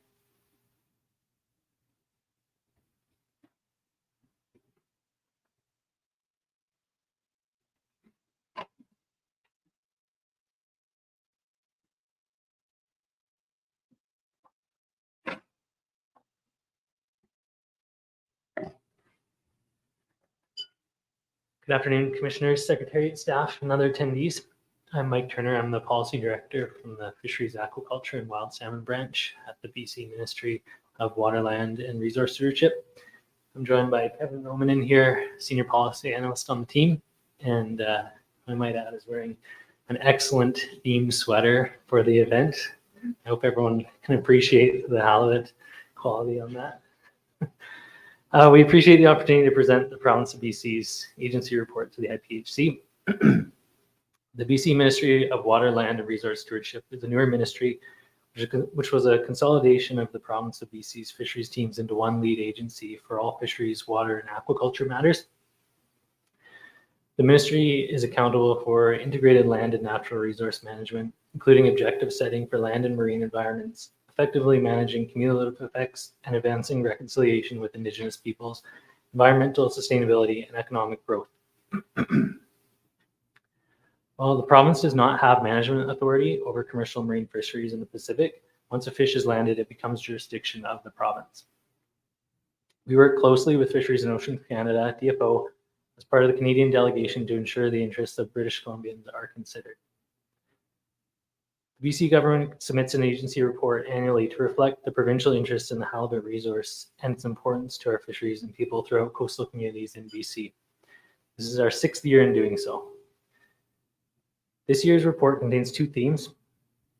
The first theme is the importance of the Pacific halibut fishery to British Columbians, with a summary of halibut seafood statistics that the province collects through the Ministry of Agriculture and Food. Some examples of the data in the report this year that are only up to the year 2022 was that in that year, the halibut fishery is worth $97.84 million in wholesale value to the province, contributes to over 65 processing facilities and 210 full-time jobs annually. In addition, the recreational halibut fishery contributes tremendously to the economies of the coastal communities in BC associated with the rec sector. And we're currently working with a firm to update recreational fisheries economic statistics in 2024, and we will have those to report on in 2025. The second theme aims to continue encouraging the Commission to use its authority to regulate the incidental catch of Pacific halibut in all regulatory areas. BC recognizes through the negotiations in recent years that the U.S. seems reluctant to develop monitoring standards. We also recognize that the fisheries data overview provided by the IPHC for the past several years repeatedly states that regulatory area 3 remains the area where non-directed commercial discard mortality is estimated most poorly, and that the lowest coverage rates are realized for the non-pelagic trawl fishery, which also has the highest likelihood of encountering Pacific halibut. The uncertainty of total mortality in this area needs to be better understood for managing the shared halibut resource and establishing catch shares. And so the government of BC's position is that the IPHC must exercise its authority to regulate the incidental catch of Pacific halibut in all regulatory areas by first establishing minimum data requirements for accurate estimates of non-directed commercial discard mortality, which could inform monitoring standards, and secondly, establishing a robust method of accountability for U26 bycatch mortality. Thank you for considering our submission, and we're happy to take any questions. Hey, thanks for your report, and that is a sharp sweater, just saying. On the observer coverage and bycatch points you're raising, I wonder if you're aware that some of the observer coverage information cited in your report dates from, I believe, 2014. Some things that were carried forward repeatedly in some of the past Secretariat reports, but my understanding is that they're quite outdated, and that quite a number of enhancements have been made to our observer program in that time. So I'm not sure if you're aware of that, but just want to get your reaction to that. No, I mean, I'm not aware of the specific year, to be honest, of what some of the data is, but I think the bottom line is that BC believes that there should be higher monitoring standards, particularly in the Gulf Area 3, in order to collect and have that data available to better manage the resource for all parties, all contracting parties. And that comes from a position of knowing that in BC, monitoring is also not perfect. There's warts in any monitoring program, but I believe that things could be better broadly across the coast.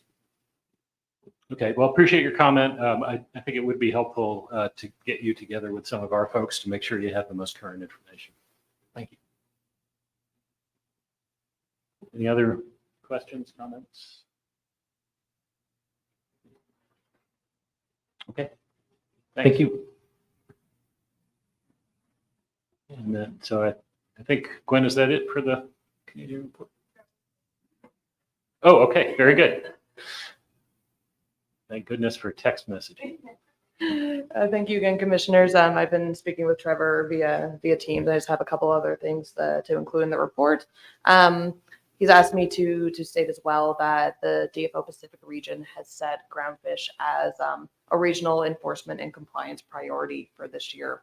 As such, DFO had initiated 36 dedicated investigations, this year 43, and over 40 new fishery officers have been hired in the last 2 years, which involves lots of training and mentoring required for those new officers. And another 2 to 3 troops are going to be going through again this year to the Atlantic Police Academy for their training. And that was it for me. Thank you very much. Okay, thanks. All right, I think we're ready to switch to the U.S. report.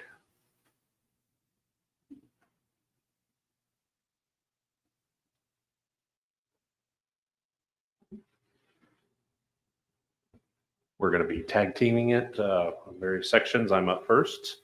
My name is, Frank Lockhart. I'm with the West Coast region of the National Marine Fisheries Service, and I'll be doing the report out on Area 2A. Our part of the report is on pages 2 to 11 of the U.S. contracting party report. Overview of what went on last year was that the total harvest was 1.35 million pounds out of a total allocation of 1.5 million pounds for roughly 88.8% harvest rate. And the 2A allocation is divided using a catch sharing plan among tribal, commercial, and ceremonial and subsistence. and also non-tribal commercial and recreational fisheries. For the tribal fisheries, the tribal allocation is 35% of the 2A FCEY, and it is divided between a commercial fishery and ceremonial and subsistence fishery. The tribal commercial fishery was divided into a unrestricted fishery, a restricted fishery, and a lake fishery. And total commercial landings in tribal fisheries were 494,933 pounds. And then for the rest of these, if for certain of these sections, if there's questions following up that I can't answer, we do have some people in the room, but not others. But we'll do the best we can. So moving on to non-tribal commercial fisheries. There are 3 non-tribal commercial fisheries, a fishery that is incidental to the salmon troll fishery, and the harvest in that fishery was 45,497 pounds. Then there is a fishery that is incidental to the primary sablefish fishery north of Point Chehalis, Washington, in Washington State, and that had a harvest of 45,595 pounds. And then there is a directed commercial fishery south of Point Chehalis, Washington, and that had a harvest of 259,226 pounds.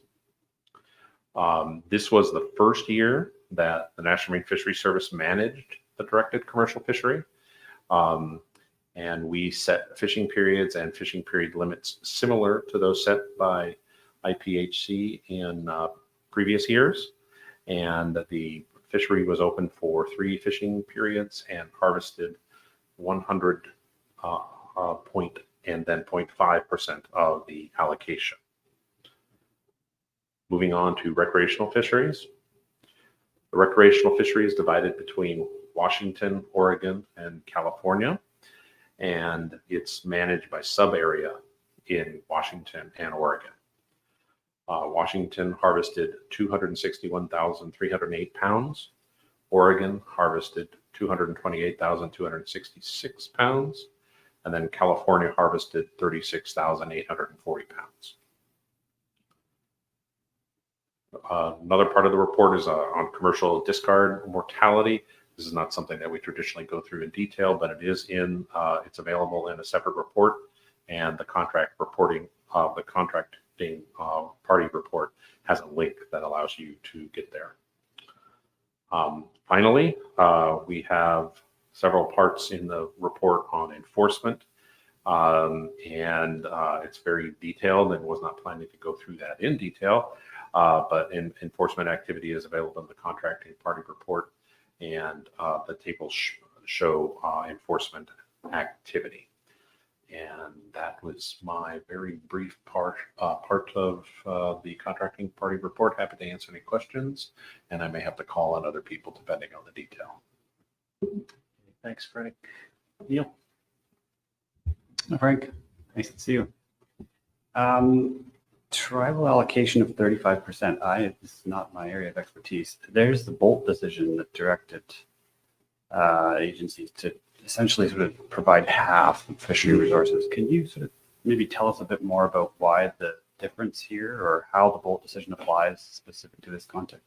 Yeah, yes, thank you for the question. And one thing I'll just start off by, all tribal allocation decisions are kind of on a case-by-case basis. So in this case, the way it came out to 35% is it depends on the tribal UNA is that portion in northern Washington, essentially. And so what they ended up doing to come to 35% is that they looked at the landings in that area, so just in the tribal UNA, and that was about 70% of landings in that area. So then you apply that 50% to that, the landings in the tribal, UNA, it means usual and accustomed areas, and that's in the treaty language.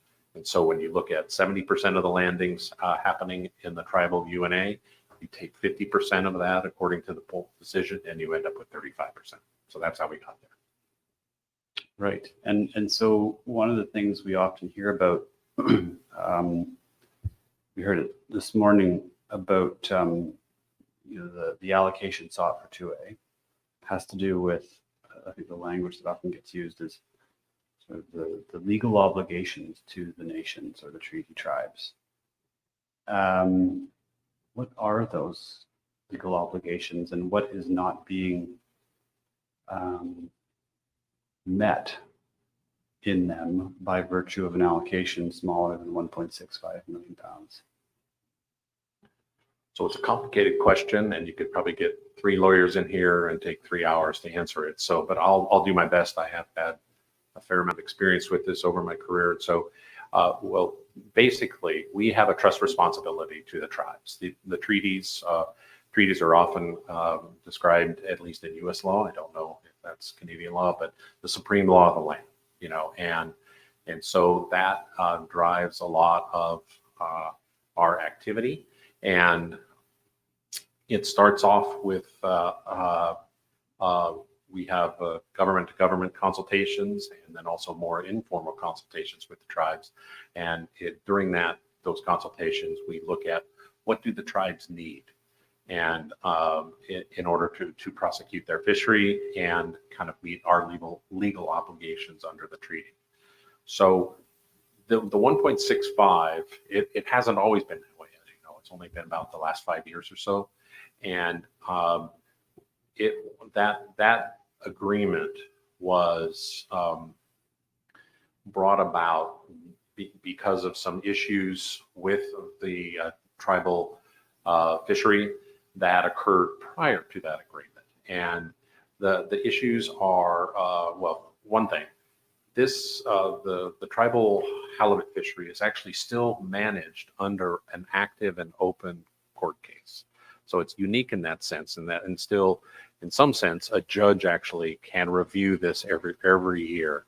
And when the allocations to Area 2A got down to, I'm remembering, so I'm probably wrong, but I believe it was about 1.1, if I recall, somewhere in that range.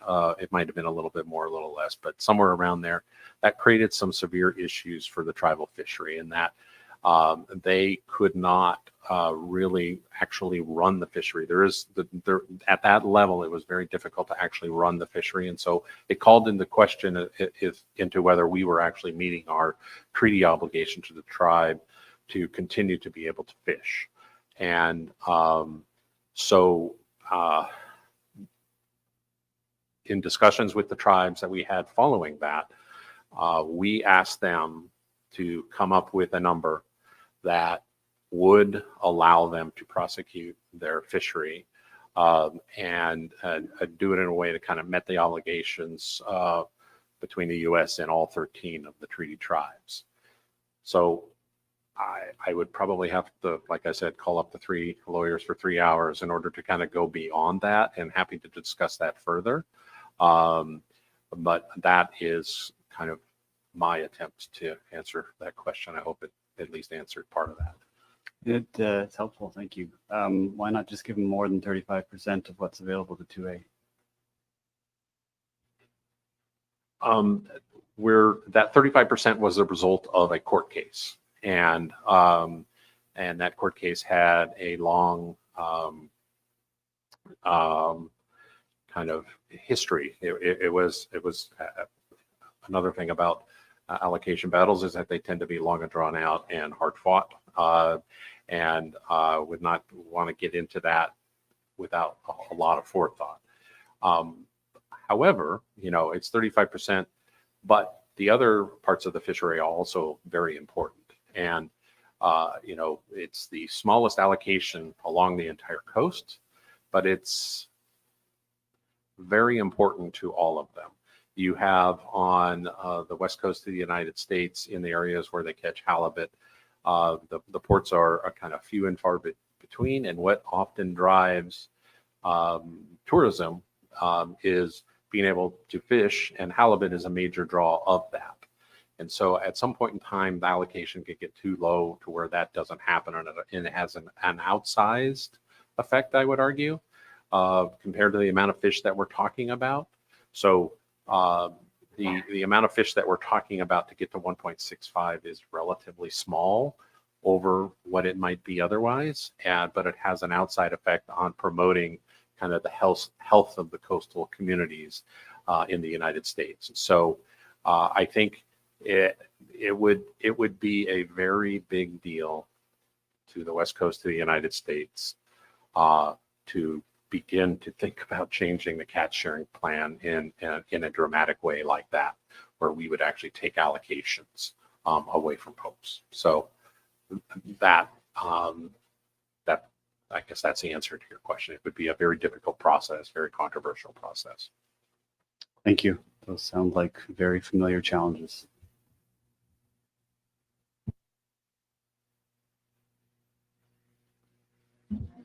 Yeah, thanks very much, Frank, for the report. I just wondering, the actual harvest was, for the total was what did you say, 88%? So is that typical, or what? Why is it less than? Thank you for the question. No, it is not typical. There have been some challenges in recent years. Started off by COVID. And so, as you know, I would imagine your recreational fisheries are very similar. I mean, having some sort of reliability and predictability is important for people to book a flight, book a hotel in order to get there. And when it's not predictable, or people are, frightened of being able to get access to the fish, that has an impact on the ability for people to actually meet and actually catch all the fish. And so, that COVID kind of changed kind of how the kind of quote unquote normal behavior of people in the recreational fisheries. And it just is it's slow to recover from that. And so, COVID, there were a lot of bans on, using particular ports and things along those lines along our coast. And I think people, who knows exactly why, but in prior years, Washington State and Oregon would have 1 and 2 or 3 day openings and have a hard time keeping under the cap. Now they're having 5 and 6 and even 7 day openings and not catching all the cap. So it's been a major change of behavior of the recreational fishing community that we're still kind of trying to figure it out. It may start going back to the way it was before, the farther we get away from COVID. But last year, there were still some impacts that were just not predictable.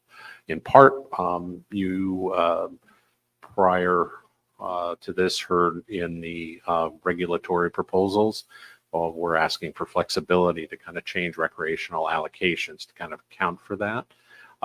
And so we'll continue to kind of monitor that and try to be as flexible as we can in order to harvest all of that fish. But so it's kind of, I guess, nobody knows exactly why, but I think it's probably changes in behavior kind of first started by COVID and then kind of continuing on from there.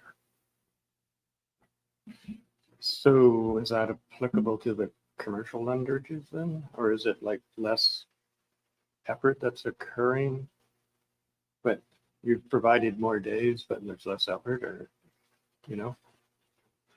That one, I don't quite know why that has happened. Maybe I can call on Lynn Manis from Oregon Department of Fish and Wildlife.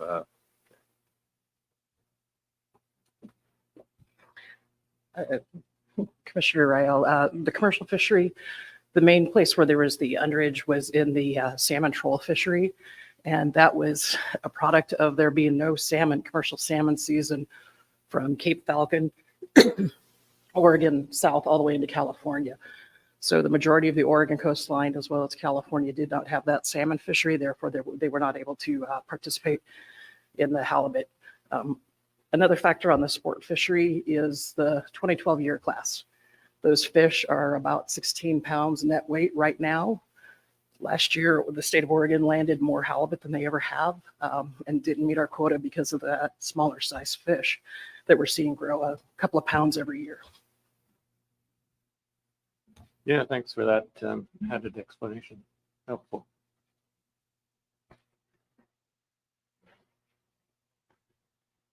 Go ahead, Bob. But another aspect is the 70,000 pound that goes to the incidental blackcod fishery north of Cape Chehalis. A lot of those boats that participate are from Washington State, and they're coming out of Alaska late in the season this last year, and a number of them lost their blackcod markets, and hence did not participate, so they weren't able to retain the halibut.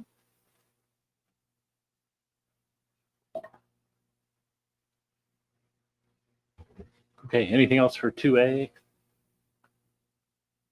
If not, we'll switch to Kurt. Thanks, Frank.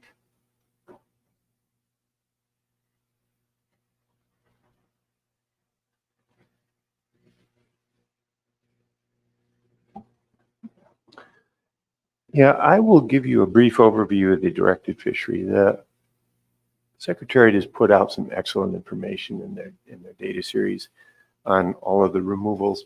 So what we've tried to do throughout our report is to bore down with a little bit more detail on some of the specific fisheries. And a lot of that detail is driven by our domestic regulations. Those are the things that you might not see elsewhere in the Secretariat's reports. And so on page 13, there is a table, on page 12, a brief description of the directed fishery in more detail there. The directed fishery is divided into two separate fisheries, two separate allocations, one to the individual fishing quota fishery, and it occurs everywhere from Area 2C all the way out in the Bering Sea, or CD&E.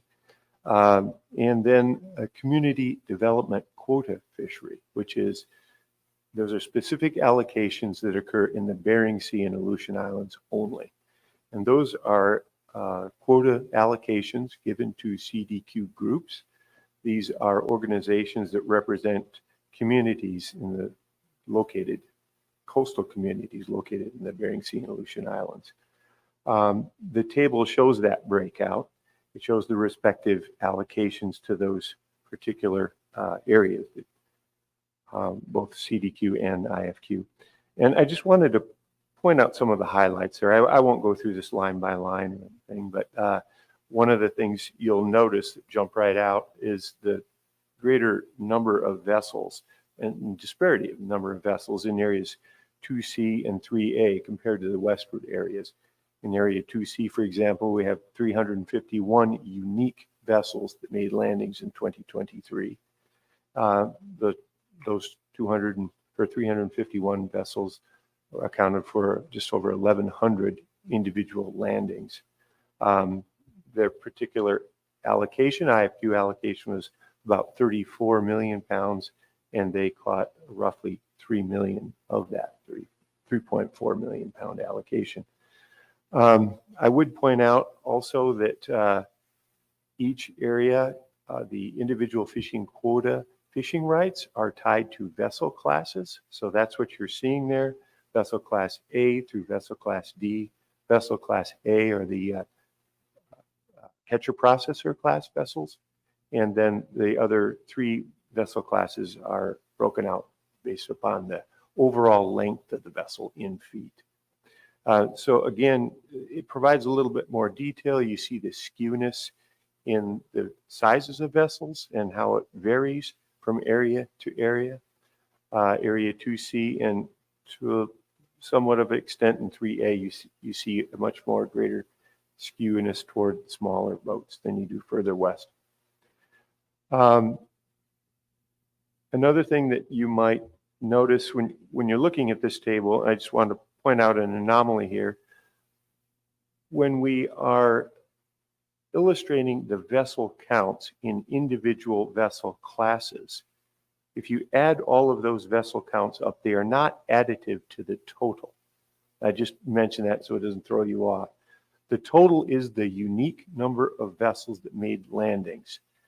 The summation of those vessel classes does not equal that total. It can be greater, and that is only because of the feature of some of the domestic regulations we have for fishing up or fishing down. You can fish out of your vessel class under certain circumstances in certain places. So those numbers are not completely additive. But they do illustrate, again, the number of vessels that actually participated in that class. They just may have made landings outside of the particular quota class of the individuals on that boat, if that makes sense. Another feature I wanted to mention about the table is that if we are looking at, for example, the total TCEY of Area 4B, we can see the allocations here. 4B, the total allocation to the IFQ fishery was 976,000 pounds. And then added to that 976,000 pounds as part of the 4B TCEY was an additional 244,000 pounds allocated to the 4B CDQ fishery.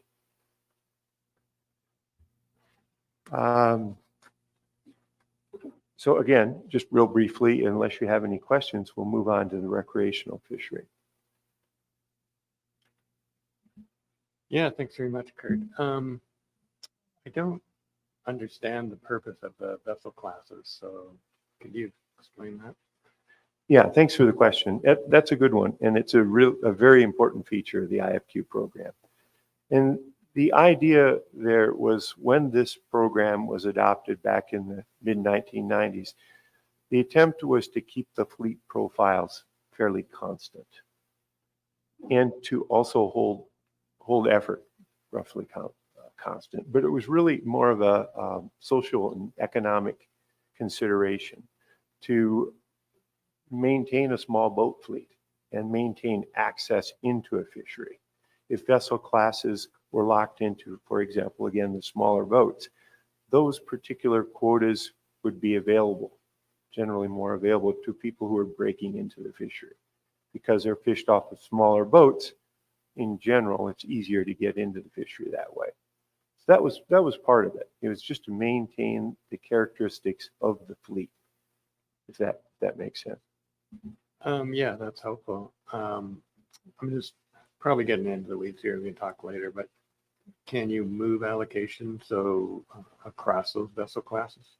You cannot. There are, as I mentioned, there are some provisions. If you hold quota share in one vessel class, there are certain circumstances where you can do what we call fish up, which means you can use that quota share in, let's say you own some quota in a D class, the smallest boat class.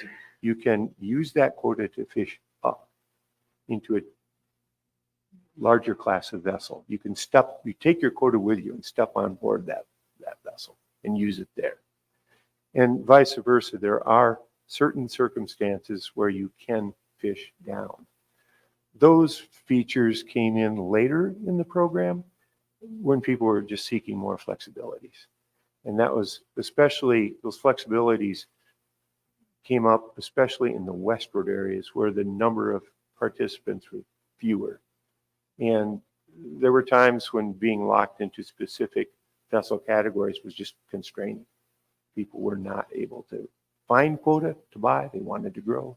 They couldn't find quota to do that with, and or they were leaving fish in the water.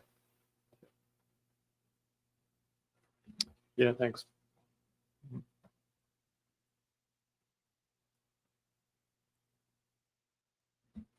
Yeah, thank you, Kurt. A couple questions. First off, it seems like there's some trouble catching all the allocation for a number of areas. Specifically, like 2C, I was surprised to see the number so low. Do you have any reasons why? Any explanations or understanding? Yeah, thanks for the question, Peter. That is a good one. And I think there are a lot of different reasons spread across the entire state. It's big. Different things happened.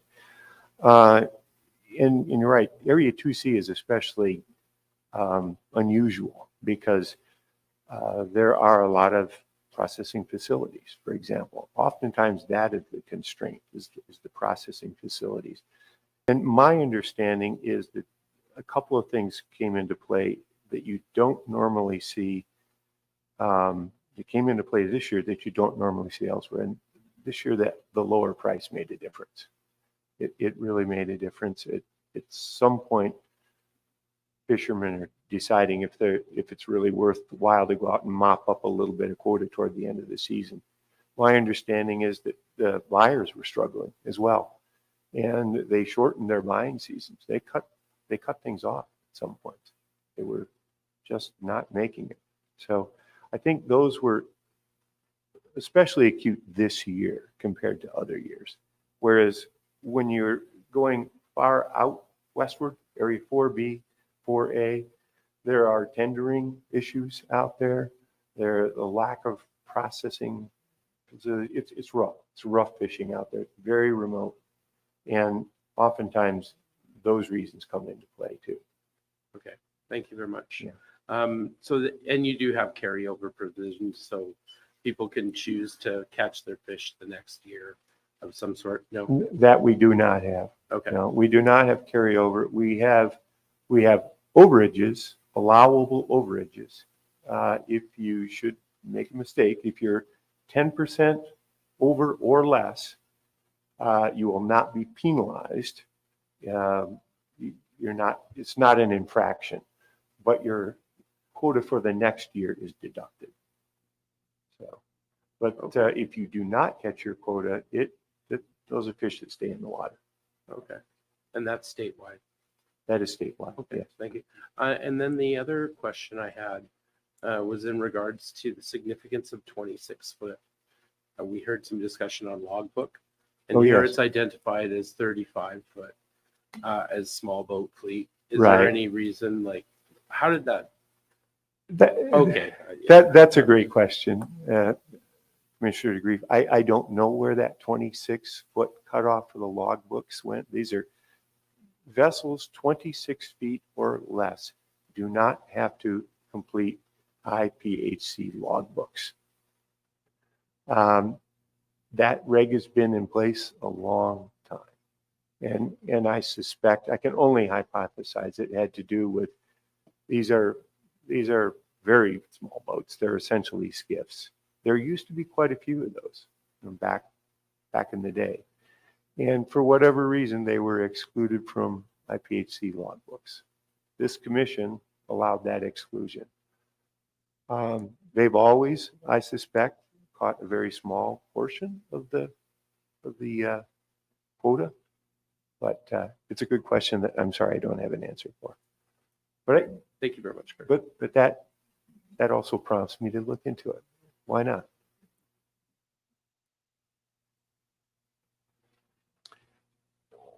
Okay. The next section in our report is the recreational fisheries, and NOAA Fisheries has a very important partner in the Alaska Department of Fish and Game to help manage our domestic recreational fisheries. The Alaska Department of Fish and Game manages all of the recreational fishing in Alaska except for halibut. But because of their expertise and their broad reach in recreational fisheries, they, among other things, they collect all of our data that we use for halibut. So Brianna Bowman is here, and I'll pass the mic over to her physically. All right. Good afternoon. My name is Brianna Bowman. I'm the statewide bottom fish coordinator at the Alaska Department of Fish and Game.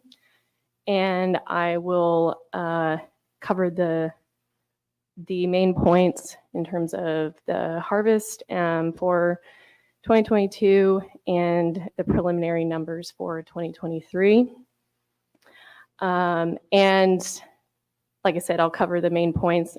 More details regarding the methods are provided in the letter provided by ADF&G to the IPHC on how we come up with these, determine these estimates. So in 2022, the final numbers for areas 2C and 3A.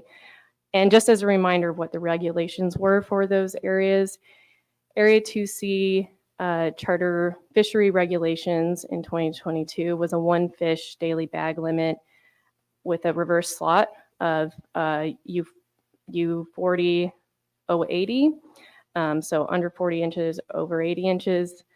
The Area 3A charter regulations for 2022 was a 2 fish bag limit with a maximum size of 1 fish being 28 inches, a limit of 1 trip per charter vessel per day on which halibut are harvested, and a limit of 1 trip per charter halibut permit per day. And then also closed to halibut retention on all Wednesdays and 2 closed Tuesdays. So this was in 2022. And then charter fisher regulations remain for the rest of the state, and in the unguided fishery, those regulations remained at a 2 fish daily bag limit of 2 fish of any size. The yield for 2022 in 2C was 2 million pounds, and the yield for 3A was 2.621 million pounds. The final harvest estimates for the western areas in Area 3B was the harvest estimates were 503 halibut, and then and 281 halibut in Area 4. And when we do those estimates for those areas, we use the unguided average weight in that we estimate for Kodiak. That resulted in removals of 6,000 pounds in Area 3B and 3,000 pounds in Area 4. So to look at 2023, the main points for 2023, the regulations for Area 2C this year in 2023 was also a 1 fish bag limit, a reverse slot limit of less than or equal to 40 inches, greater than or equal to 80 inches. So similar or the same as 2022. And then in addition to that, this year we had Monday closures in 2C. And the regulations for, and I'll just note the Monday closures started on July 24th this year. The regulations for 3A for the charter sector was a 28-inch, a 2 fish bag limit, 1 fish with a size limit of 28 inches. And again, the same provisions of 1 trip per charter vessel per day and 1 per CHP per day. Closures on all Wednesdays to retention of halibut, and also closure to retention of halibut on 9 Tuesdays this year. And the charter regulations remain the same for the rest of the state and also for unguided fishing. So that was 2 fish per day, 2 fish of any size per day. The preliminary estimates for the charter harvest and removals in Area 2C, the harvest was 83,605 halibut, which results in about 812,000 pounds, and which was slightly over the 2023 allocation by 1.6%. The preliminary estimates of charter harvest and removal in Area 3A were 153,337 fish, which results in removals of 1.556 million pounds, which resulted in a 17.7% underage in Area 3A. The preliminary harvest estimates for 2023 for Area 3B was 554 halibut, and in Area 4 is 432 halibut.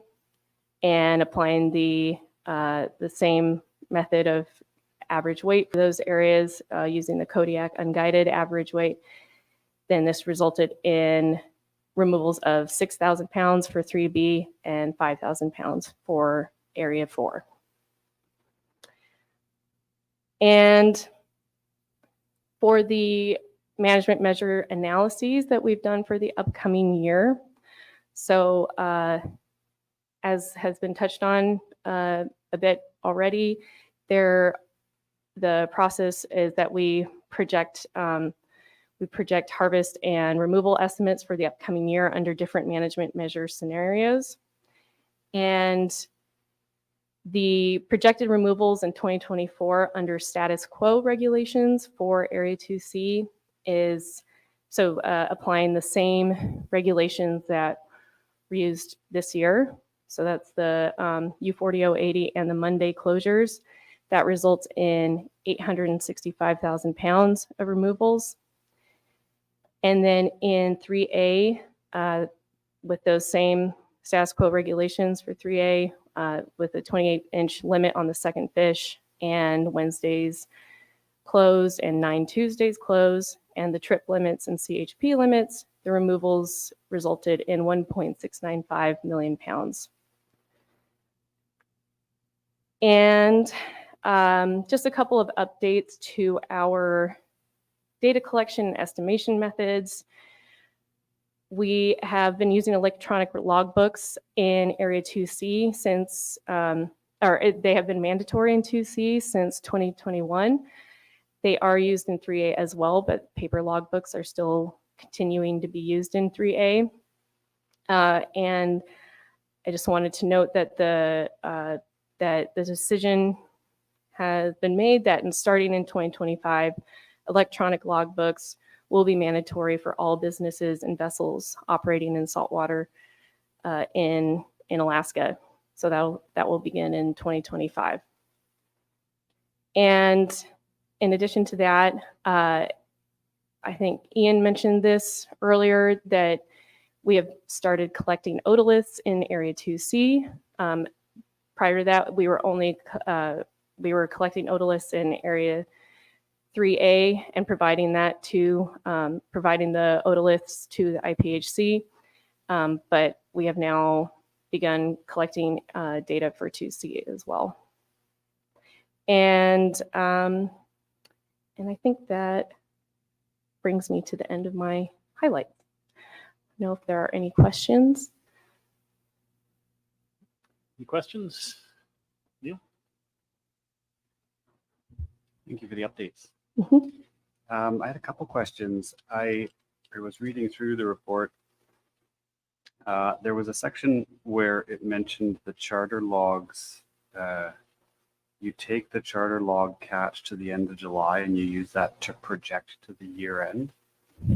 So is there like an update of that projection that happens once you get the balance of the data? And if so, could you tell us a little bit about how that all happens? Yes. So that actually was, that was pertaining to preliminary estimates for the current year. And typically, actually, for the last few years, we've been using data through the end of August, charter logbook data through the end of August. This year, we've had some staff limitations. And so we decided that given the tight turnarounds of some deadlines, that using data through the end of July, the more finalized data through the end of July would be preferable. And prior to the electronic logbook being used, those were the methods that we had used in the past for determining preliminary estimates for the current year. So not what we would prefer to do, but just due to staff limitations this year, that's what we kind of had to do in the end. And then with that data, whether it's through the end of July or through the end of August, we make correction factors looking at past data. So looking at what the final numbers ended up being compared to what the preliminary numbers were, and applying that correction factor to try to get our preliminary numbers as close as possible to what we anticipate the final numbers to be. Does that answer Yeah. your question? Yeah, that helps. Thank you. And then what do you use that in-season estimate for? The in-season estimate? The estimate, so at the end of July, Mhm. like the day that you project for whatever you think the year-end catch will be, how are you using that projection? What are you using it for? This is only used for the preliminary estimates for the year. So when we are determining the preliminary estimates for the full year of harvest and removals of halibut, we are looking at whether or not we can use the most completed set of data, whether it's ideally it's through the end of August, and typically for the last few years it has been through the end of August. I start looking at calculating the preliminary data in September at the end of the fishing season. And again, just because due to staffing limitations, even though we had data coming in through the end of August, we knew that the more final data, we still had numbers trickling in from August trips. So rather than having that time period be incomplete in terms of the data we had in hand, then we just use it through July. And this is specifically for 3A, not for 2C. 2C, we used electronic logbook data up to the day that started calculating the preliminary estimates for the year. So through September, but through July was just for 3A because we still have quite a few paper logbooks entries that trickle in at the end of the season. Does that make sense? I think so. I guess when you generate that estimate, are you using it to potentially adjust management in season to achieve or manage a fishery within an allocation? What are you using that estimate for? No, we do not. The preliminary estimates and the finalized numbers, those numbers get used to for our projections for the upcoming year when we do our management measure analysis. So there's no in-season changes to management measures. I'll just add to that, Commissioner Davis. The management measures in proposal is B1, I think it is, that we were talking about today. Those are based on analysis that began in October, and it was using the data that went through August. So those are projections of the effectiveness of various management measures. That process begins in October.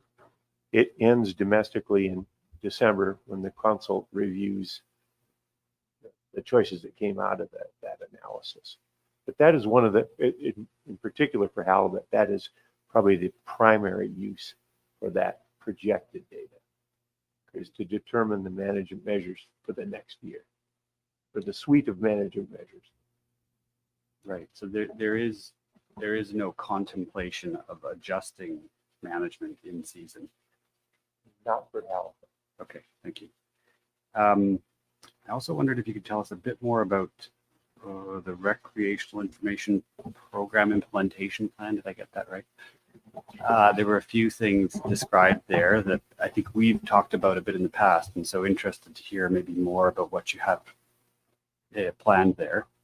There was reference to survey modernization, so I was curious to understand maybe a bit more about what that means. And I wondered if some of the things that we have had discussions about bilaterally here are sort of factoring into your thinking there. So things like in-season adjustments of management, if you are trying to manage catch or catch limits, or plans for how you may independently verify how you're generating catch estimates. So interested if you could maybe expand on what you have on that part. Thank you. Right, yeah. Commissioner Davis, I'm happy to help handle that. I think you're referencing the Marine Recreational Information Program. That's MRIP. We call it MRIP. That is a federal program. It's an office in NOAA Fisheries, and it was created some time ago with the goal of increasing our understanding of recreational fisheries all around the country, and in particular, collecting better data, creating better monitoring. And as so happens in the United States, there are separate regions, they have separate needs. And here in Alaska, because we're focused at the federal level just on halibut, our needs have not been as acute as some of the other places around the country. In fact, they evaluated the monitoring standards that the Department of Fish and Game has, and they were determined to be quite good compared to other places around the country. So this particular program's been in existence for a while, but we have not taken full advantage of it. We, being the Alaska region, has not taken full advantage of it, partly because of that standing. But we're moving forward with it now because we can always do better. And we identified specific needs and ways to improve. And the way to get those resources, one way to get those resources to do that is through the MRIP program. They provide technical expertise and advice, and they also provide financial resources. So the first step of that is to create an implementation plan where you are evaluating your own monitoring standards. And we spent last year, a good chunk of last year, going through that and creating that plan. And we identified very specific needs, ways to improve, and prioritize those. And I think the highest priority we have right now is modernizing the statewide harvest survey. And that is a mail survey that all anglers, anyone who buys a fishing license, could randomly be selected to be asked to fill out one of these surveys. And that particular survey, it's been peer reviewed. It was in particular in its day a good tool, still is a good tool. Could it be better? Yes, it could be modernized, especially with online uses, and that's I think the primary goal is to just move to more of an online platform presence for the statewide survey. It eliminates things like recall bias when people are getting these surveys in the mail, that sort of thing. So, but then there are a number of things identified in that implementation plan, and I'd be happy to provide a copy to you and your folks if you want to look at it. You'd see where our needs and our desires are, and those priorities as well. Some of it involves just better warehousing of our own data. In Alaska, we have regional offices scattered all over the state with people doing things differently. And that's just legacy systems that we really need to unify and make more accessible and uniform across the state.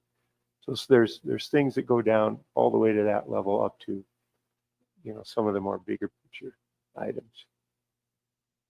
Does that help you? It does, thank you. So I heard moving the survey potentially online and warehousing of data. Yeah. I think we'd welcome a summary of it, but if there are other sort of priorities that might speak to some of the questions or concerns that we've raised in the past that you want to flag now, that I'd be interested to hear about those, or if not so much work is being done on those fronts, then maybe we'll resort to reviewing the document. But what I take away is online survey and data warehousing. Yes, those two, and then advancing the electronic logbooks, which Brianna talked about. That we're going to that in 2025 in area 2C and 3A. Those would be mandatory for charter operators. Oh, I'm sorry, statewide for charter operators, and for a lot of obvious reasons there. Okay, thank you. Yeah. Well, if there are no other questions for Brianna, I could just touch real quickly on Table 9, which is, it addresses our guided angler fish program, and that is, it's equivalent, or close equivalent to the experimental fishing program that Canada has. And it is a means where recreational fishermen can, these are charter operators, recreational charter operators, can obtain halibut quota from commercial operators. And they can lease that on a temporary basis and turn it into recreational fish. They can catch fish above the annual management measures that they are restricted to. I won't go into a lot of detail there other than I'll just point out a couple of highlights of the Table 9. In general, guided angler fish in Area 2C has been very successful. If you go down to your 2023 and look at the row for 2C, there were 110,000, rounding it up, 110,000 pounds of commercial quota was transferred to the guided anglerfish program. And the total allocation coming out of the catch sharing program was 800,000 pounds. So this added a full 14% to their allocation. And this is a purely willing buyer, willing seller relationship. These are charter operators seeking out and finding commercial operators who are willing to lease some of their quota to them. The program does allow a charter operator to own their own commercial quota and effectively what we call self-gap, lease to themselves. They just transfer it themselves. So I just wanted to point that feature out. More than anything, it's been very useful in Area 2C and much less used in Area 3A. And I think that the primary difference between the two areas is the management measures themselves are quite different. In Area 3A for a long time, the management measures have been structured where charter boat anglers can keep at least one fish of any size, and which has not been the case in Area 2C. The management measures are different. So GAF would allow that to occur. If the charter operator owns some of this or is leasing some of this quota share, an angler could keep a larger fish. So, yes, Peter? Yeah, do you have any idea of the proportion that's owned? And then as well, you have an owner operator provision, and how does that work with leasing commercial quota to GAF program? Right. I did not put the figures in this table for what we would call the self-GAF. These are the people that own both. We do have those figures, and I could dig them out quickly for you.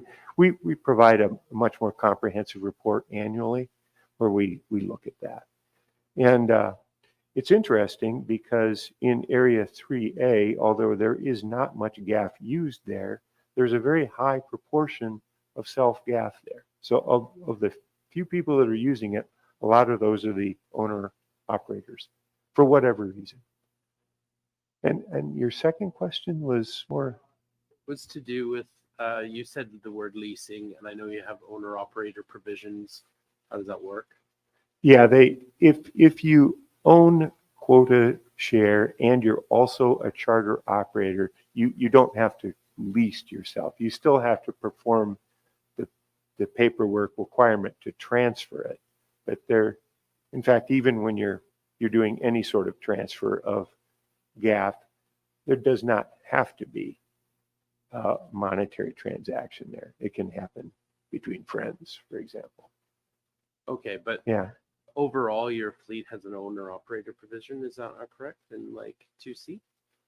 Yes, Commercial? I'm yes, talking commercial. yes, it is. It So is. I was just curious how that leasing happens Oh, in an owner operator provision. It does not apply for GAP.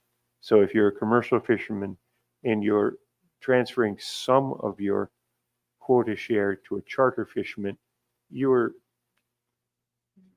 separated from it. The charter fisherman is now holding that quota and uses it on his boat. So it doesn't have to be, the owner operator tie is not there. Other than at the end of the year, these are always temporary leases. The quota does come back to the original owner. I'm sorry, the quota doesn't come back, but the lease is cut off. It's cut off. It ends it. Yeah.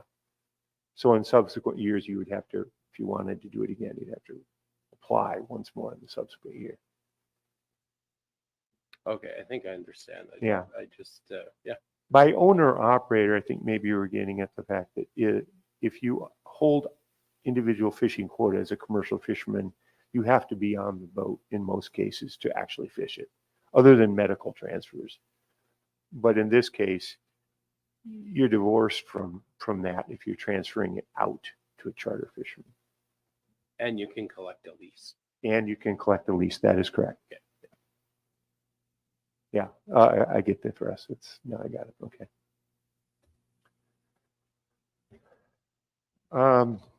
If there are no more questions on recreational fishing, I will go in. And I'm sorry if I'm getting short of time. And I can speed this up if you want. Okay, better wrap up real soon. Okay. It's too bad because this is the part that you might have a lot of questions about. This is the next section is over halibut, prohibited species catch, bycatch of halibut. There is a table there. Table 10 is the summary of halibut bycatch throughout the whole state. And there are a number of columns there. Part of it is what me specifically predicted back in September, what we were projecting would happen in those respective areas in vessel gear group classes. And that projection is done mainly to help jumpstart the stock assessment process that Dr. Stewart does every year. And then as we get to the end of the year and we know what the actuals are, we publish those. And that is in that next to last or next to the right column, 2023 actual. The difference just shows you how far off I was, which this year I was about 10% off, I think. I came off in the four closed area, and that is just one of those things where fishing habits change. Fishermen quit fishing yellowfin sole, and they went out and went after rock sole and caught far less bycatch than I had anticipated. There's a lot there, and I don't know when I should move on, how much time I should spend there. I could open it to questions right now and see where it goes, or depending on the commission's preference. I'm happy to do whatever you like. Sorry to have you feel pinched, Kurt. We are a bit behind. See if Canadian commissioners in particular have any issues they'd like to zero in on. Right. Neil? Thanks, Kurt. We're probably at fault for the time this is taking more than you are. So. Well, I look at it as a flattery. That's right. So I was looking at that table and thinking about some of our earlier discussions about Gulf of Alaska and monitoring rates and so on. So when I look at the table, 3A, 3B, trawl is the largest catcher of bycatch compared to the other fleets. And then you had a link provided to the annual deployment plan. So there's a table in the deployment plan on page 6. And I'd just like to make sure I'm understanding it right. It looks like there's actually 2 pools that apply to trawl fisheries in the Gulf of Alaska. Right. There's one that's just, if we could call it the regular pool, and then there's one that sounds voluntary where you can sign up for an EFP. That is correct. Okay. Yeah. And so you have an estimate of 241 trips that would be associated with the boats that have signed up for EM. EM, yes. And just so you know, EM is electronic monitoring. Right. Those are cameras. Gotcha. Yeah. Okay. And then a selection rate, which is based on the number of trips for the balance of the fleet of 21%. Yes. Trawl fleet. Yes. And then there's 82 trips that are expected to be observed. So if I extrapolate, it's about 400 trips that you expect that fleet to undertake, 80 of which would be observed. Well, that sounds correct. Well, I'm having the figures in front of me. Okay. Yeah. So, I mean, I think I would just flag that this remains a significant concern from a Canadian perspective. Here's a fleet with lots of catching power, lots of trips, and 21% of those trips are observed. It's not a comment for you, Kurt, Mhm. but it's directly relevant to some of the discussions we were having earlier, and it's a long-standing issue. But I think this is where we sort of zero in, where we see pretty big gaps. And I've just used one example here. There are others. Just to sort of give illustration to the Canadian perspective on these issues, and to make sure that I was reading the information here correctly. So appreciate your help with that. Thank you. Right. Okay. Well, so noted.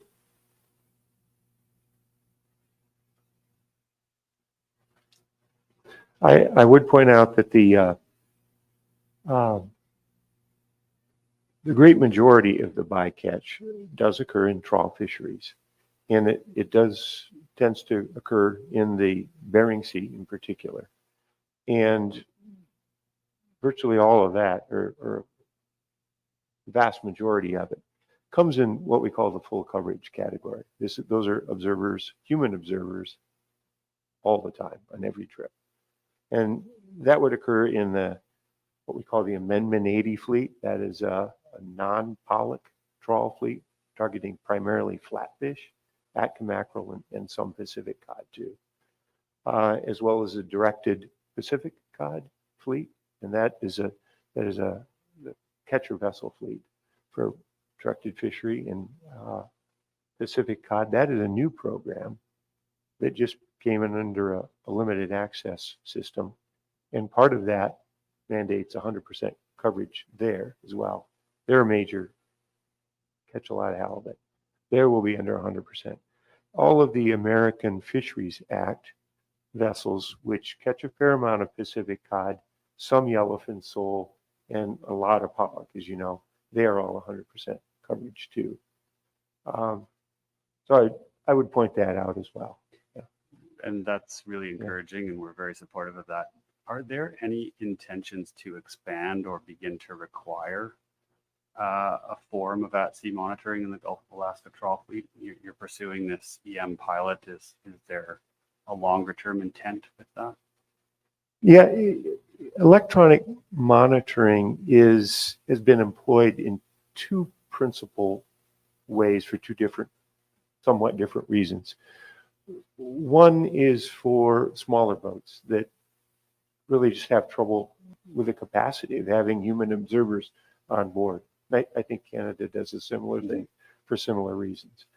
And the other reason to have electronic monitoring on board some of the vessels, and we're doing it now on the pollock trawl vessels, is primarily for compliance of their mandatory requirements to bring all of the salmon bycatch they catch into port.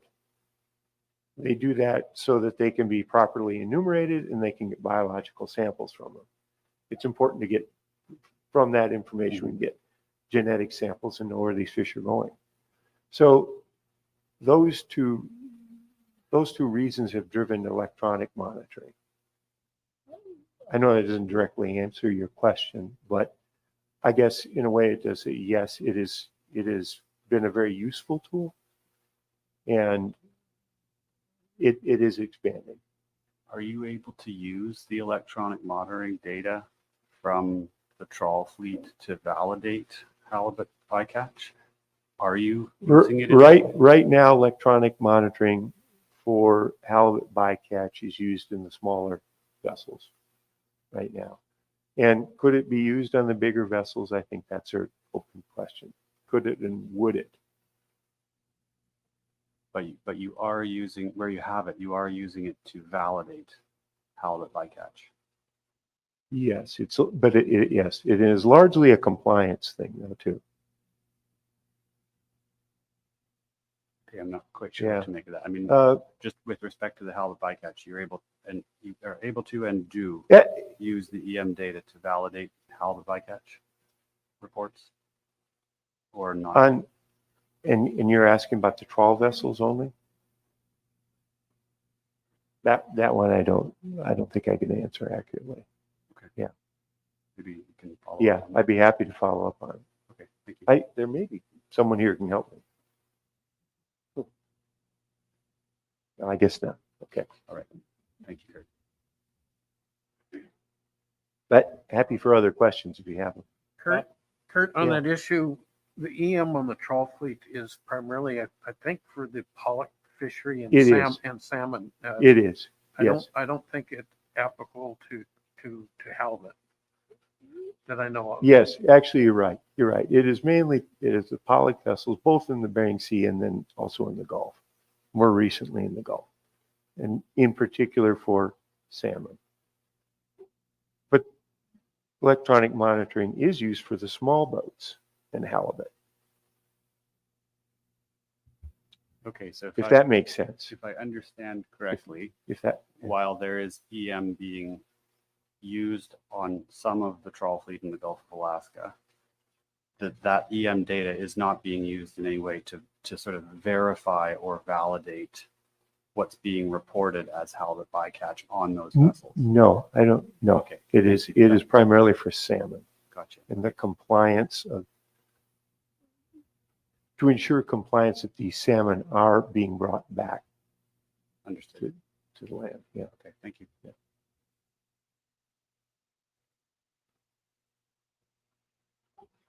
Okay, anything else?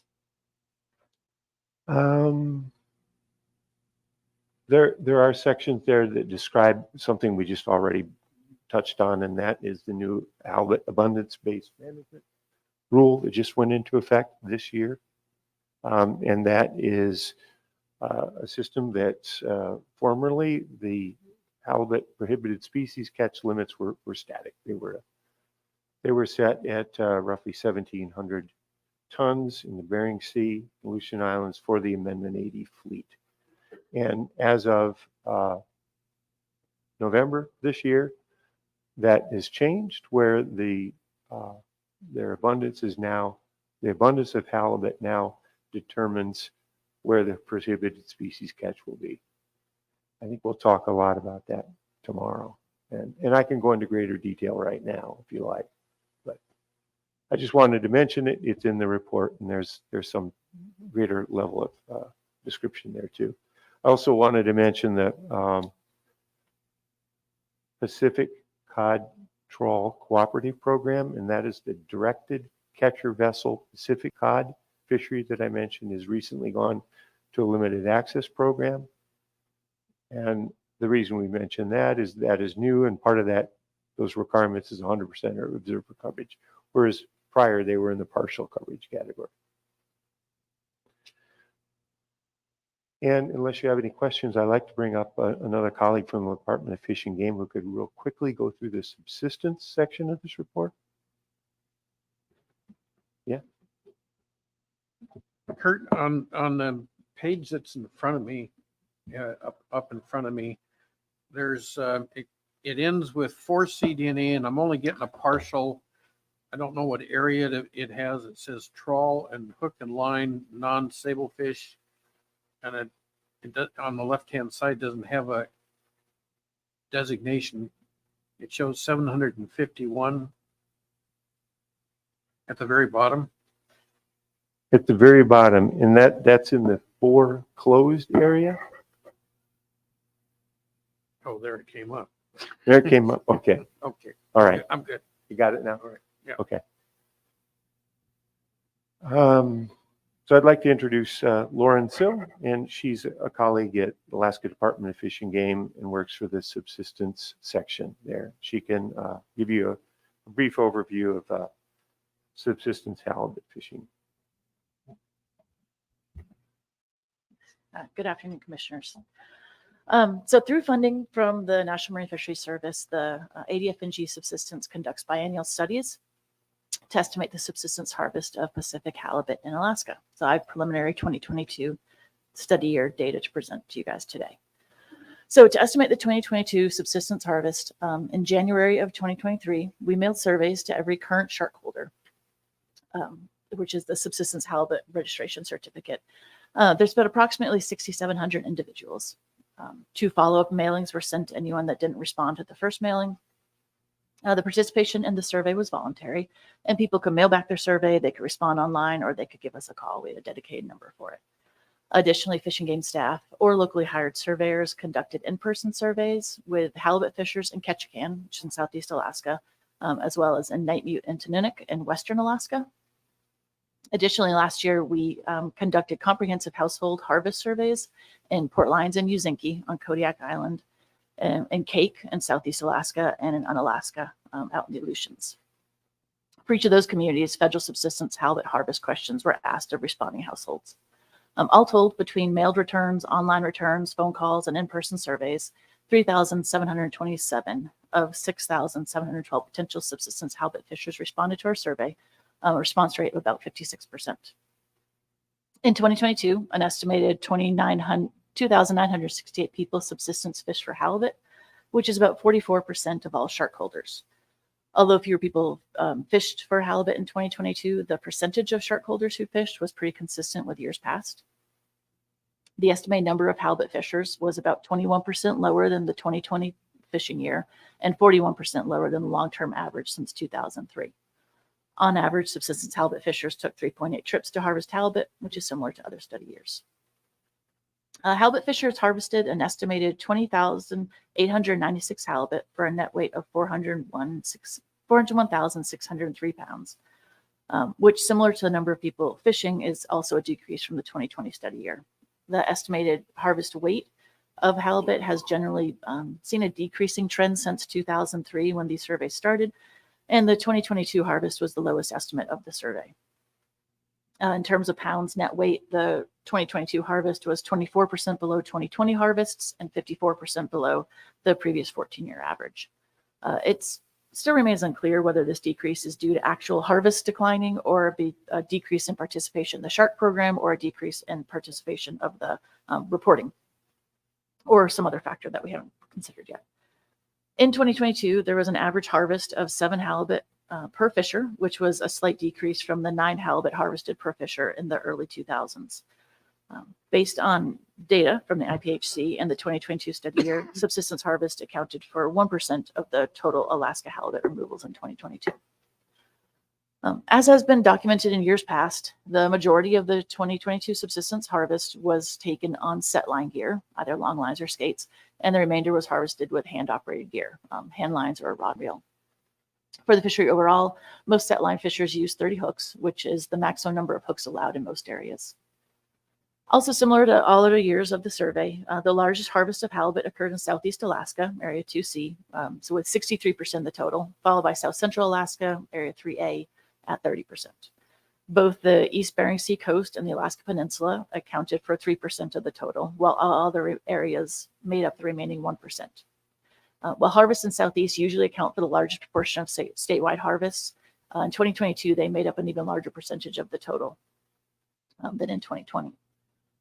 The communities with the largest subsistence harvest in 2022 were Kodiak and Sitka, which are also the largest communities eligible for the shark program. This study was the 3rd year of including a new question about whether survey respondents had met their needs for halibut. There was nearly an even split between those that reported meeting their needs and those that did not. 49% said they did and 51% said they did not. Lack of effort, lack of equipment, and family or personal reasons were the most cited reasons for not meeting needs. And I guess I'd like to just conclude with a brief note about our survey methods. We had an acceptable response rate in 2022, and we were able to make reliable estimates of halibut harvest in Alaska for the year. But through surveying community residents in person and analyzing results, it's clear that substantial outreach continues to be necessary about the shark program and about participation in the voluntary harvest survey. And additionally, there continues to be a need for additional research to understand trends in the fishery. Full results of this study will be published in a forthcoming technical paper that should be out this fall. And as I mentioned in the beginning of the report, we're funded to conduct a biennial study. So we won't have estimates for 2023 harvests, but hopefully for 2024 we will. And that's all. Thank you. Neil. Thank you for that. I had just two questions. Are harvesters required to record catch? No. No. They're not required. It's a voluntary survey. Okay. And are you extrapolating, given that you're hearing from 41%? I don't remember. Are you extrapolating the number you get back to generate a sort of an estimate for all? Sure. Yeah. So we usually, our response rate tends to be somewhere between 55 and I think 75% was the highest that we've had seen over the years. And we do expand. We have different strata for, because there are some people who live in rural communities, but are not tribal members, have a rural shark, and tribal members have a tribal shark. So we have estimates based on strata. And there are some, I know it's not a complete, it's not completely straightforward of a mean harvest estimate, because some people have their sharks will expire halfway through the year, and so there's a little bit of extra that goes into it. But basically, yes, we are expanding to account for the people who aren't responding. And so, how do you manage for the recall bias issue? For recall bias, so, and we've been doing surveys like this, whether it's these mail surveys or we go in person and do a retrospective year back look, and we found that that's, in general, people are pretty good. Either they're taking notes on their own, like they have, how many fish they're catching per trip that they have written down somewhere just for their own personal use. Also, a lot of people tend to get the same. They know how many halibut they need in a year, and they tend to try to get that halibut. So we haven't seen we haven't found that recall bias is a problem in our surveys. That helps. We have, not for halibut, but for things like salmon or for moose, we have other estimates to compare our results to through a permit program, which is mandatory reporting. And so we've been able to do some, not for halibut, but for other species that we survey about. We've been able to do some comparisons to see how our surveys compare and perform to permits. Okay, that's interesting. I'm not sure I understand that, but we can follow up. That's fine. Thank you. Hey, Kurt, anything else? We have an enforcement section, and from Office of Law Enforcement, I'll get them to keep it real quick. Who's in the room? You can come up and go over the enforcement section very quickly. They also helped me out by reminding me that there is an experimental fishing permit. I'm sorry, I was off the mic. Ben also helped remind me there is an experimental fishing permit process in the works right now, where trawl vessels in the Gulf of Alaska under an EM program will be required to retain all prohibited species catching, not just salmon, but halibut. This is an experiment to see how well it works. Could it be expanded into other things besides just salmon, where it has been used in the Bering Sea? So thanks a lot. And so I'd introduce Ben Cheeseman, who's Office of Law Enforcement with North Fisheries. And Commanders Jed Raskin. Yeah, probably. There. That's it too. Good afternoon, commissioners. Just to add on to what he just said about the trawl EM EFP, It becomes a regulated program in 2025. It's a maximized retention program. It does not allow discards of prohibited species at sea. So it's all required to come into the plan. And then it is all being able to be backlogged onto or defensible against the numbers on the fish tickets. So we can identify exactly what has been offloaded. The enforcement side of that is if there are discards at sea. So I hope that answers your question. Awesome. For the sake of time, do you want me to go through the highlights or just be available for questions? Yeah, I think I'll look to our Canadian colleagues. We are a bit behind. Highlights? Okay. Highlights? All right. Well, good afternoon. For the record, my name is Ben Cheeseman. I'm the Acting Assistant Director up here for Alaska for NOAA Office of Law Enforcement. Just quick highlights here. In 2023, AKD spent 4,535 hours conducting patrols in Alaska. It resulted in 606 boardings with halibut-related fishery. As you can see on the table right there on page 22, there was an increase in both charter and commercial halibut boardings from 2022. That coincides with a slight increase in hours as well. In 2023, AKD personnel spent over 713 hours providing outreach and education to marine resource users. Some examples are the Alaska Boat Show, Kenai Sport and Rec Show, Kodiak Comfish, local charter halibut meetings. Some of our officers will attend those at the beginning of the year to answer questions about the new regulations. We opened 1,526 halibut-related incidents in 2023. Of those incidents, it was identified that 227 had halibut-related violations. There's a little small 5 there to explain that we have 76 investigations right now that are pending an outcome. That's why the math doesn't work to 303.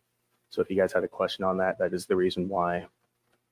The next section is just going through our highlights of common violations. I'd like to point out a couple in each section here that we've seen maybe an uptick or a little bit different than the usual. So for commercial IFQ, CDQ, halibut violations, failure to release undersized halibut with a minimum of injury, unreported halibut found after offloads, and record keeping and reporting violations. Same goes with the commercial groundfish violations. We've seen cases of failure to carefully release halibut, both hitting the crucifier and gap and puncture. Sport violations, exceeding bag limits, possession limits, mutilated halibut, and more notably, the last probably year and a half, is sport caught halibut on board with commercial caught salmon for destined for sale. And then for charter halibut violations, failure to report GAF, logbook violations, and CHP violations. Most are record keeping and reporting, and some illegal guiding. So that concludes my highlights. If you guys want me to go into depth on some of our patrols, I can, or answer any questions. Any questions? Thanks, Ben. Sorry for the rush. Oh, no worries. And good afternoon, Commissioners. My name is Lieutenant Commander Jed Rasky from Coast Guard District 17 in Juneau. I don't have anything to present orally today, but I'll stand by if anybody has any questions on our written report. Okay, looks like you're off the hook. Thanks, Jed. All right, that concludes contracting party reports. Dave? Yeah, thank you, Chair. And so we just have the Finance and Administration Committee meeting report to pass by the Commission. So if we could just have that report brought up on screen. I'm going to be quite brief with this presentation, primarily because the Finance and Administration Committee is made up of commissioners, and we've been working very closely with the various advisors to have this report adopted and published this afternoon. So I'm just going to quickly go through the key recommendations that need endorsement or a motion from commissioners. And the FAC has provided, I think it's 9 recommendations to the Commission. And some of them, as I said, are quite perfunctory in nature. The first is simply to note the financial statement for FY 2023, which is provided in paper 04 to the FAC. The quick highlight is that we have approximately $6 million in assets as of the end of FY 2023, including a reserve fund of approximately $3 million for general operating. In terms of the independent auditor's report, the FAC has recommended that the Commission accept the independent auditor's report for FY 2023, which is required by the IPHC financial regulations by consensus. And a quick highlight is that for the fourth year running, it's the auditors have provided an unmodified opinion for the audit. And so I'll pause there because we do need the Commission to adopt or accept by consensus the auditor's report. Okay, we have a motion to adopt the auditor's report. Neil, second. Bob, any discussion? Any objection? Okay, that is accepted. Thank you very much, Chair.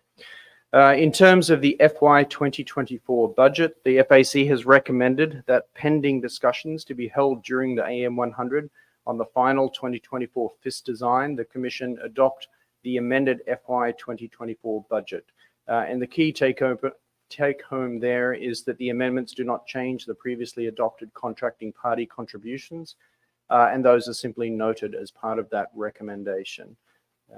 So I think that the Commission has indicated today that they're going to hold an intersessional process to discuss the Fishery Independent Setline Survey for 2024 and future years.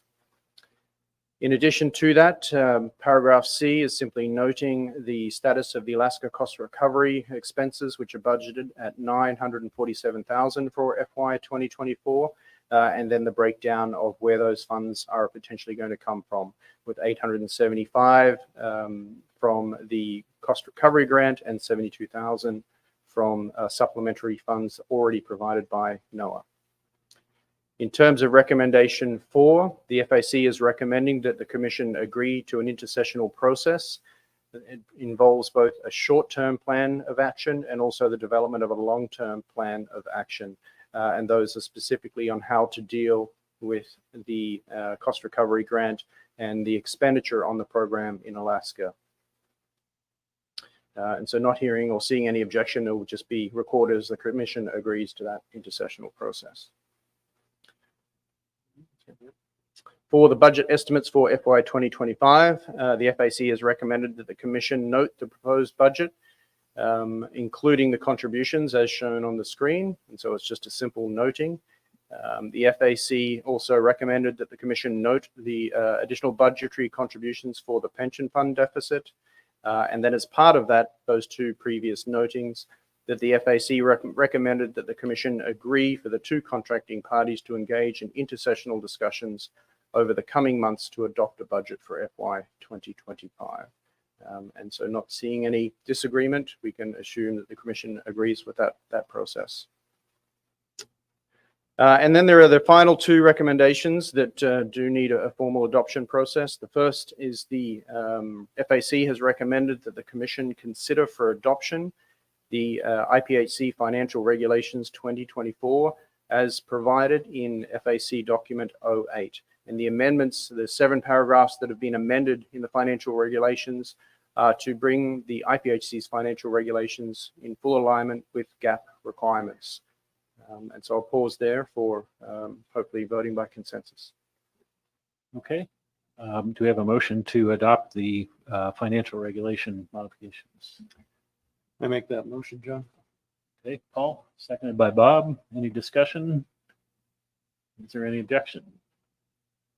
Okay, that motion passes. Thank you.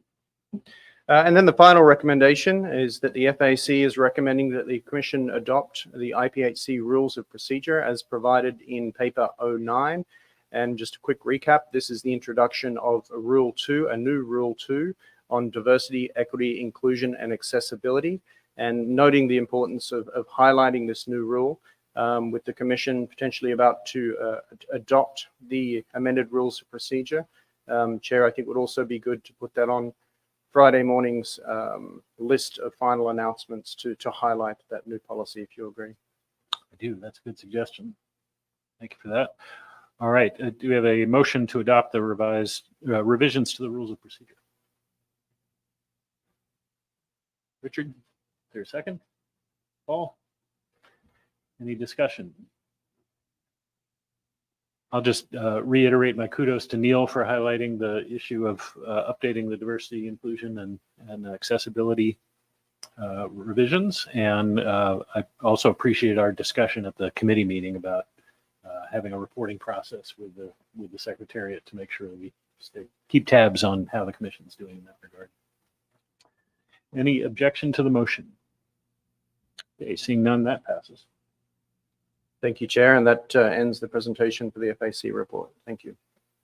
Okay, very good. I think that brings us to the end for today. Dave, any announcements or logistics? No, nothing at all, Chair. Maybe Bob. All right, we're adjourned until Thursday. Thursday at lunch. Yeah. Okay. Thank you.